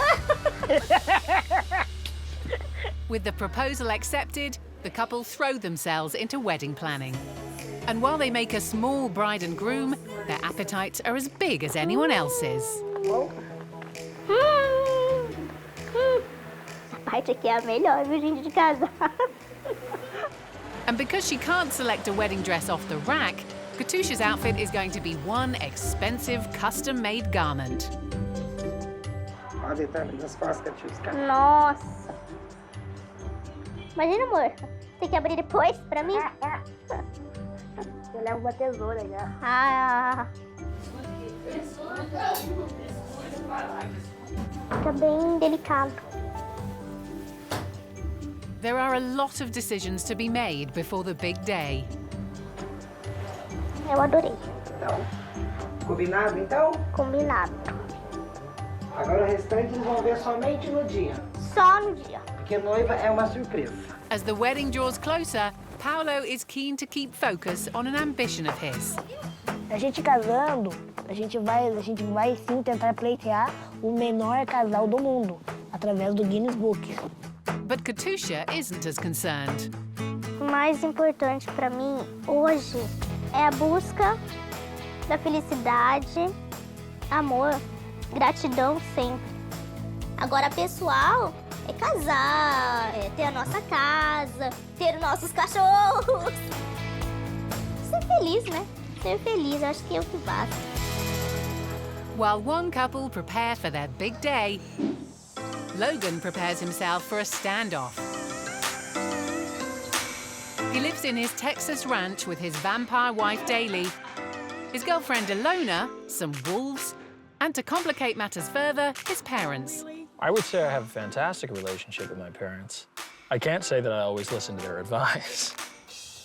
Alona moved in, and that was kind of sudden. They weren't really too thrilled that we were together, and definitely kind of balked at the polyamorous notion. Logan's plan to commit more deeply to his lover Alona with the ancient siring ritual is going to be a hard sell to his traditional parents, but an important one, so he's even prepared to take them on in broad daylight. You know, it was 104 today. That does not surprise me. It's Texas. I'm just beaten. First of all, before I say anything else, you know, I would hope that you can be accepting. Jump in there, Dad. I don't understand it, okay? You're married to Daly. Last time I checked. She's your wife. Yes. I saw you and Daly at your wedding. Mm-hmm. I saw with my own eyes your love for Daly. When I see another woman hanging on to you, kissing you or whatever, And you ignoring your wife. I want to say back off. I need you to understand something. When you see me giving a lot of attention to Alona, it's not that I'm ignoring Daly. When Daly and I are out, I'm treating her the exact same way. When we're out, if it's just the two of us, as I am if it's us and Alona and what you. I'm referring to is here at the house, and I want to say, you know what? Let me talk to you for a second, because you're not going to do that anymore in front of me. But we are. And that's what I can't get over.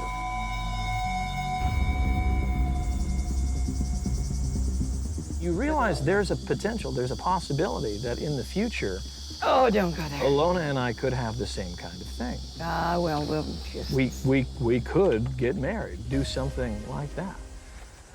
Can you at least accept where I am and be okay? We're trying. I'm trying to get there. We're trying. It's tough. His parents are not on board. But it's time for Logan to find out how his wife feels about his siring commitment ceremony to Alona.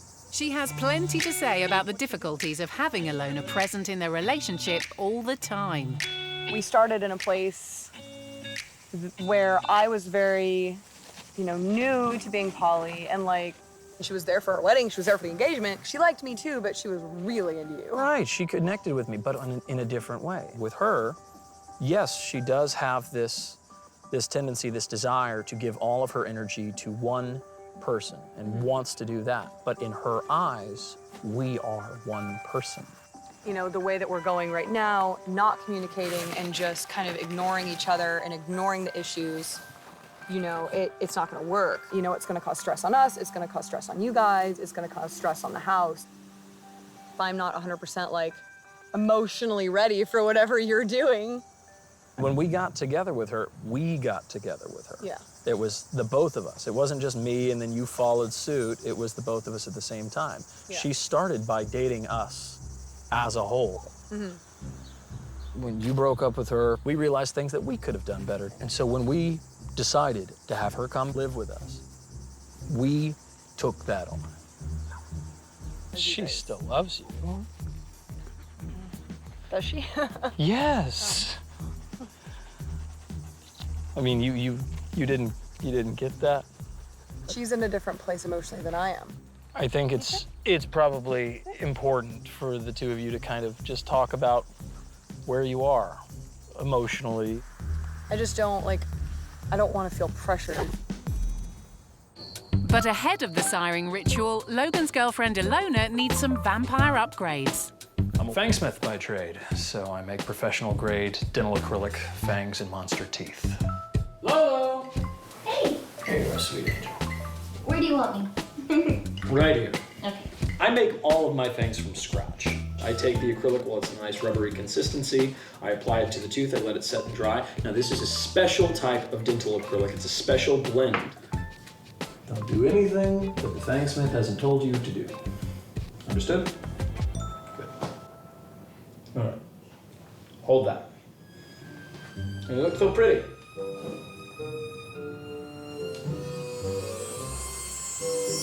Those look beautiful.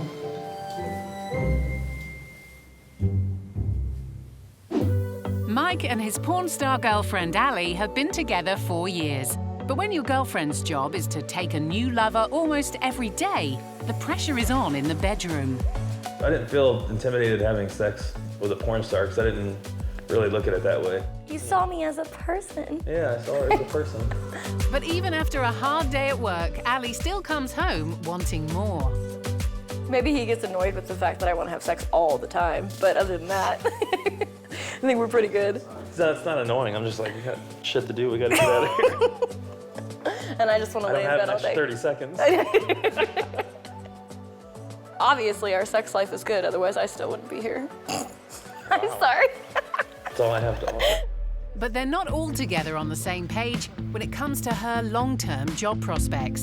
Just thinking of what the future holds. We plan on having kids, and it's not something that's, gonna last forever. Do we ever discuss when she's gonna stop? Yes. I've been in the business for 8 years now, and there's fans that I've had the whole journey. So it's almost sad to think that I would ever leave, but there will be a day. Eventually. Eventually. Yeah, we talk about it moving on as far as having a family. How long would I work after, or will I work? Just those kinds of things. Without any plans to have children right now, they're sickeningly gooey for each other. Michael, I love you this much. I love Mike so much. I can't even express, how I feel about him. I am one crazy kooky person. I am a lot to handle. I'm very grateful to have him by my side. I love Ali this much. To the moon and back. Mike and Ali are as harmonious as it gets.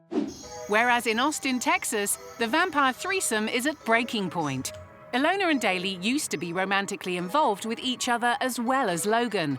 But for almost 2 years, their romance has cooled. So they're about to leave him at home for the evening in a last-ditch attempt to reconnect. It is our first date in probably about 2 years. It's been a long time. I think it's gonna go okay. I think it's gonna be a little awkward in a couple of moments. I am extremely nervous. I think that once we get some drinks maybe in us and get talking a little bit, it'll be a little bit easier. I kind of just want to talk about, how we can move forward from where we are now. I'm shaking. If the two can't make peace, the siring ritual will be off. Or worse, Logan will be in the middle of a divorce. The girls really need to address their own breakup and whether the direction they're now heading in can possibly work.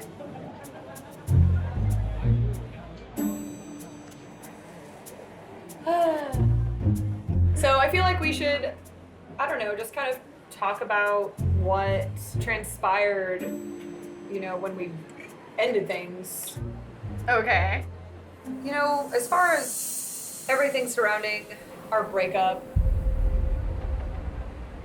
I was so focused on the wedding and so focused on getting married and so focused on work, that relationship, which was the most important thing in my life. I just didn't have the time. I do apologize for that. It was unfair to you, and really inconvenient timing. It was literally like a week to 2 weeks after meeting you that we jumped in, and then a couple months later we were moving in together. You know, we were together, but we skipped all the getting to know each other, the dating, and I wish that we had that. I think it was unfair all around. It didn't give us a chance to really decide what we wanted with each other. At the time, I was pretty much just going with the flow, whatever was going on with Logan. Well, is this the same thing all over again, where you're kind of just going with the flow, like doing this because for Logan, just to like make things easy, or is it something that you actually want?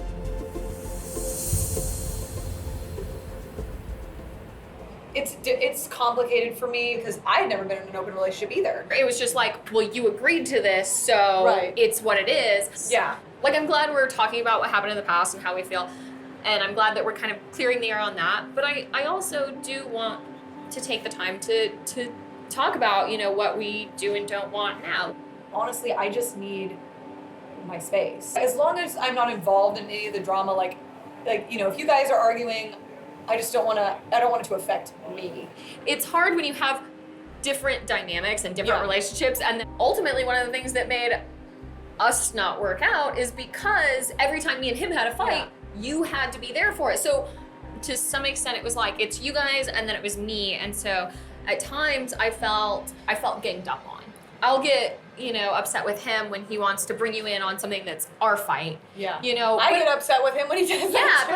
but that's actually been my biggest problem. It's a conversation, you know, we need to have with him. Maybe together would be better, because I think this is something we're both having a problem with. Yeah. So maybe if we told him together, like, hey, this is unfair to both That's a of good idea. us. I actually like that idea.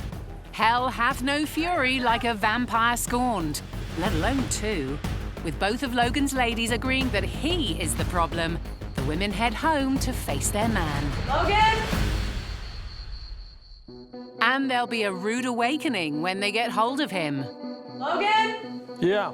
Will you come in here for a sec? Logan has been summoned for a serious conversation. But will the ladies be able to present a united front after 2 years of tension? How was your night? Good. Yeah. I can't complain. Should we just jump right in? Yeah. I feel like we didn't realize that we were on the same level with some things. We kind of started talking and realized that we both kind of were feeling the same way. Because you bring her into our fights, it is causing a breakdown of our relationship ultimately. You're causing tension between us that is unfair to us. We should be able to have that autonomy. Okay. You know, we should all be able to have our own separate relationships, basically. And if me and her have an argument, you know, we wouldn't bring you in. When it comes to the issues between the two of you, I have very much been brought in on both sides. Oh yeah, well I mean like, I'm just saying. Because, hold on. Because the two of you have not been willing to have a form of open, honest communication with each other. Your girlfriend is annoying. How about we will take responsibility in talking to each other if you will take responsibility and not bring in the other. Completely agreed, So, 100% across the board. Autonomy in personal relationships. Absolutely. Is something we all agree to. Yes. All sorted then. I love you. You are both very adorable. We got a lot done. But is Daly feeling that she's being forced to share her man?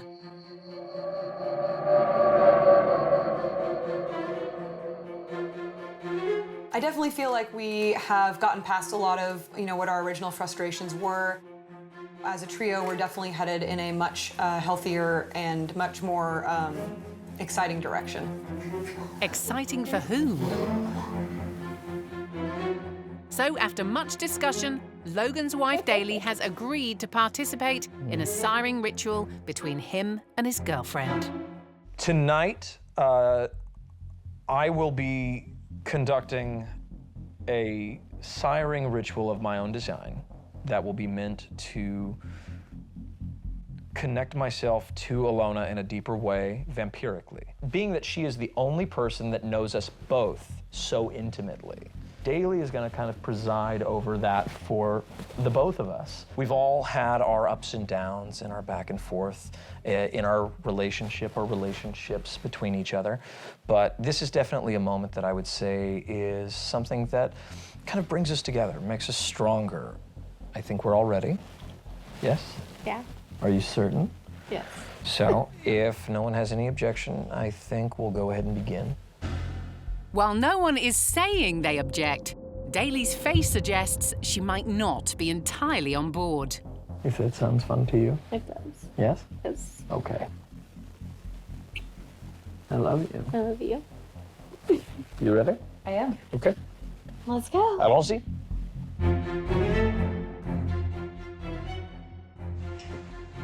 I have heard of absolute horror stories of people desiring someone and screwed someone up so bad that they become a wraith, someone that felt a constant void in them because of whatever damage was done in that moment.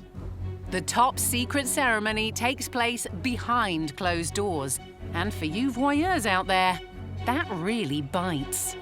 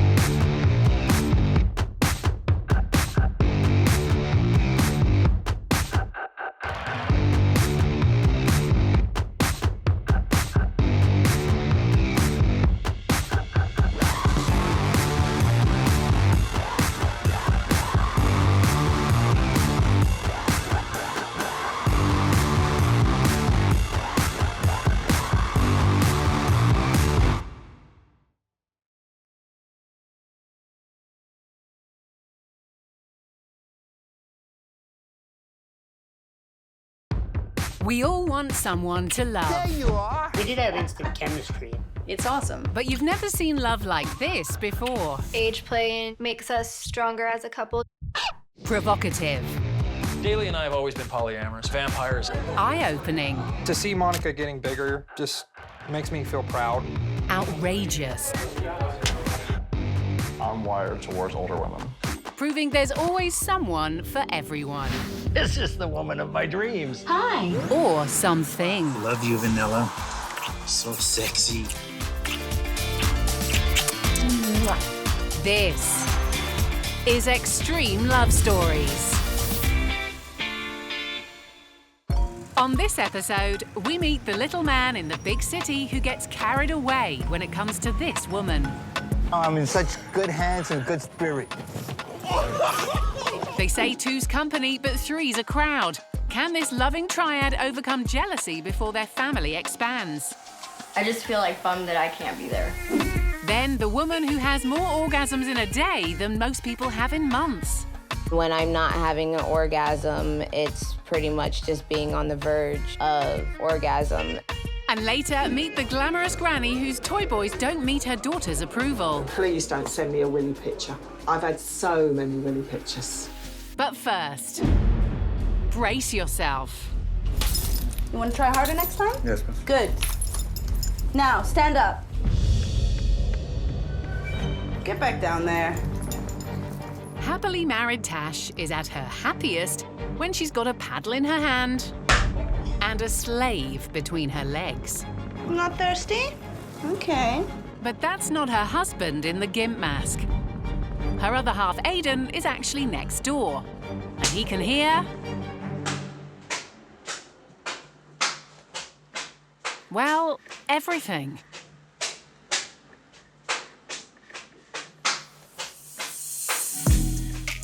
But it wasn't always this way. I was born and raised in Toronto, had a pretty normal upbringing. I got bored, decided to move to London, just hopped on a plane and moved here when I was 20. But it was really hard to, you know, just meet people in a completely new country. And then all of a sudden, I just met Aiden. What are you doing, baby? I just went out to London, thought I'd go see some friends, but those friends bailed on me, and I ended up meeting her. We just kind of clicked right away, and I'm very high-strung, you know, dominant type A personality, and all of a sudden I just felt like this was somebody I could very happily sit in complete silence with. We complement each other very, very well. Like, you know when somebody is your soulmate? The couple tied the knot after just a year of dating, but not long after vowing in sickness and in health, they had some news that would change their lives forever.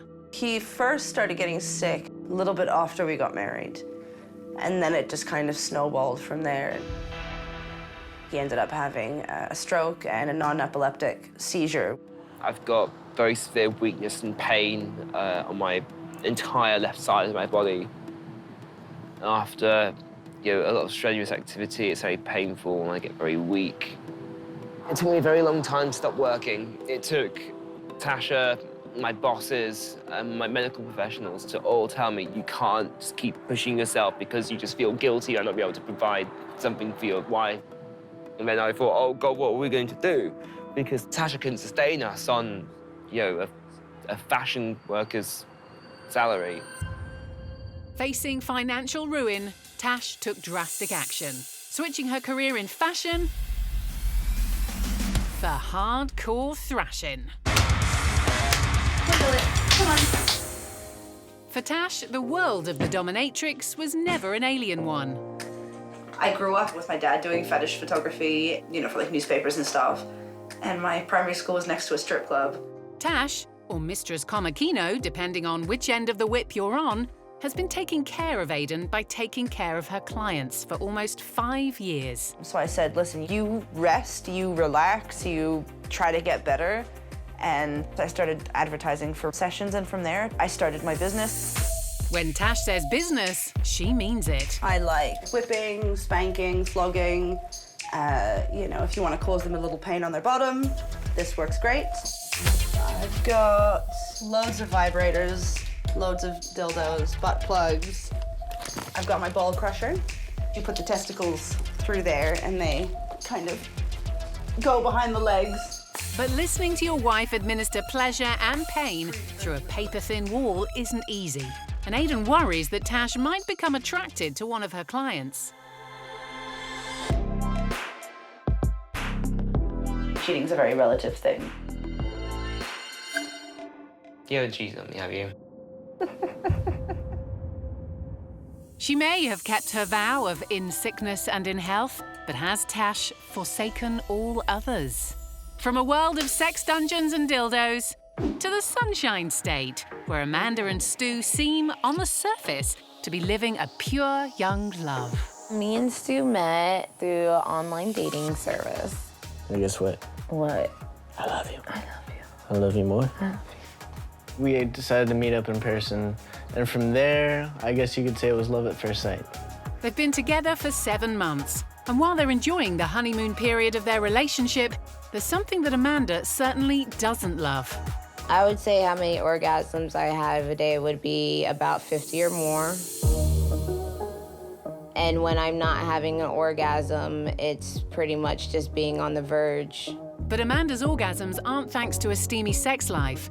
She's got a medical condition called persistent genital arousal disorder, which means she's almost always experiencing unwanted stimulation. A lot of things can trigger it. Vibrations can trigger it.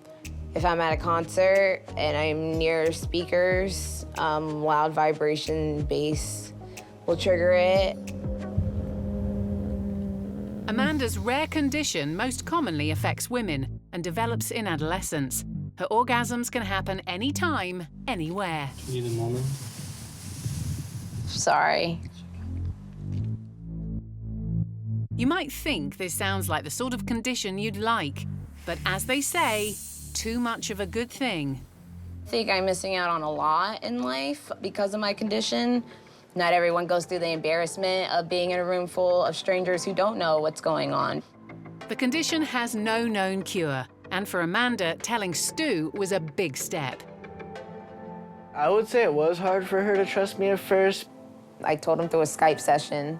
I thought, you know, he was gonna be laughing at first or making fun or something like that. So I was really scared because I didn't know how he was gonna take it. And that was kinda the deal maker there, if he couldn't handle it or not. I'll be okay. Once she saw that I was like a sincere person, and you know that I was caring and I was there for her, then it wasn't hard at all. The couple have gone on to enjoy their sex life despite Amanda's condition. I wouldn't say it made my sex life difficult. That it wasn't difficult because it was normal. Outside the bedroom, Stu plays a big part in helping Amanda cope with her symptoms. If it's really bad, I'll hold her tight to my chest and just tell her that I'm here for her. Although there's no cure, Amanda's been seeking treatment to help manage the symptoms. Today, her mum Cynthia has come over with her latest prescription. I felt very bad to not be able to help her. That's when we started researching some doctors, trying to find someone that knew something about it. It's just a wealth of information that we're getting. I'm still reading the material that we are receiving from these doctors and still researching. As well as the medication, Cynthia has noticed the effect Stu has had on her daughter. I'm sorry. No, don't apologize. It's refreshing to see how much she's changed in her behavior. And just her demeanor has totally changed to very bright and sunny and hopeful. Okay. It'll be all right, baby. Amanda's doctor has also made practical suggestions to help her. But one requirement in particular is going to be a big test for this new couple. Once finding out that I was in a relationship and living with this disorder, he recommended for us to pretty much no sex at all until the treatment is really taken care of and done with. As far as the sex ban goes, it's kind of hard to cope with. We leave new lovers Amanda and Stu and head over to happily married couple Buddy and Rose, who were childhood sweethearts. I knew Rose from high school, and we met in freshman year and dated in college. We got engaged in 2010. It was a small backyard wedding at his parents' house. I was pregnant with Owen, so we didn't spend a lot, but it was really nice. But their relationship was in for a dramatic change that most married couples wouldn't dream of when Rose got back in touch with an old female flame. They had dated for off and on for about a year, I think. I looked up Lauren on Facebook just to see how she was doing, and we met up and just started hanging out as friends. None of us were looking for a relationship. Yeah. It just turned into a relationship where it just worked out with all three of us being together. Rose and I had both kind of talked about sexually, having a threesome with someone, and we met Lauren and we liked her. It was never oh, Rose, let's bring another woman into our life. But once we met Lauren and, kind of fell in love, and Rose and I thought it was cool, and we all, here we are. It's pretty fun. So what started as casual fun developed into a polyamorous family of 3 adults and their children. Buddy has 3 boys with Rose and a 3-year-old son with Lauren. One of the best things is, Rose doesn't have to work because Lauren works. And so Lauren and I together have 2 incomes, which financially it's great. We take care of the bills, no problem, and have someone to watch the boys while we're at work. So it works out that way. But while their family has grown since Lauren joined, they're not planning to add anyone else to the bedroom. We're closed, which means it's just us 3 and everything is pretty much equal. And as you might imagine, 3 seems to be the magic number in the bedroom. The questions is always how's the sex? And it's well, you've seen pornos with threesomes, so obviously it's great. It definitely made my sex life better with Rose, and bringing Lauren in, it's great. We don't have a schedule when we're gonna have sex. It's always spur of the moment. When we do, it's always the 3 of us. It probably starts with me and Rose, Then Buddy joins in. I think he gets like the best because he's got 2 women, but then we all have it good because I can decide how we want to switch around and what we want to do in the bedroom. It's never boring. It's definitely exciting. But even after 4 years, it's sometimes hard for Rose to see her girlfriend hooking up with her husband. I think my biggest thing is when they get to go do something together and I'm not there, I'm like, I just feel like bummed that I can't be there. Rose and Buddy usually always ride in the car together. I don't ever usually get one of them with me when I'm driving. They're usually always together. One of them could come with me sometimes. My only time that I'm like, it'd be nice to have one of them next to me. I mean, some jealousy. I think Buddy feels it the most. I don't know why he does, but he feels torn, like he has to go to me or to Rose, and his preference. He's like, I have to juggle 2 women. But he feels that he needs to give Rose more affection because that's his wife. There's some jealousy sometimes. And there's news that'll definitely heighten the tensions. Lauren and I always wanted to have another kid. Now we have another one. I think with the pregnancy, we spent a lot of time like rubbing my belly and feeling the baby. He needs to give me more affection because I'm pregnant. And I think Rose seeing that caused a little jealousy. Will this trio be able to iron out their differences before baby number 5 comes along? In Enfield, England, glamorous Granny Gaynor has swapped life as a wife for something altogether more extreme. Oh, well, I've been married twice, so 2 husbands. Both of them are not very good choices, but anyway, I enjoy lots of different things. And most recently, since my divorce, I've really enjoyed being, I nearly said young, free and single, but actually that's not right. Slightly older, free and single. Gaynor's making the most of being an older single lady, and she slept with more young men in the last 5 years than in the whole of her life. I always like to keep a little flow going. I Tinder and Toy Boy Warehouse. So I've spoken to 2 new ones this week. And that's what I do. I wait for the messages to come in, and then I look at the messages. Look, I've got, 1, 2, 3, 4 since I last looked. A Johnny, a Thomas, an Escobar, a Brian.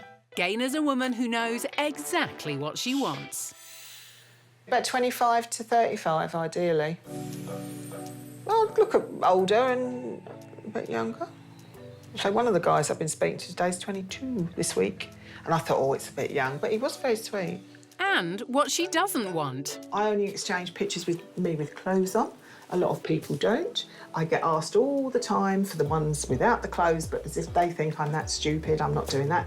You have to tell them, and please don't send me a willy picture. I've had so many willy pictures. It's just... I have tried to date older men. When I first was newly single, I did go and sort of see a couple of older guys, but mostly they had baggage, so it was like, ex-wives or even still wives, or a lot of them still married. Out and about, she's not short of admirers, as wingwoman Amanda knows all too well. Men are just instinctively attracted to Gaynor because I think she's got that sense of fun, she's really approachable. She makes time for people. How many Thai boys have I had? Now, that's an interesting question. Probably on the spot, why don't you?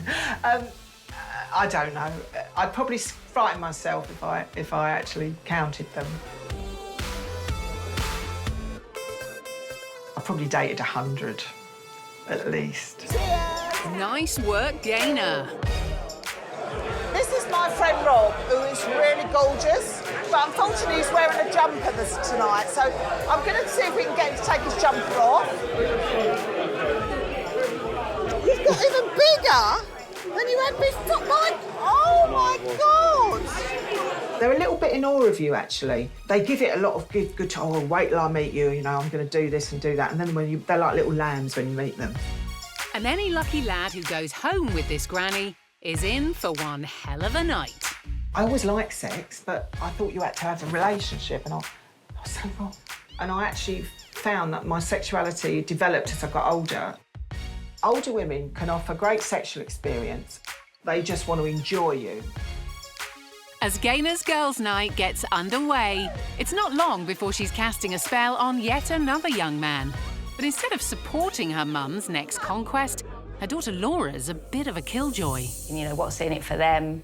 What's in it for her? Will she try to talk her mum out of her toy boy ways? Is it a bet for them with their friends? Is it a bit of a joke? Is it like to say that they've done, you know, like a bucket list, you know, they've done that, can brag to their friends? While Gayna's exploring her sexuality to its fullest extent, in Clearwater, Florida, Amanda is trying to take her mind off a debilitating medical condition that means she has as many as 50 unwanted orgasms a day. It makes me extremely exhausted. I just feel zombified. I just call it a beast.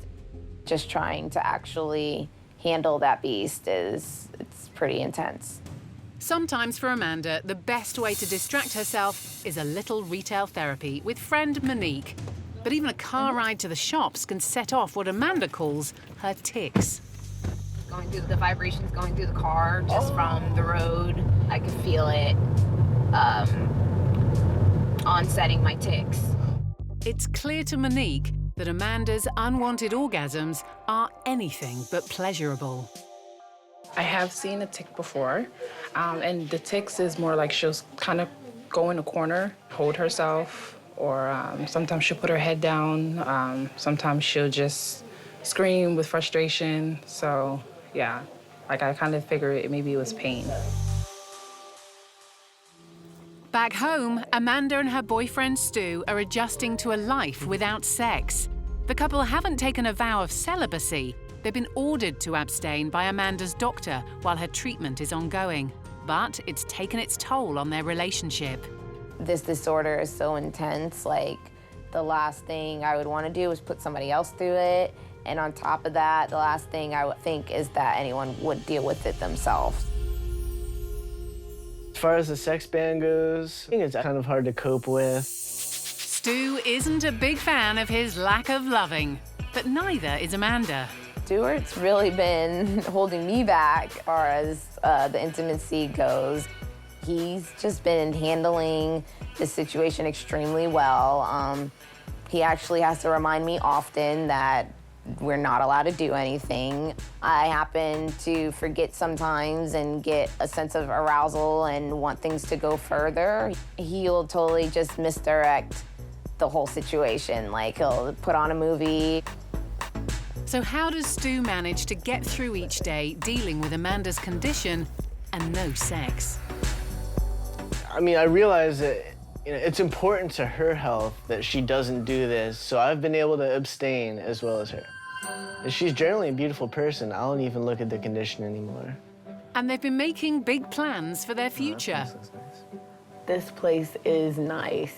We will be moving in with each other soon, and once that happens, we will just be closer with each other as opposed to where we're at with our relationship now.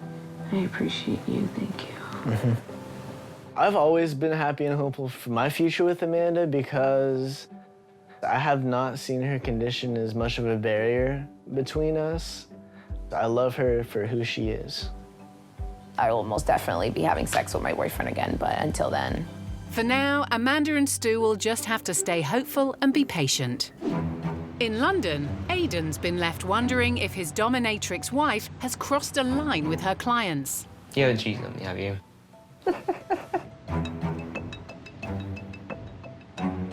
Not even like a possibility in my mind.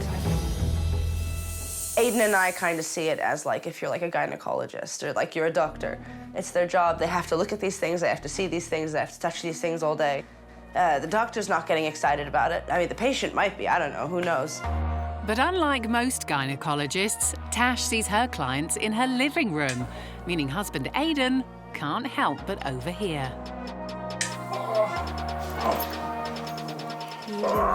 What the fuck is this? Tissue. Huh? Tissue. The fuck, do you not know how to wipe properly? Oh, you do have sensitive nipples, don't you? Some people think of this stuff, they think it's very serious, kind of very highbrow, kind of very brutal. Whereas there's quite a sense of humour about it. A lot of it is like being quite self-deprecating. Isn't that pretty, Slade? I am now on the other side of the wall. But I guess they worry that, if someone else is listening, they're going to be judging them. Hands behind your back. I don't judge. Yeah, that's not what I'm there for. Thank you, mistress. It's almost like my clients are like my little guinea pigs. See them get excited and you use that against them. You use that to manipulate them. You want to try harder next time? Yes, miss. Good. It's not always obvious to see where the line between dominatrix ends and wife begins. Tashi does put on a character when she goes to Mrs. Kamakina. No. I say you do. I say it's very detached. Okay, babes, don't say that because no, it's not detached. It's a different facet of who I am. I have always been the way I am. I have always been dominant. I've always been strong. Yeah, and but you I take it and you turn it into a character. I don't use the word character because character makes me look fake. No, it's not fake at all. It's genuine. No, it's not though. Don't use the character makes it seem fake though, darling. Do you know what I mean? Like character makes it seem fake. It's not. Okay, then, It's fine, not a character. It's another facet of who I am. Okay, that's at least how I see it. Well, this is how I see it because it's me. While her session might be over, Tash's tough talking side is still in full force around the house. Turn that thing off. It's a fucking racket, darling. Nobody wants to hear. I know you said you wanted to play a bit. You said you wanted me to play a bit. No, I said sit on the sofa and fluff up the pillows. Fucking useless. There's a sad-looking sofa. On top of his wife's domineering ways, Tash's career has put an even bigger strain on Aidan. My dad said he was going to cut me out of inheritance unless I divorce her. And he hasn't spoken to me since. Can their marriage survive an impossible ultimatum? In San Diego, polyamorous Rose didn't have to choose between her husband and ex-girlfriend. What started as part-time friends with benefits led to a life as full-time lovers. For me, I have a guy and a girl. That was something that was really nice. 3 adults to the 4 kids. There's definitely more hands on deck. We don't have to hire anybody to watch the kids. But since girlfriend Lauren got pregnant, the triad are finding it difficult to balance feelings of jealousy. But I think it's because they were married prior to having me come into the relationship. So they get jealous if, like, one's more affectionate with me. With 2 women, it's definitely twice as much disagreements. There's the face. Mm-hmm. The baby's like doing yoga now. Flipping around inside, yeah. Totally. But all disagreements are on hold today as the family has come to find out the gender of their 5th child. We're all really excited because we were hoping for a girl. This one's a girl. It won't be done. But if it's a boy, try for another girl. Pink light up top, it goes all the way around the room. Okay, I'm gonna stop it at pink for a girl or blue for a boy. All right, you guys. You can yell it out when I stop it. You can say girl or boy, okay? 1,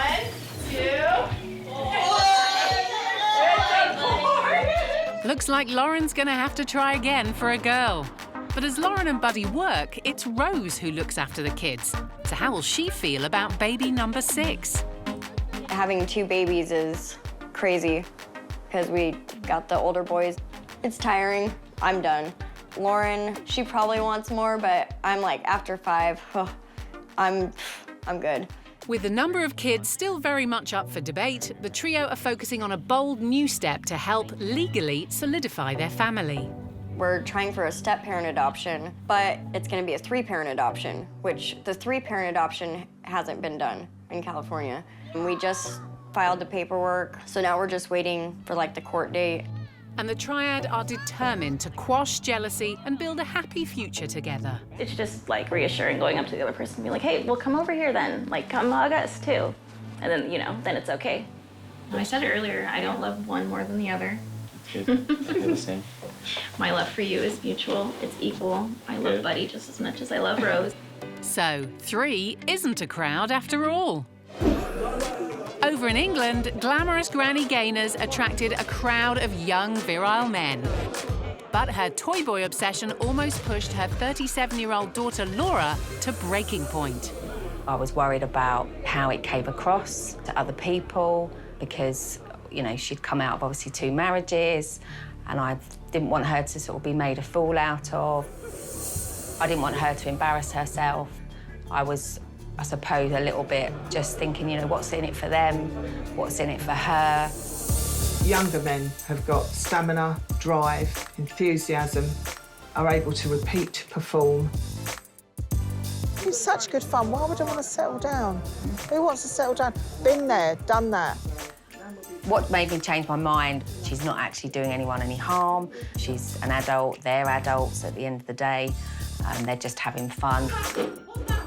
Just think you've got to take life every day, and it's about learning to dance in the rain and not hiding from the storm, because that's the only way you can live. Having seen how happy a younger chap makes her mum, Gayna's daughter now sees her as a role model. Who knows, I might end up following in my mum's footsteps. Who knows where I'll be in 20 years' time. Even though her sex life has given her a new lease on life, Gayna's not in a rush to walk down the aisle again. Long term, I'm realistic. You might borrow them for a little while, but you're not realistically going to keep hold of them in the real world. And you have to keep your feet on the ground, even if you have got your legs in the air. True words of wisdom from Granny Gayna. With her slave well and truly satisfied, there's only one thing for dominatrix Tash to do: clean her sex toys. I am polishing a dildo. Yes, indeed you are, darling. Well, sad. You dropped your dildo on the floor. And while she doesn't use her devices on hubby Aiden, he's found a musical use for one of her vibrators. We also have a vibrator that's specific only for the guitar. Unpacking. Oh, shoot, is it this one? That's the one. Oh, I'll have to demonstrate that. I did use this earlier. I'm really sorry. I hate you. Did you really? Yeah. You asshat. I don't want orifice juice all over my guitar strings. Ew, gross. Yeah. Sadly, it doesn't look like Aiden will be serenading Tash today. While Tash might let her work spill over into her home life, that isn't the only way her career affects her husband. Aiden's mum doesn't like me. I think she just thought that I was, like, taking her son away from her. The dominatrix thing's kind of pushed her over the edge, though, because she's a staunch Christian. I tried to be as open with everybody in my life about what I do, but we didn't tell Aiden's mum. She just kind of found it one day and then started, like, trolling my Twitter and sending him, like, screenshots of my Twitter. And I would have fun because I knew she was watching, so I would post things that would set her off. You know, like, do you want me to sit on your face, or do you want me to smother you with my breasts? And I knew she was watching, and I knew it would drive her crazy. There's a lot of conflict and drama when we're staying with my family. There's one evening it just blew up, and she's like, "You can't come back to my house ever again." You're not allowed within, like, 100 feet of the house. Like, what? Relations between Tash and her mother-in-law reached an all-time low recently. Tash was really panicking about it. She'd given me this ultimatum, like saying, "Look, just come back in the car with me. We'll go back to Cambridge and just leave Tasha here." I'll get you away from your... She also thought that I would regularly beat him for fun. But she's got best intentions, but... Dude, don't perpetuate that. Yeah, Don't perpetuate that. Don't go into this whole, like, this image of what your mom thinks you are just because, you know, it just drives me crazy, sorry. As Aiden's ongoing illness has left him with weakness and chronic pain, he's not able to work. But that doesn't mean Tash is going to go easy on him. Take her outside right now. What did she do? Right now. What did she do? Right now. What did she do? She's crapped on the kitchen floor. On the floor? Yes. Well, you should have taken her out then. We have to go poopies outside. Can you take this downstairs to the bin, please? I got a dog in my hand. Can you come down with me? You fucking suck. Tash might have become a dominatrix to care for Aiden, but is he starting to wonder if he's the one who sacrificed the most? As it becomes clear, it's not just his mum who's got a problem with Tash. My dad said he was going to cut me out of inheritance unless I divorce her. And he hasn't spoken to me since. In the moment, it's having to choose between the family I have now and the family I had back then. While Tash loses her patience in London, in Manhattan, Sergio is waiting for a very special lady to arrive. Once could she come on time? Just for once. Showing the kind of patience that New Yorkers are famous for. Amanda, She has the right curves. She's curved everywhere. She has this very sexy walk. But most of all is her smile. She just lights up the room that you're in. My new top for Sergio. I think he'll like it.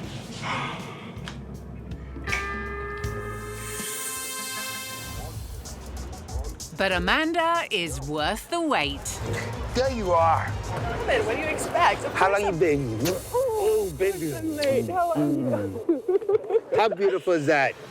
This pairing is no accident. Sergio found Amanda online when he was looking for his very own Amazon. I don't call them dates. This would be more of a session.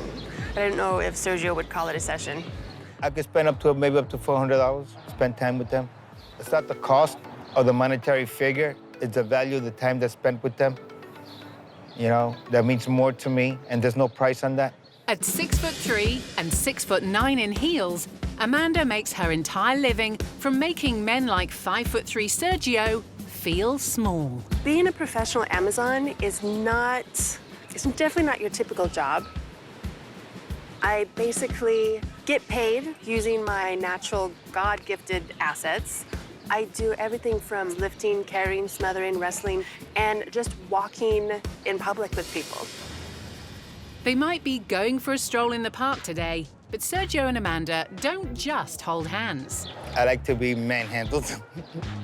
I just like the physical of an Amazon woman, the overpowering myself. Smothering, carrying, and wrestling are all good fun, but there's a line even this powerful Amazon won't dare cross. There is absolutely no nudity, no sex, no release, nothing of the, many would say, oh, you're a prostitute, or you're an escort. Quite opposite, actually. Out and about, the couple certainly turn heads. She's too big for him. Yeah, like, how does that work, Like, even in the bedroom, come on now. Like, he would have to be on top all the time. Come on. That's not fair. And how does she feel about being seen in public with the petite Sergio? I get enough attention when I walk just myself, but when you add the complete size and height difference, it magnifies it by 10. So, people are looking and watching, but it's live. Okay, I kind of like it. A lot. For Sergio, one of the things he loves the most about Amanda is the attention she commands. It's more like a feeding my ego also at times, that when other men look at me and they see me with a tall, beautiful woman, deep down in their heart, they want to be in my position, and I love that. It wasn't always easy for Amanda to accept her size. Growing up, I was bullied for my height, I was bullied for my size, I was bullied for my big feet and thighs and legs, and now I smother and crush with my ass. I love my legs, so I'm kind of laughing all the way to the bank. Having embraced her stature, Amanda's certainly not short of admirers. She's hot like a potato and sexy like a taxi. But is her love life head and shoulders above the rest? Oh my God, dating sucks. Which is ironic because people would think that I have a choice of men. However, it's not me that the large majority are interested in. A large majority are interested in a fetish. Okay, nice. That's beautiful. Thank you very much. Even though she's not planning to settle down with Sergio, he doesn't feel shortchanged. God bless you. I get a feeling excitement when I'm around her. I feel inner joy. I'm very comfortable. Right now, I'm in such good hands and good spirit.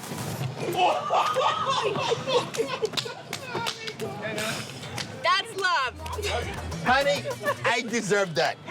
Oh, let's go. And she carries me away. Getting swept off your feet in New York. It would only be more romantic if it were free. In London, dominatrix Tash is indulging an online customer's fetish. Tell me what your deepest, darkest fantasy is.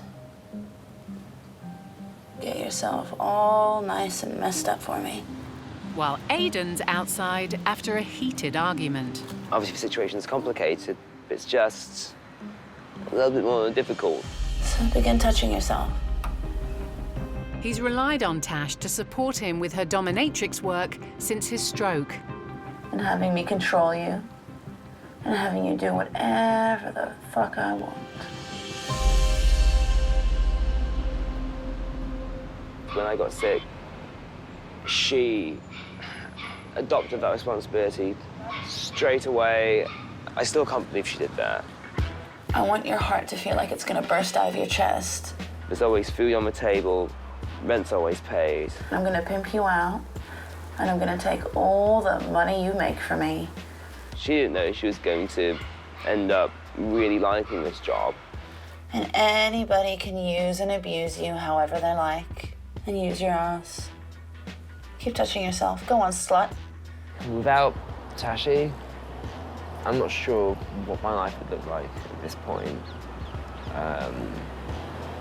I'm not sure I'd even be able to do, or whether I'd be able to live, or anything like that. You know, she does irritate me when Tashi's doing something that reminds her of my mother. And being reminded of his mother is the last thing Aiden needs after she issued him with an ultimatum: leave Tash or lose her. Being faced with having to choose between my wife and my family, yeah, still kind of hurts. She was a good mum. She always encouraged all of us to do what we wanted to do. Of course I love my mum. Could it be he's picked his mum over his wife? Hey. Yeah, that could be good. Love you too. Let's see you, babe. It's my own decision to make who I want to spend the rest of my life with. He's arranged to meet Tash for a crisis talk. So is the dominatrix in for some pain? Like, I gotta go soon because I have a session. Either way, trying to talk to his wife when she's got one eye on the clock isn't going to be easy. 180, hurry up, I don't have time.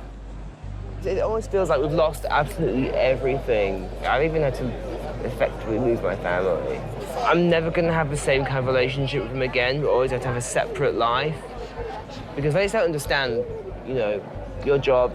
Doesn't make me a bad person for doing what I do. No, of course you're not. And I'm very lucky, because very, very, very few people in the world can do that. How has all the money I've made you happy? Yeah. How grateful are you? Say how grateful you are.